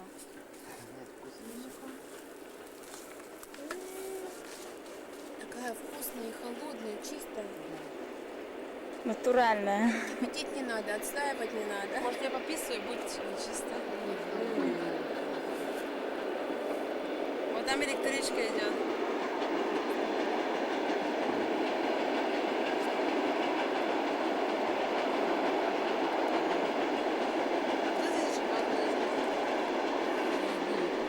Здесь, кстати, Гена живет, это его часть. Его место, но здесь мы идем воду брать.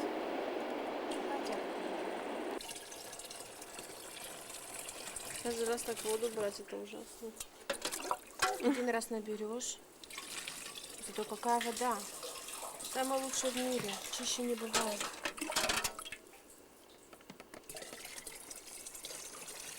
Полезно. Даша добывает воду. Добывает.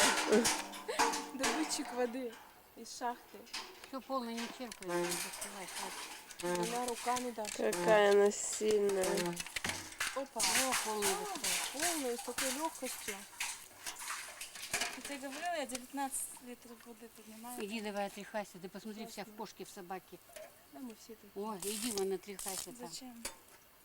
Иди отряхайся. Не хочу. Бабушка, мы снимаем тебя, как ты это говоришь. Зачем этих кошек, собак? Ой, я терпеть не могу прямо. А сейчас мы вышли на добычу грибов.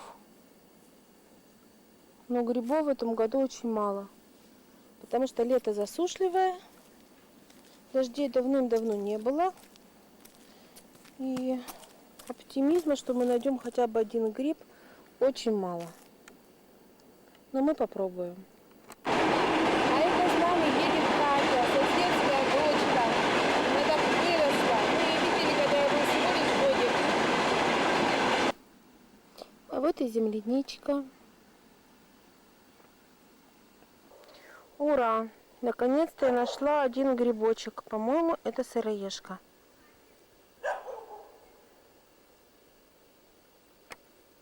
Точно.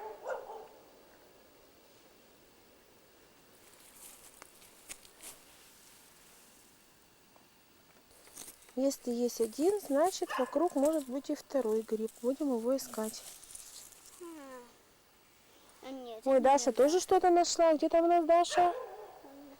она это нашла. Тоже сыроежка. Она сама не... Данечка, иди срежь грибочек. Иди срежь, у нас ножика нет. Вот еще ягодки.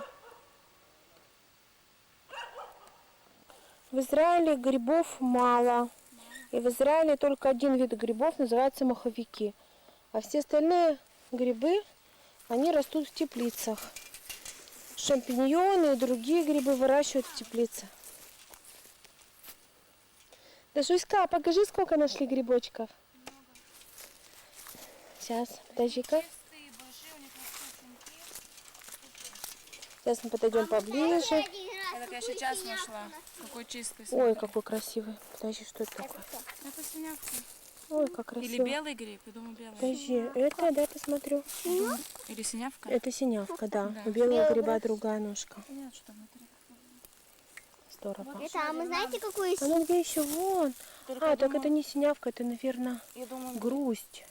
гнилой. Нет, синявка. Гнилой. Гнилой, ну ладно, оставляем. Не гнилой, Гнилые нам не гнилой. нужны. Вот еще гриб какой-то. Это, наверное, плохой гриб. Да. Это плохой, мы его рвать не будем. Угу. Плохой, трухлявый. Продолжаем поиски. Какой мы в том году Ой, Вон синявку гриб нашли. какой-то. А смотри, это рыжик, что ли? Ну посмотри. Нет, это синявка обыкновенная.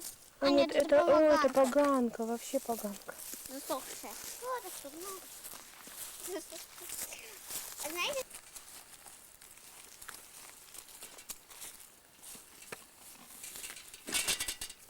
Ну, пойдем с Дашенькой. это поганка, мы ее уже видели.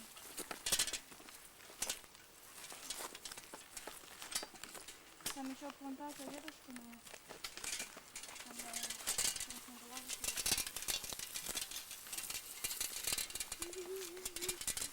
Может, с этой стороны? Угу, хорошо. Будем смотреть с этой стороны. А ты слева, да?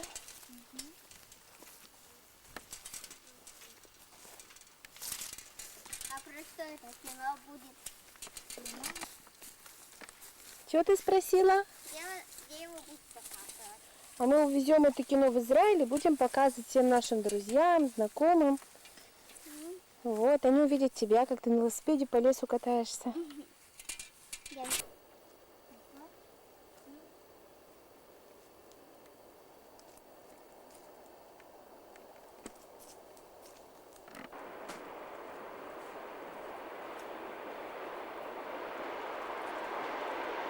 Это поезд идет.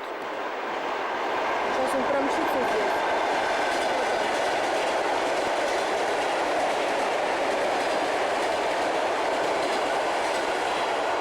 Почему? Потому что он делает это сразу фотографии. Я думаю, А? может быть.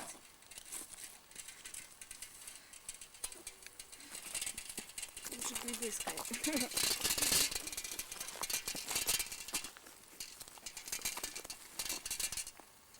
А это где? Вот Дашенька нашла такой красивый гриб. Это масленок. Это масленок. Нет, это не масленок, это бычок. Бык. Ух ты. Здоровен. Так шапка-то не Там червивая. еще один есть. Давай. Они шапки-то никогда не червивые. Держите И крепко. редко только. Где? Рядышком должны быть еще, наверное, нет? Да. И вместе обычно растут. Чего нету больше? Это костяника, ягода костяника.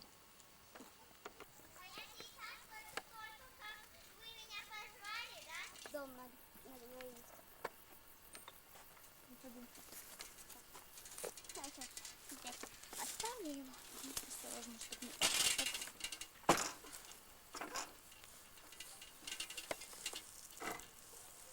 А у меня есть бадминтон. А еще сколько осталось? А? Много. А? А теперь ты меня снимай. Хочешь меня снимать? Я? Да. Да. Снимаешь? Угу.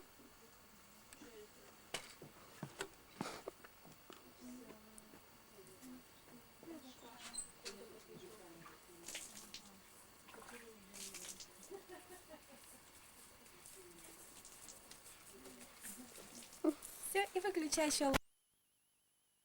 Все, мы возвращаемся в Свердловск.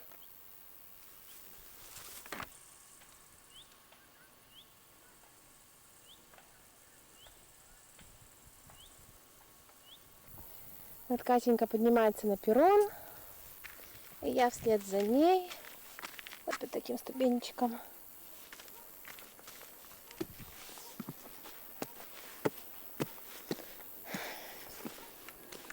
Скоро придет наша электричка. А мы пока идем по шпалам. Опять по шпалам.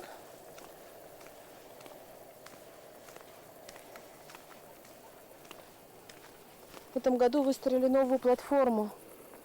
Такая платформа. Это станция. Такая малюпусенькая. У нас Даша с бабушкой, за ней Катя. Ну и я следом.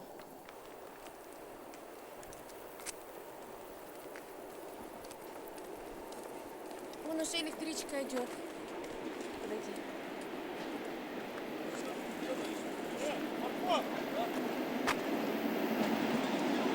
Мам, отойди.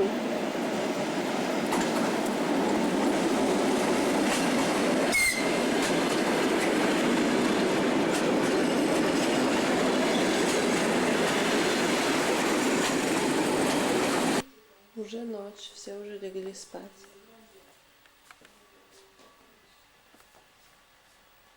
Ты Даша? Деда еще не лег. Но он смотрит футбол.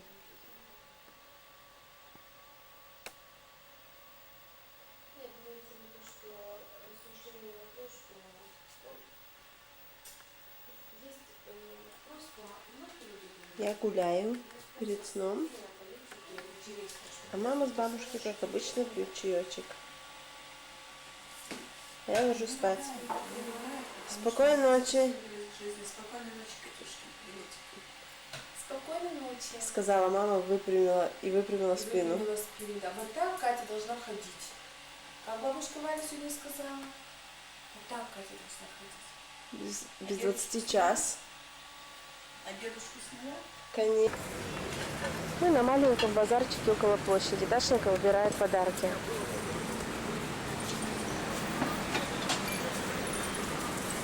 Много матрешек.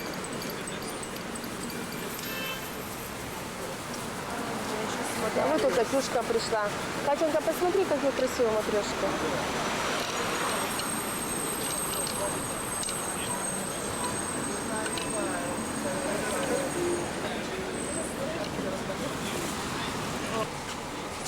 Здесь мы купили подарки, очень красивые. Шкатулки из бересты.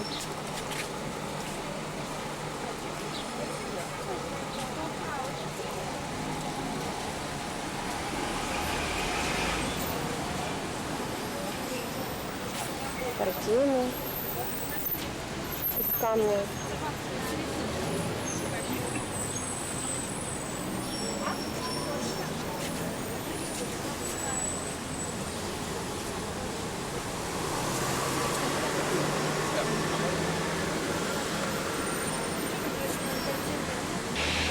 Очень много изделий из камней.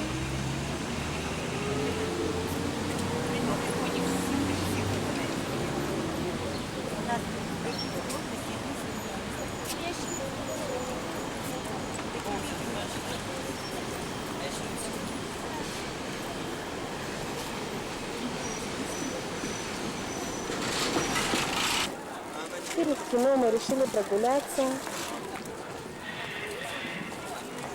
по площади.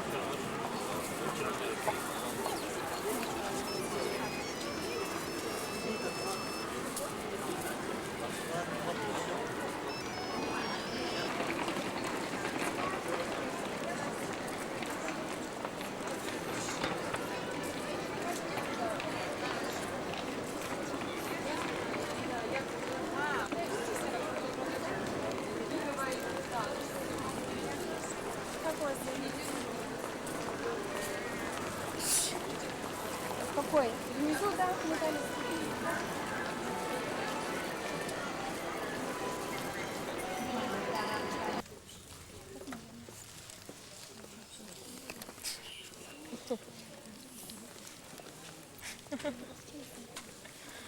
Говорите, где вы? Наденьте мерное. Закрепите очки на голове с помощью ремешка.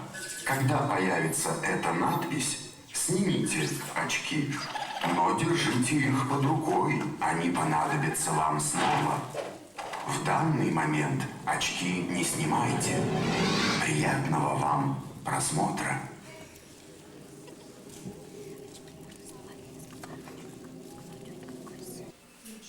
Вот мы в гостях у тети Ниночки.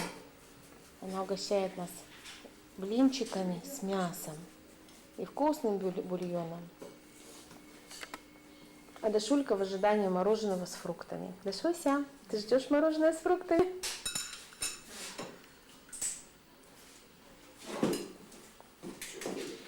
Я могла сказать девочке, что фрукты я мою только с мылом, поэтому они не чистые. Я ужасно боюсь всякой заразы. Если можешь, пожалуйста, фотографируй меня. Я такая страшная баба. Вы такая красавица у нас. Я не могу на себя. Голубоглазая. Волосы сегодня в 6 утра красила раз 5, чтобы вы, а потом посмотрела, перекрасила. Очень красиво, очень красиво. Район на Украине Полтава. Полтаву знает весь мир. Полтавская битва была. Помните, такая битва у Пушкина есть, Полтавская битва. Мазепа там был. Вообще с Полтавой связано произведение, господи, хотел сказать Горького, не Горький, Гоголя. Ну, знаете, что Гоголя живым похоронили, да? И он там перевернулся, это было несчастье. Гоголь был умен, но идеи ему все давал Пушкин. Гоголь Пушкина не любил, но без Пушкина жить не мог. Пушкин был настырный, забияка был, но это другая тема. Ну, короче говоря, мир, красивые берега, очень много ивы спускающиеся, знаете, как красиво, прям под ивами плаваешь, очень даже хорошо. Вот в этом хороле жила наша родня по линии бабушки Кати. Ну, бабушку Катю это слышали? Я знаю ее. Ты помнишь ее. Бабушка Катя, была такая у нас бабушка Катя. Вот, фамилия ее была Приходько. У них было 7, вообще-то было 11 детей, потом 7 детей осталось только. Это была большая семья, как целый клон семья. Бабушка, которую звали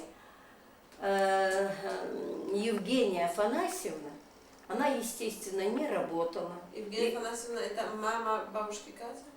Да. Евгения Афанасьевна, это мама, бабушки Кати. Но оказалось, что она не Евгения Афанасьевна, а оказалось, она Гения Абрамовна. И что она родная сестра бабушки Леночки. То есть ваша мама, ваша бабушка Лена и дядя Витя троюродные брат и сестра. Вот так. Лена мне троюродная сестра оказалась. Вот. Это бабушка Евгения Абрамовна была совершенно сумасшедшей женщиной, большого темперамента, совершенно вне всякого подчинения. Она жила в хорошей семье. Отец у нее был раввином, сестра у нее была прекрасная. Вот, да, старшая она была, сестра, или младшая сестра, я забыла. Короче говоря, она влюбилась в кузнеца Приходько, Ферапонта Приходько. Этот Ферапонт ее фактически и украл. Она сбежала из дома, и раввин-то дед ее проклял и отрек ее от еврейской веры. И она приняла веру православную, ей было все равно. Потому что, когда ее спрашивали, кто она как бабушка наша Катя, которая очень на нее похожа по характеру, так и так говорила: ты кто, еврейка? Еврейка. Ты кто, татарка? Татарка. Кельманда, Мельманда, что-нибудь по-татарски 2 слова знает? Она татарка. Ты кто, цыганка? Конечно, цыганка, давай погадай. Никто так и не мог понять, какой она национальности. Она всем все врала. Но все знали, что она выхристка. Выхристка – это человек, который поменял веру. И на тему о том, что она выхристка, говорить было запретно. То есть настолько запретно, что могли произойти очень сильные ссоры, если кто-то услышал, что кто-то, вот бабушки наши скажут, что она выхристка. Это вообще тема была запретная. Так вот в этом роду... мама бабушки Кати, она была родная сестра мамы бабушки... Эммы Исааковны. Мамы бабушки Эммы. Это Эмма Исааковна, это она бабушка, это мама вашей бабушки. Я знаю, моя бабушка. А бабушка Катя, это мама вашего дедушки, деда Вити. И когда вот эта самая Гения Абрамовна-то мучилась такой оравой детей, ведь их же прокормить надо, никто не помогал, то Эмма Исааковна, ребенок вот старшей сестры, бегала и тайно носила ей питание. А в жизни ничего случайно не бывает. Перед смертью моя мама кормила бабушка Катя. Ладно. Их положили в одну палату. И она кормила ему Исааковну уже без ноги. Вот. Все, говорю, взаимосвязано в жизни. Все Они знали друг о друге? Они тогда не знали еще. Они знаешь как, может быть, они знали. Они многое скрывали. Многое нельзя было говорить. И наша, например, бабушка Катя, увидев Леночку, нашу бабушку, сказала ей: мы одной с тобой крови.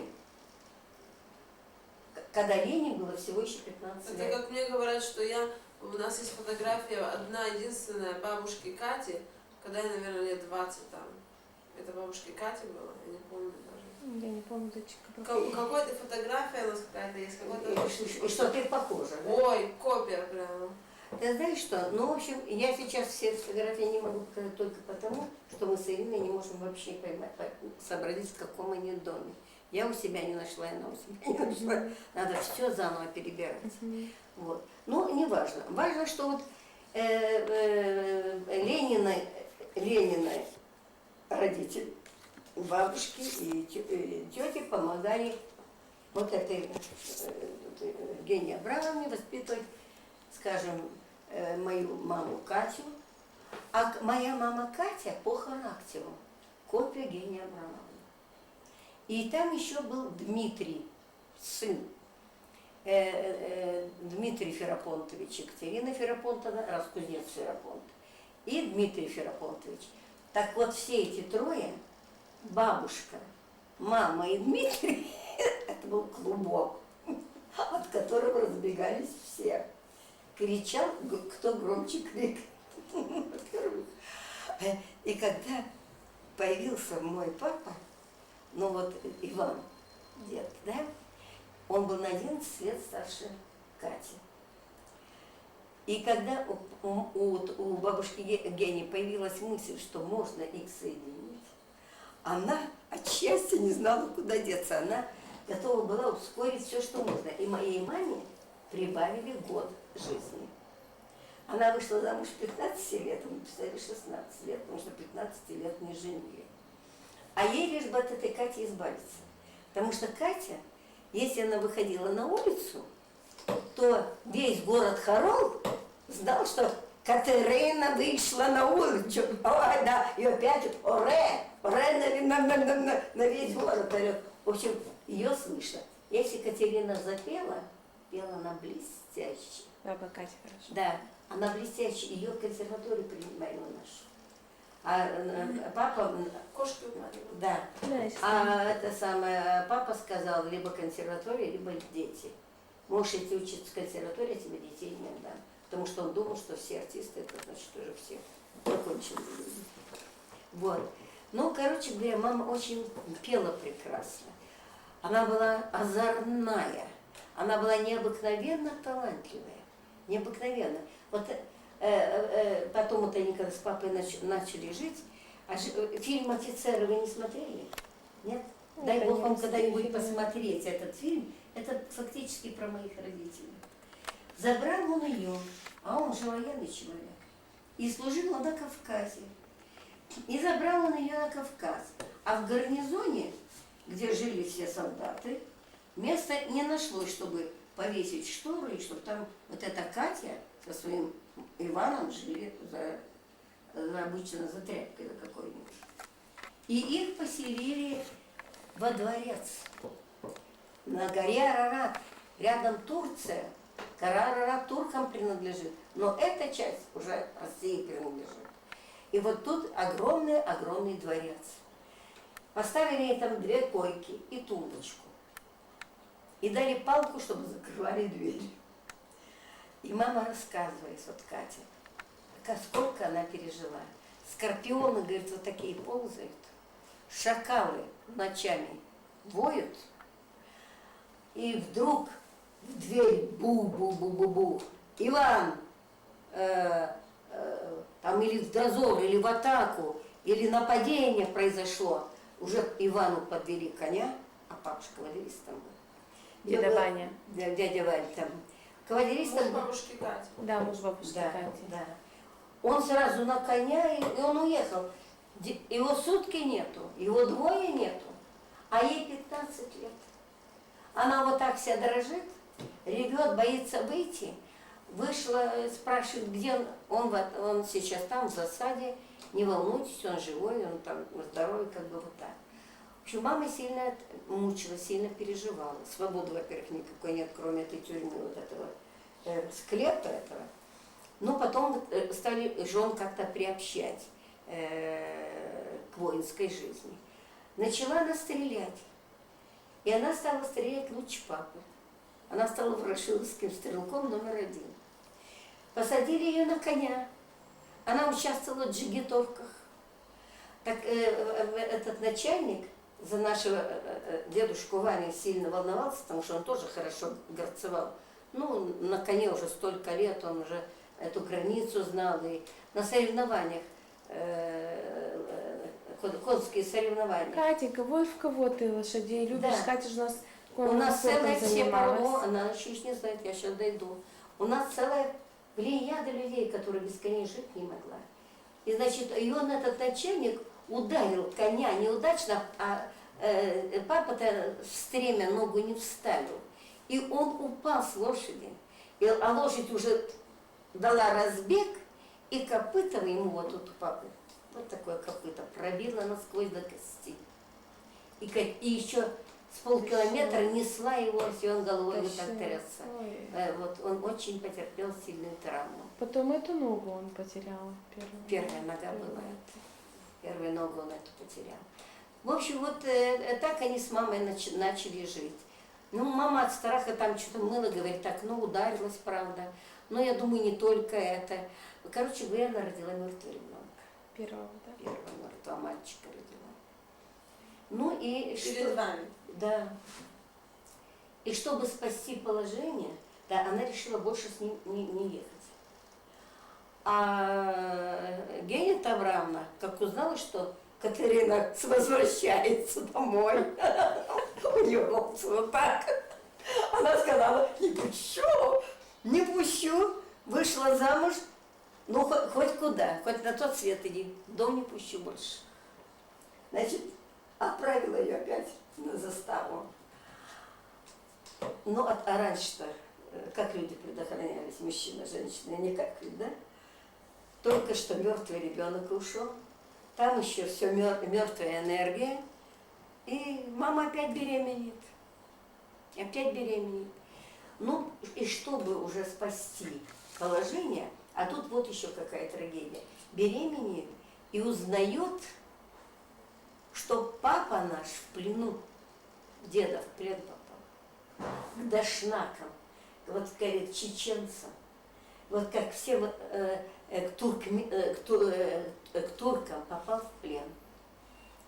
И его последнее желание, значит, они разожгли, как он вспоминает, костер разожгли в лесу, разожгли костер и говорит, ну давай, какое, мол, последнее твое желание? А он говорит, дайте мне песню спеть. Ну, пой. А папа запел прекрасно. Украинцы. Деда Ваня. Они же потом вдвоем дуэтом пели, блестяще пели. Классические вещи пели, на сцене стояли, это вообще роскошь была. И деда запел, а они пили, ели и слушали его пение. И не заметили, как время-то к утру, надо же что-то с ним делать, надо же башка, башка. И вдруг говорят, что услышали топот копыт, значит, наши наступают. Тогда они его сажают, папу, в мешок, завязывают туго и бросают кабанам на сиденье. И сами тёп. Вот. Но наши подоспели, и как бы, кто быстрее, кабаны или наши подоспели, развязали мешок, в общем, папу спасли. И вот он после этого вернулся, мама беременная, второго ребенка терять жалко, а какой может быть хороший плод у мужчины, какое может быть хорошее семя, когда он весь на сплошных нервах, на страхах, на ужасах, на этих, на войне, на скачках, да? Мама тоже на страхах живет. А вот? Здрасте. Нет, я еще разговариваю. Когда приехать за ними? За вами когда приехать? А мы позвоним. Они позвонят. Вот, и мучатся долго-долго. Лена говорит, ну куда я его оставлю, этого Равима, погибнет без меня. Потом брат, я ж не могу брата выкинуть. А ему все не так, все получает. Ну это все в мире такие противные по характеру. Все характер противный.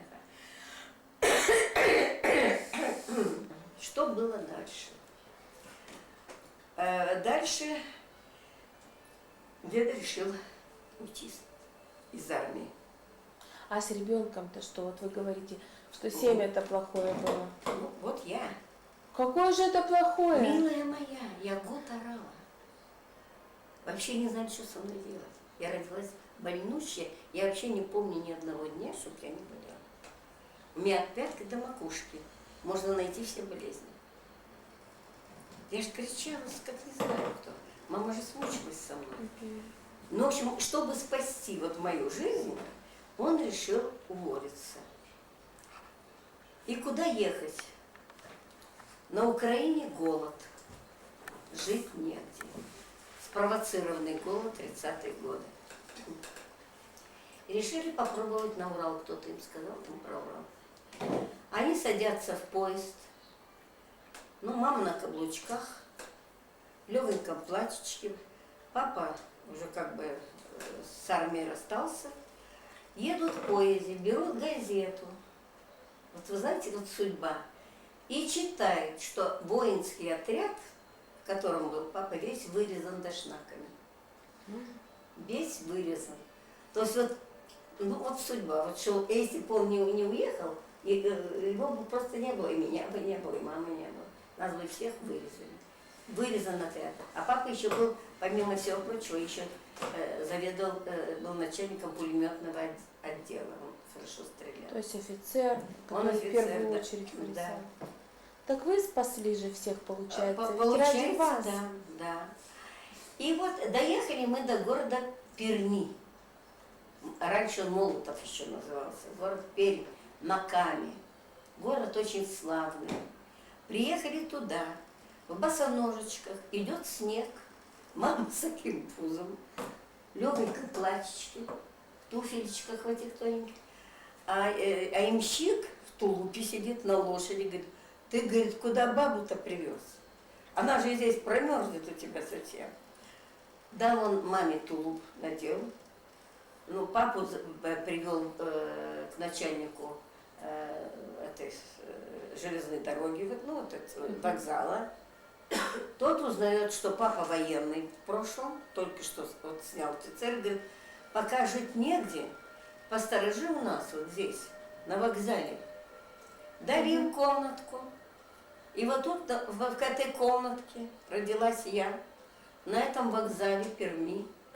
Вот, родилась я, мы все время где-то, как, знаешь, подкидыши какие-то, вылезаем не в то время, не положено.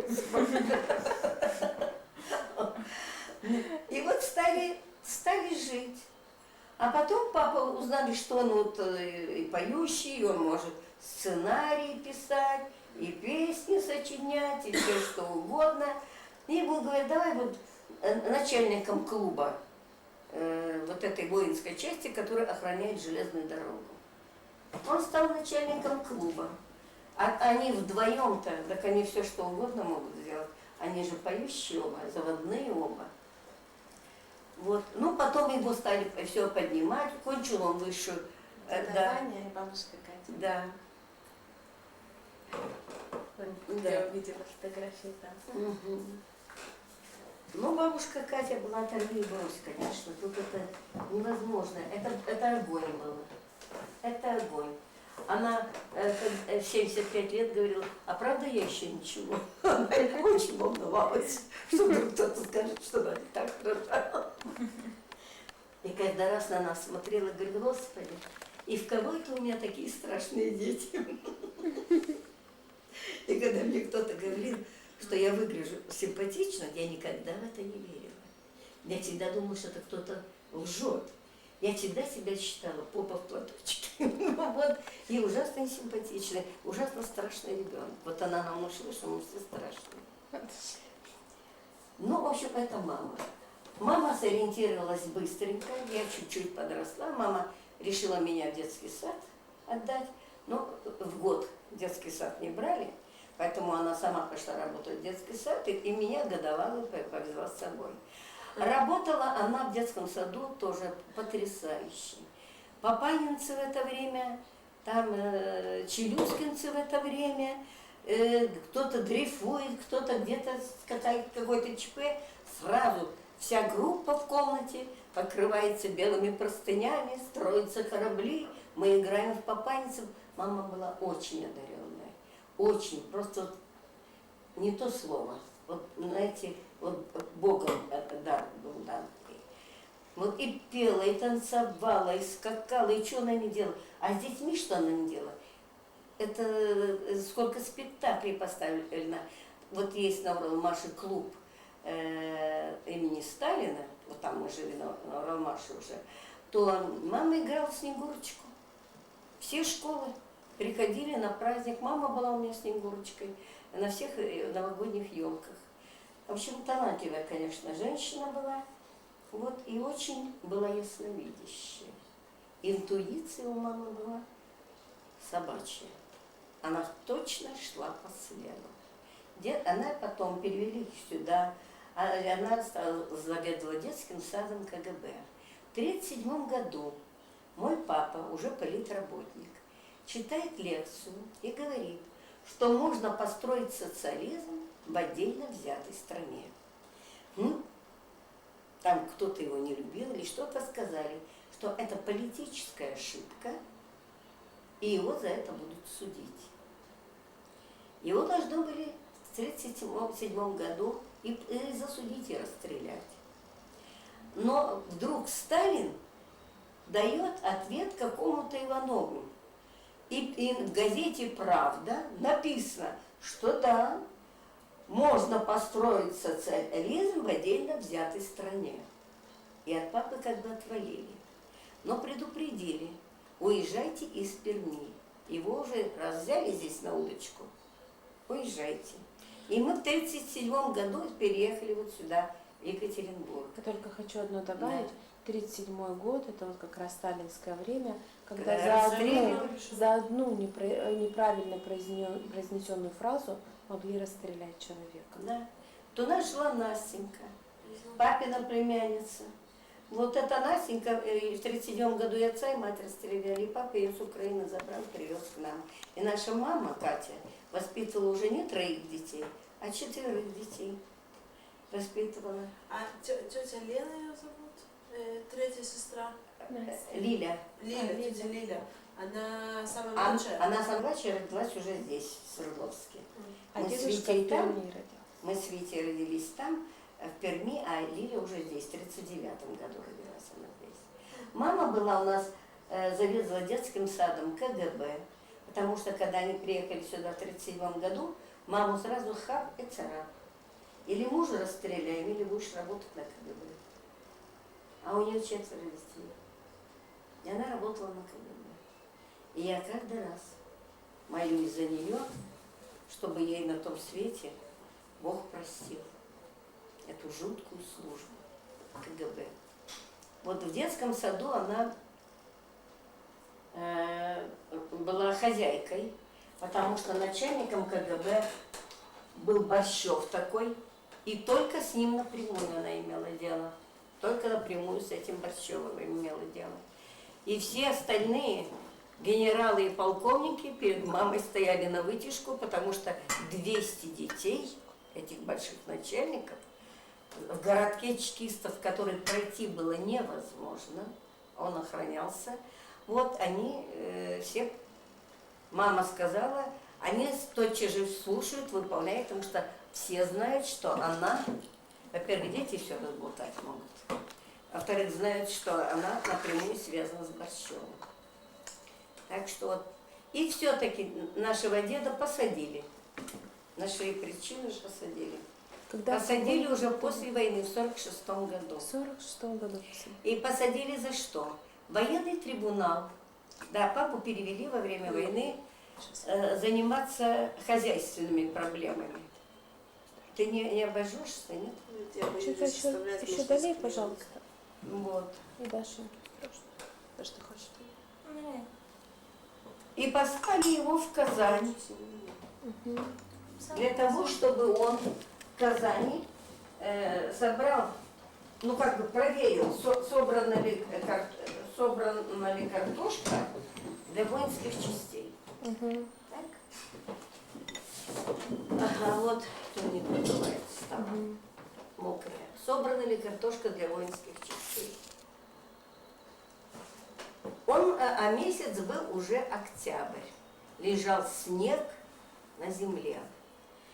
Картошка, та, которая как бы по норме должна была быть собрана, она была собрана, в закрома положена, и уже все воинские части были обеспечены. Но на полях оставалась гнилая, мерзлая картошка. Не знаю, или кабанов выпускать. И приезжает вдруг наша киностудия и говорит: Иван Иванович, а можно мы хоть немножко соберем там картошки, которая там не совсем мерзлая? Он обращается к начальнику горосполкома, тот говорит: да, конечно, господи, она же погибнет. Куда эту картошку? Она уже промерзла, погибла. Те, значит, собрали сколько-то мешков картошки, приехали сюда и в киностудии стали продавать. Один мешок картошки, значит, папе моему дали, раз он разрешил, да. А остальное стали продавать. А мама открыла ее, боже мой, она же вся мерзшая, сейчас потечет. И мама тотчас же соседям тоже продает, ну, совсем по дешевке, потому что, ну, течет вообще, что называется, за копейки. В это время это все становится известно военному трибуналу. И военный трибунал его арестовывает. Военный трибунал на папу был очень зол, потому что во время войны пайки давали так: ты полковник, тебе такой-то паёк, ты майор, тебе такой-то паёк. Паёк, знаете, что такое? Паёк, ну, это определенный набор продуктов. Было голодно, и было людям голодно, выдавали и пайки. делили, да? Делили. Ну, кто выше, тому больше. Поэтому больше. А военный трибунал говорит: ну и что я майор? А я занимаю это самое, допустим, положение сейчас подполковника. А у папы же списки, кто майор, кто подполковник. Он говорит: я не могу дать подполковничье, если тут числится майор. И вот этот военный трибунал на него разозлился и сказали: мы тебя все равно сгноим. И вот война кончилась в 1945 году. В 1946 году вот они придрались вот к этой картошке мерзлой и арестовали его. Я пришла домой, что такое у нас люди? Все проверяют, все забирают, мама с ними шепчется, а оказывается Витя и Настенька и маленькую Лилю мама отправила в зоопарк. А я пришла из школы. А идет обыск. Забрали все. Забрали папину шашку именную. Забрали браунинг именной. Забрали все награды. У папы был орден Красной Звезды, еще из самых первых цифр. Потом этот орден исчез, он Красного Знамени, кажется, стал вот так. Вот самый первый орден был. У него было много наград у деда Вани. Он служак это был хороший, настоящий военный был. Вот, все это они забрали. Забрали книжку, на которой деньги собирались, да? Вот. Все это забрали, все переврали, все, что только можно, что спекуляция, перебрали количество картошки. У меня все до единого документы сохранены. Я все сдам в архив. Ну, в общем, набрано все. Числа не вовремя информацию давали, так запутали дело. И его судил военный трибунал и дали ему ни много ни мало.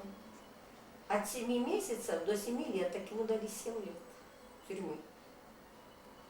И мама с 4 детьми. За картошку. За картошку. 7 лет тюрьмы. И он сидел вот в начале... Это как убийство. Да. Он сидел здесь, мы ходили на свидание. Ну, у меня вот уже был 50-й год, да, 51-й год. Я в 53-м кончать должна институт была.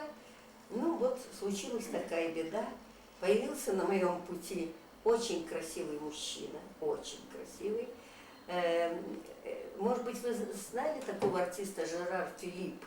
Фанфан Тюльпан он играл в фильмах. Да, Еще да. Жерар Филипп. Не Депардье. Не Депардье, тот очень красивый. Нет, Да, с черной шевелюрой, статного сложения, легок, волейбол там или еще. А по голосу походил на голос моего отца, а папа меня очень любил. Короче говоря, он был у меня в подчинении. Я была старшей вожатой, и у меня было 22 вожатых и воспитателя, и 400 пионеров в отряде. Я всю жизнь, как маленький Наполеон, всю жизнь я была на руководящей работе. Как говорится, если бы я была на 10 сантиметров повыше, то я уже не была бы на руководящей работе. И этот человек, с которым я вместе училась в институте, тоже был здесь. Девки к нему вообще-то, это как на воле, ну намет, как, ну не давали ему вообще никакого прохода. Вот ну висли, ну предлагали себя, даже в то время так вели себя просто позорно. Вот. Жерар Филипп? Ну вот похоже на Жерара Филиппа, а звали этого парня, похожего на Жерара Филиппа, звали Бронислав Иосифович Радишевский. Он старше был меня на 4 года. И вот произошло, все ведь по палатам живут, вожатые воспитатели. Я как старшая вожатая в своей комнате, он как физрук в своей комнате, и директор в своей комнате, и врач в своей комнате. 4 комнаты персональные. А он работает изо всех сил, старается изо всех сил, хочет показать себя изо всех сил. И я его на следующую смену тоже решила оставить, потому что, ну, парень работает, он старается. Но я всегда вот так держалась. Я была независимая очень, очень гордая, очень правильная. Говорила только лозунгами «Да здравствует Россия!» Комсомолка. Комсомолка?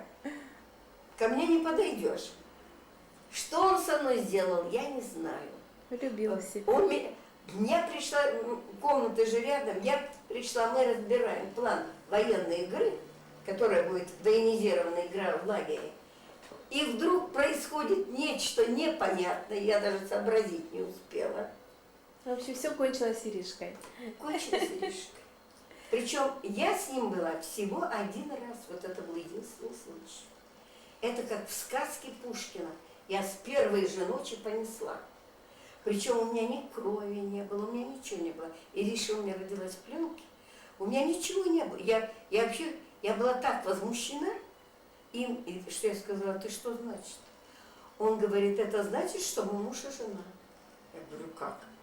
И мы должны зарегистрироваться. Он говорит, совсем не обязательно. Весь лагерь моей жены. Я ни с кем не собираюсь регистрироваться. И вот эта его самоуверенность, это его наглость, я на него очень внимательно посмотрела, сказала, выйди вон отсюда. И я больше ему не сказала ни одного слова. Мы просто работали. И на эту тему мы никогда не говорили. Мы приезжаем из лагеря. А я уже чувствую, что меня тут распирать начинает. Вдруг мама на меня смотрит и говорит, что с тобой? Да вроде ничего вроде не было. Ну, маму мою обмануть невозможно. Она не сказала, ну и мама мне сразу, срочно аборт, срочно то-то. У меня 4 детей, теперь у меня 5 детей. Папа-то сидит в тюрьме. Теперь у меня не 5 детей тащить надо. А сколько вам было лет, Людмила? Мне было 20 лет. И ну, в общем, ну, мама при всем при том, она, понимаешь, она много понимала. Она в этих делах особенно много понимала, и поэтому она мне сказала, ну ладно, будешь делать каждый день упражнения, чтобы ребенка выкинуть. Я ложилась на живот. Ваш дед Витя садился мне на ноги, вот сюда. И я вот такие делала упражнения. Я ее укрепила так, что она у меня пулей за пулей. Она кусок мышцы был. Она у меня тренировалась на пульсе, когда родилась. И я прихожу к папе на свидание. Мы же всю тюрьму ходили на свидание, передачи носили. И поскольку папа меня любил, я ему говорю: папа, случилась беда. Я беременна. И я теперь не знаю, что мне делать. Он сказал: как хорошо, что ты беременна. Как хорошо, что у нас еще кто-то будет. И говорит: а теперь позови, иди, не волнуйся, ни за чего не переживай, позови мне маму. Маме он выдал там по числу по первой и сказал: если ты ее хоть упрекнешь хоть один раз, если ты на нее крикнешь, если ты на нее руку поднимешь, а мама наша любила, Катя, она ведь долго не говорила, она подойдет, раз, бац, по морде смотришь, голова на той стороне. Она с нами разговаривала только языком движений. Я когда вот так встану, думаю, ну пусть хоть убьет. Вот встану вот так.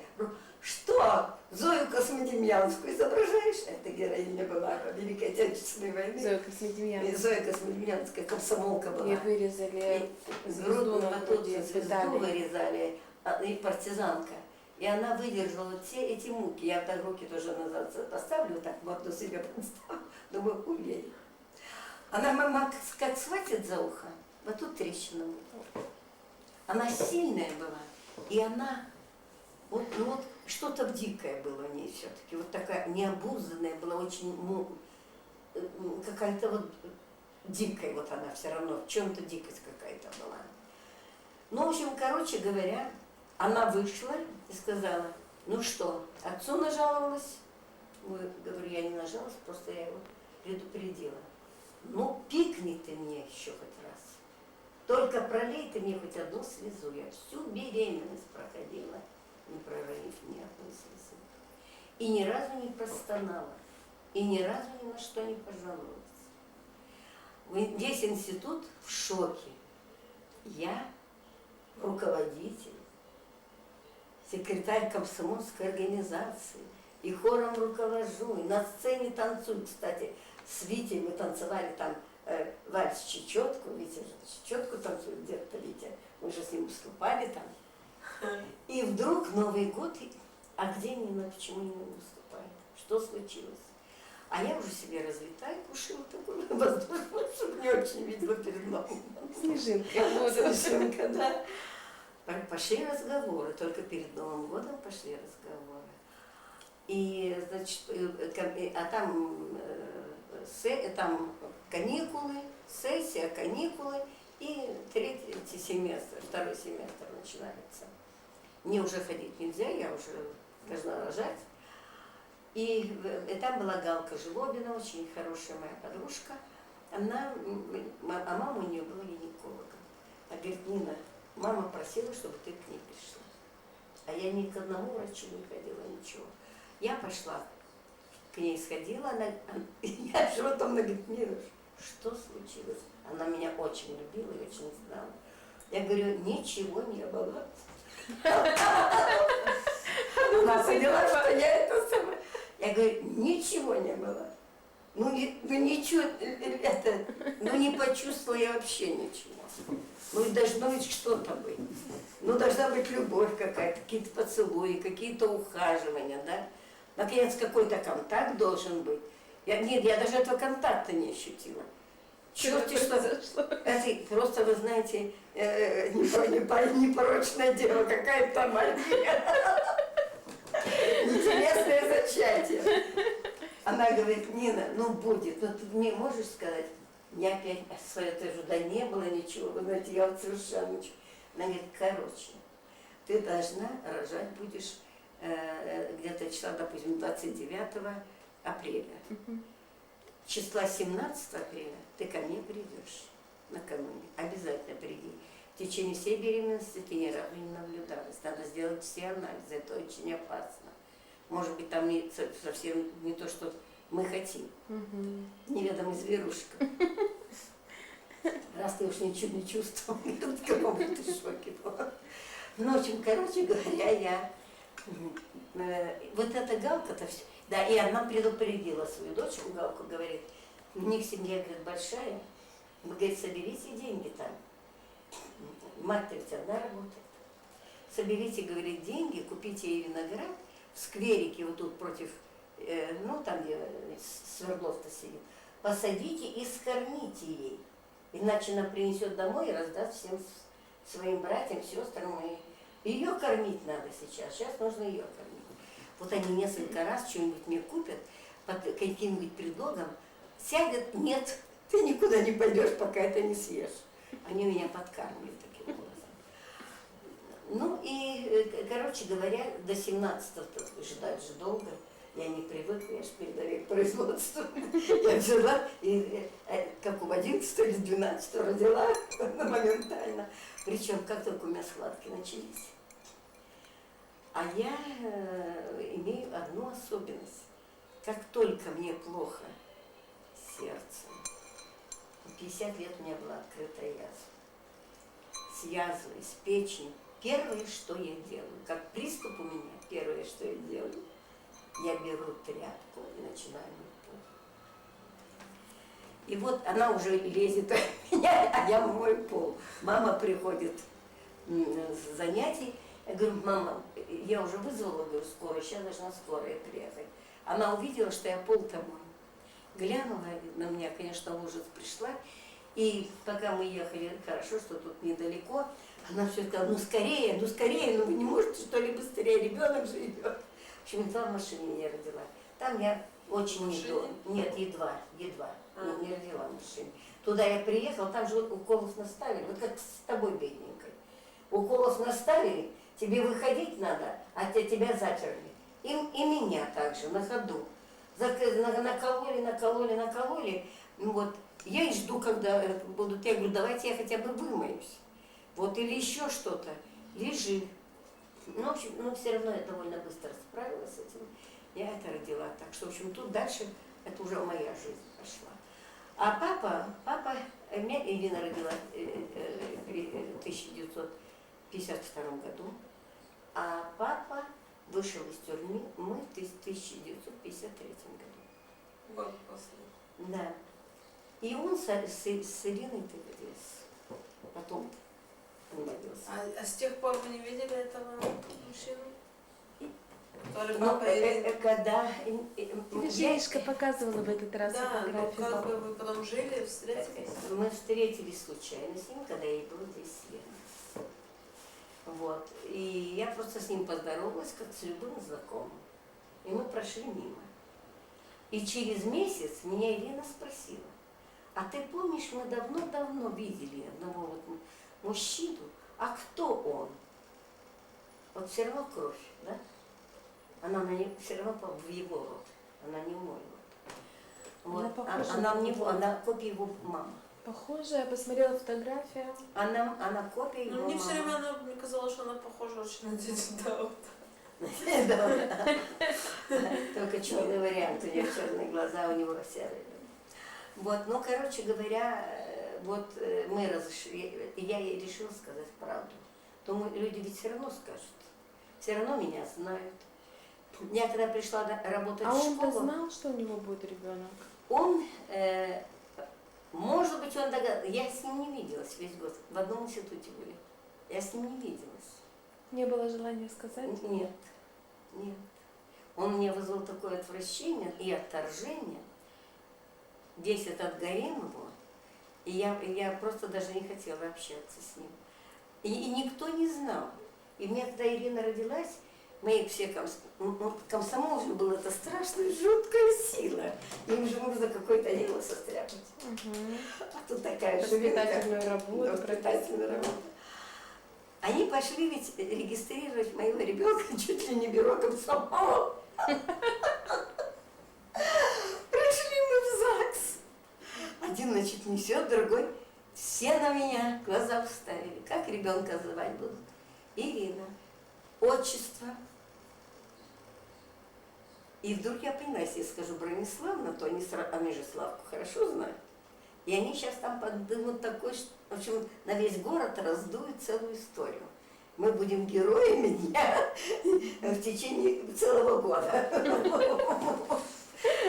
И я говорю: Викторовна, у них полное разочарование. А кто это такой Виктор?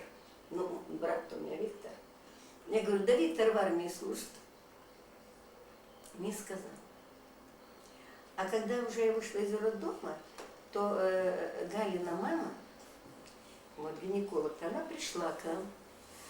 И моя мама сказала Галкиной маме, что отец Радишевский. Мама Галкина тотчас же сообщила об этом Галке. Галка как подняла. Кошмар. Ему нужно кончать институт. Они под дулом пистолета диктуют мне письмо, в котором я должна написать всю правду про него, но я, по-моему, вот я не помню, чтоб я писала, по-моему, кто-то за меня писал. И только спрашивали меня, согласна я с этим. Подали сразу ректору. Я сдаю экзамены по педагогике этому ректору. Он говорит: ну что, педагогику уже на практике изучаем. Вот после экзамена ко мне прийти. Что было? Ну, уже там все написано, там уже комсомольское собрание проводить надо. Уже надо меня судить за моральное поведение. Его тем более за разврат. Вот. Ну, а конец года.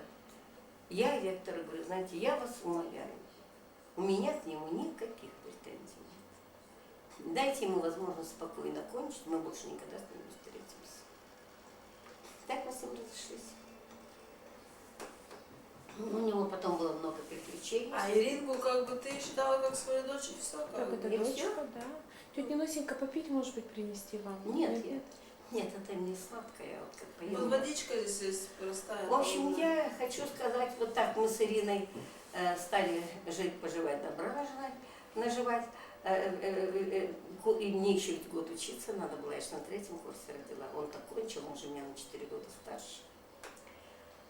Вот, и пока я училась, все ребята, ну, надо сказать, что ко мне в институте очень хорошо относились. Вот не знаю даже, вот как объяснить это. Но не было парня, который не предложил свои услуги. Слушай, хочешь, я ее удочерю? Слушай, а давай вместе поедем туда-то. Да ты на него внимания не обращай, у меня было столько предложений. Я могла выйти замуж совершенно спокойно за любого, почему хорошие ребята были. Володька Барсук такой был вообще кандидат наук, вот, философ наш. Все глаза, кого глаза? У дяди Ивана. Дедушку. Все голубые. И большие, большие, такие вот, да. как выскочили. На выкат, да. Мы вообще как базеновые больные. Вот. Ну и, в общем, относились хорошо и гуляли с ребенком. Вот помню, новогодние эти самые... Ты не помнишь Мотю Цейтлина, нет? Не помнишь, да? Вообще-то мама твоего помнит. Мотька Цейтлин, он ухаживал за мной, он был старшим вожатым в 40-й школе 1 мая, прибегает ко мне и говорит: слушай, ну что-то мы так с тобой почти 2 месяца не виделись. Пошли, говорит, на первомайский парад, людей столько на улице. А я ему говорю: Моть, вот я должна вначале накормить ребенка, вот, а потом, говорю, мы с тобой пойдем. Какого ребенка? Многие же не знали, что я родила даже. Какого ребенка? Я говорю: да, Моть, кому ребенок? Дочку я родила. Он так на пол уселся. Ну что, вместе воспитывать будем? Первая реакция. Я говорю: нет, я пока одна буду воспитывать.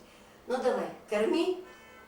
Он завернул, он ее взял, не стеснялись, понимаешь. Он: давай собирайся, быстрее, быстрее. Мать, собирайся, пошли на 1 мая. Вот хорошие были ребята. Вот я вот вспоминаю сейчас такого, наверное, не может быть. Ну, чудные парни были. И девчонки, ну, в основном парни вокруг меня были. И весь городок чекистов говорит: господи, не поймешь, кто из них муж. Каждый день все новый. Ребенка тащит. Каждый день все новый тащит ребенка. Ой, сколько рук она прошла. В общем, вот так, девочки. Это у меня такой... А дедушка вот после тюрьмы... А дедушка, он безумно любил Ирину. Вот он, конечно, его освободили и как бы сняли с него судимость. И его пригласили в горком партии восстановиться в партию. И он не пошел. Он сказал: вот, мне хватило этой партии. А он в партии-то с 17-го года. Мне, говорит, партии хватило, мне всех наград хватило, хватит. Больше я не вернусь на эту работу. И кем он работал потом? Он работал, заведовал складом горным где-то институт, он уже был пенсионного возраста, да. Уже больной был совершенно. Ведь он хотел сократить пребывание в тюрьме. И он попросился на стройку. И его направили на Волго-Донской канал. И его там проиграли в карты. И хорошо, что как-то, ну, в общем, постоялый кто-то, сторожевой-то, да, услышал это и сказал: слушай, тебя проиграли, тебя сейчас убьют. Ты, говорит, давай, быстро я сейчас начальнику доложу, чтобы тебя убрали с этой группы, чтобы они тебя не достали. И его перекинули еще куда-то. Он вполне мог этот год не проводить на этой стройке, потому что Сталин умер. И как раз в 1953 году всех реабилитировали. Амнистия была. Амнистия. И сколько лет он отсидел? 7 лет полностью. 7 полностью он отсидел. 7. И в каком ничего не возрасте он вернули. вышел? Ой, я сейчас уже, ты знаешь, не могу. Вам было 20 лет, да? Я родила в 21 год. А он, когда Я было родила в 22, 21 год и сразу стала седая. Да? Да. Я родила и сразу стала седая. Вся седая, сразу белая. И потом говорили... Я вас всегда помню, что всегда белой. Да, белая, но Или серая. я очень рано седая стала. Рано. Как-то, видимо, все равно я очень пережила все это. И когда пришла работать в школу, да, первая, школа новостройка, набрали много учителей, и как узнали, что я, Вымер, пришла: ой, да мы про тебя знаем, да мы про тебя слышали, уже все про меня все знали. В общем, Бог с ним. Только директор школы всегда говорил: будешь стихи читать, а она была Зафраино, стала директором школы. Как урок литературы будет, будешь стихи читать, позовешь меня. Безумно любила мои уроки, я давала открытые уроки. И стихи читала, и русский язык. А русский язык — это вообще умереть можно. Вот класс, открытые двери у меня. Класс сидит. В классе было 53 человека. Школа новостройка, 53 человека. Это жуть. Двери настежь у меня душно. Во втором классе урок то ли сорвался, то ли еще не пришел учитель. И второй-то класс стоит у дверей. Я веду занятия с этим классом, задаю вопросы, а второй класс вот влезает, тянет руки, просто чтобы я их спросила, хотя они ко мне не имеют никакого отношения. Но я с ребятами играла. Вот как написать слово «никем»? «Никем» надо написать вместе. Вот так я сделала гармошечку, и тут написано «никем». А как можно написать «ни с кем»? Я гармошку развернула, а тут буква «С» стоит. Надо писать раздельно. Никем вместе, ни с кем отдельно. И вот каждое слово, на каждое правило у меня была своя игрушка. Суффиксы проходили я, как белка колесо вертела. Словом, все время я играла с ними. И они знали правила, и они с удовольствием ходили на уроки русского языка. Мы играли. Ну, в общем, это так. И потом, вот, значит, про папу я вам рассказала, про наши беды с дедушкой. И потом, вы знаете, что он был без двух ног. Без одной, без двух. А потом на следующий вот год рассказывали, очень тяжелое было время, когда его посадили. Да. Что из дома выгнали вас, да, или что-то такое было? Да, Бабушка да, рассказывала, помню. Да. Нас выгнали из такой Вышинский был. Я с его дочкой Танькой была в одном классе. Вот. И он сказал 24 часа, чтобы мы выехали из квартиры. Ну, куда вот на 6 человек, да? 5 детей. Мама 6-я. Выехали из квартиры. А у меня фронтит был. Мне только что сделали операцию. Проткнули мне, значит, эти лобные палки. У меня еще кровь с носа идет. И я к нему на прием сразу. Я говорю, вы на кого нас выкидываете? Мы живем при советской власти. Вы на кого нас выкидываете? На сиденье с собаками, еще что-то. В общем, он отменил это все. И мы остались здесь. Ну, вообще, да. Вообще, что мы дети враги народа. Витя пережил. Витя дрался насмерть с каждым. Кто только, да. Тот, кто скажет, что он сын врага народа. Он насмерть. Он дрался ужасно. Дрался тоже много. Деда много дрался? Деда, вот Витя, дрался жутко много. Вот ему скажи, что он сын врага народа. Он как петух налетал. В неравном бою иногда весь избитый был, но он воевал. Честь свою защищал. Раньше как, если кого-то посадят в тюрьму, значит, ты вот из-за картошки, неважно, вот из-за картошки деда, он враг народа. Враг. Потом, говорят, все же отменили, все отменили, отскалечили жизнь очень сильно. Ну, деда познакомился. Сколько ему было, когда вы родили Иринку? Ну вот считай, он вернулся в 53 году, значит, ему было 52 года. 53 года. Дедушки Вити. А дедушке Вити было, на 5 лет он был у меня, младший.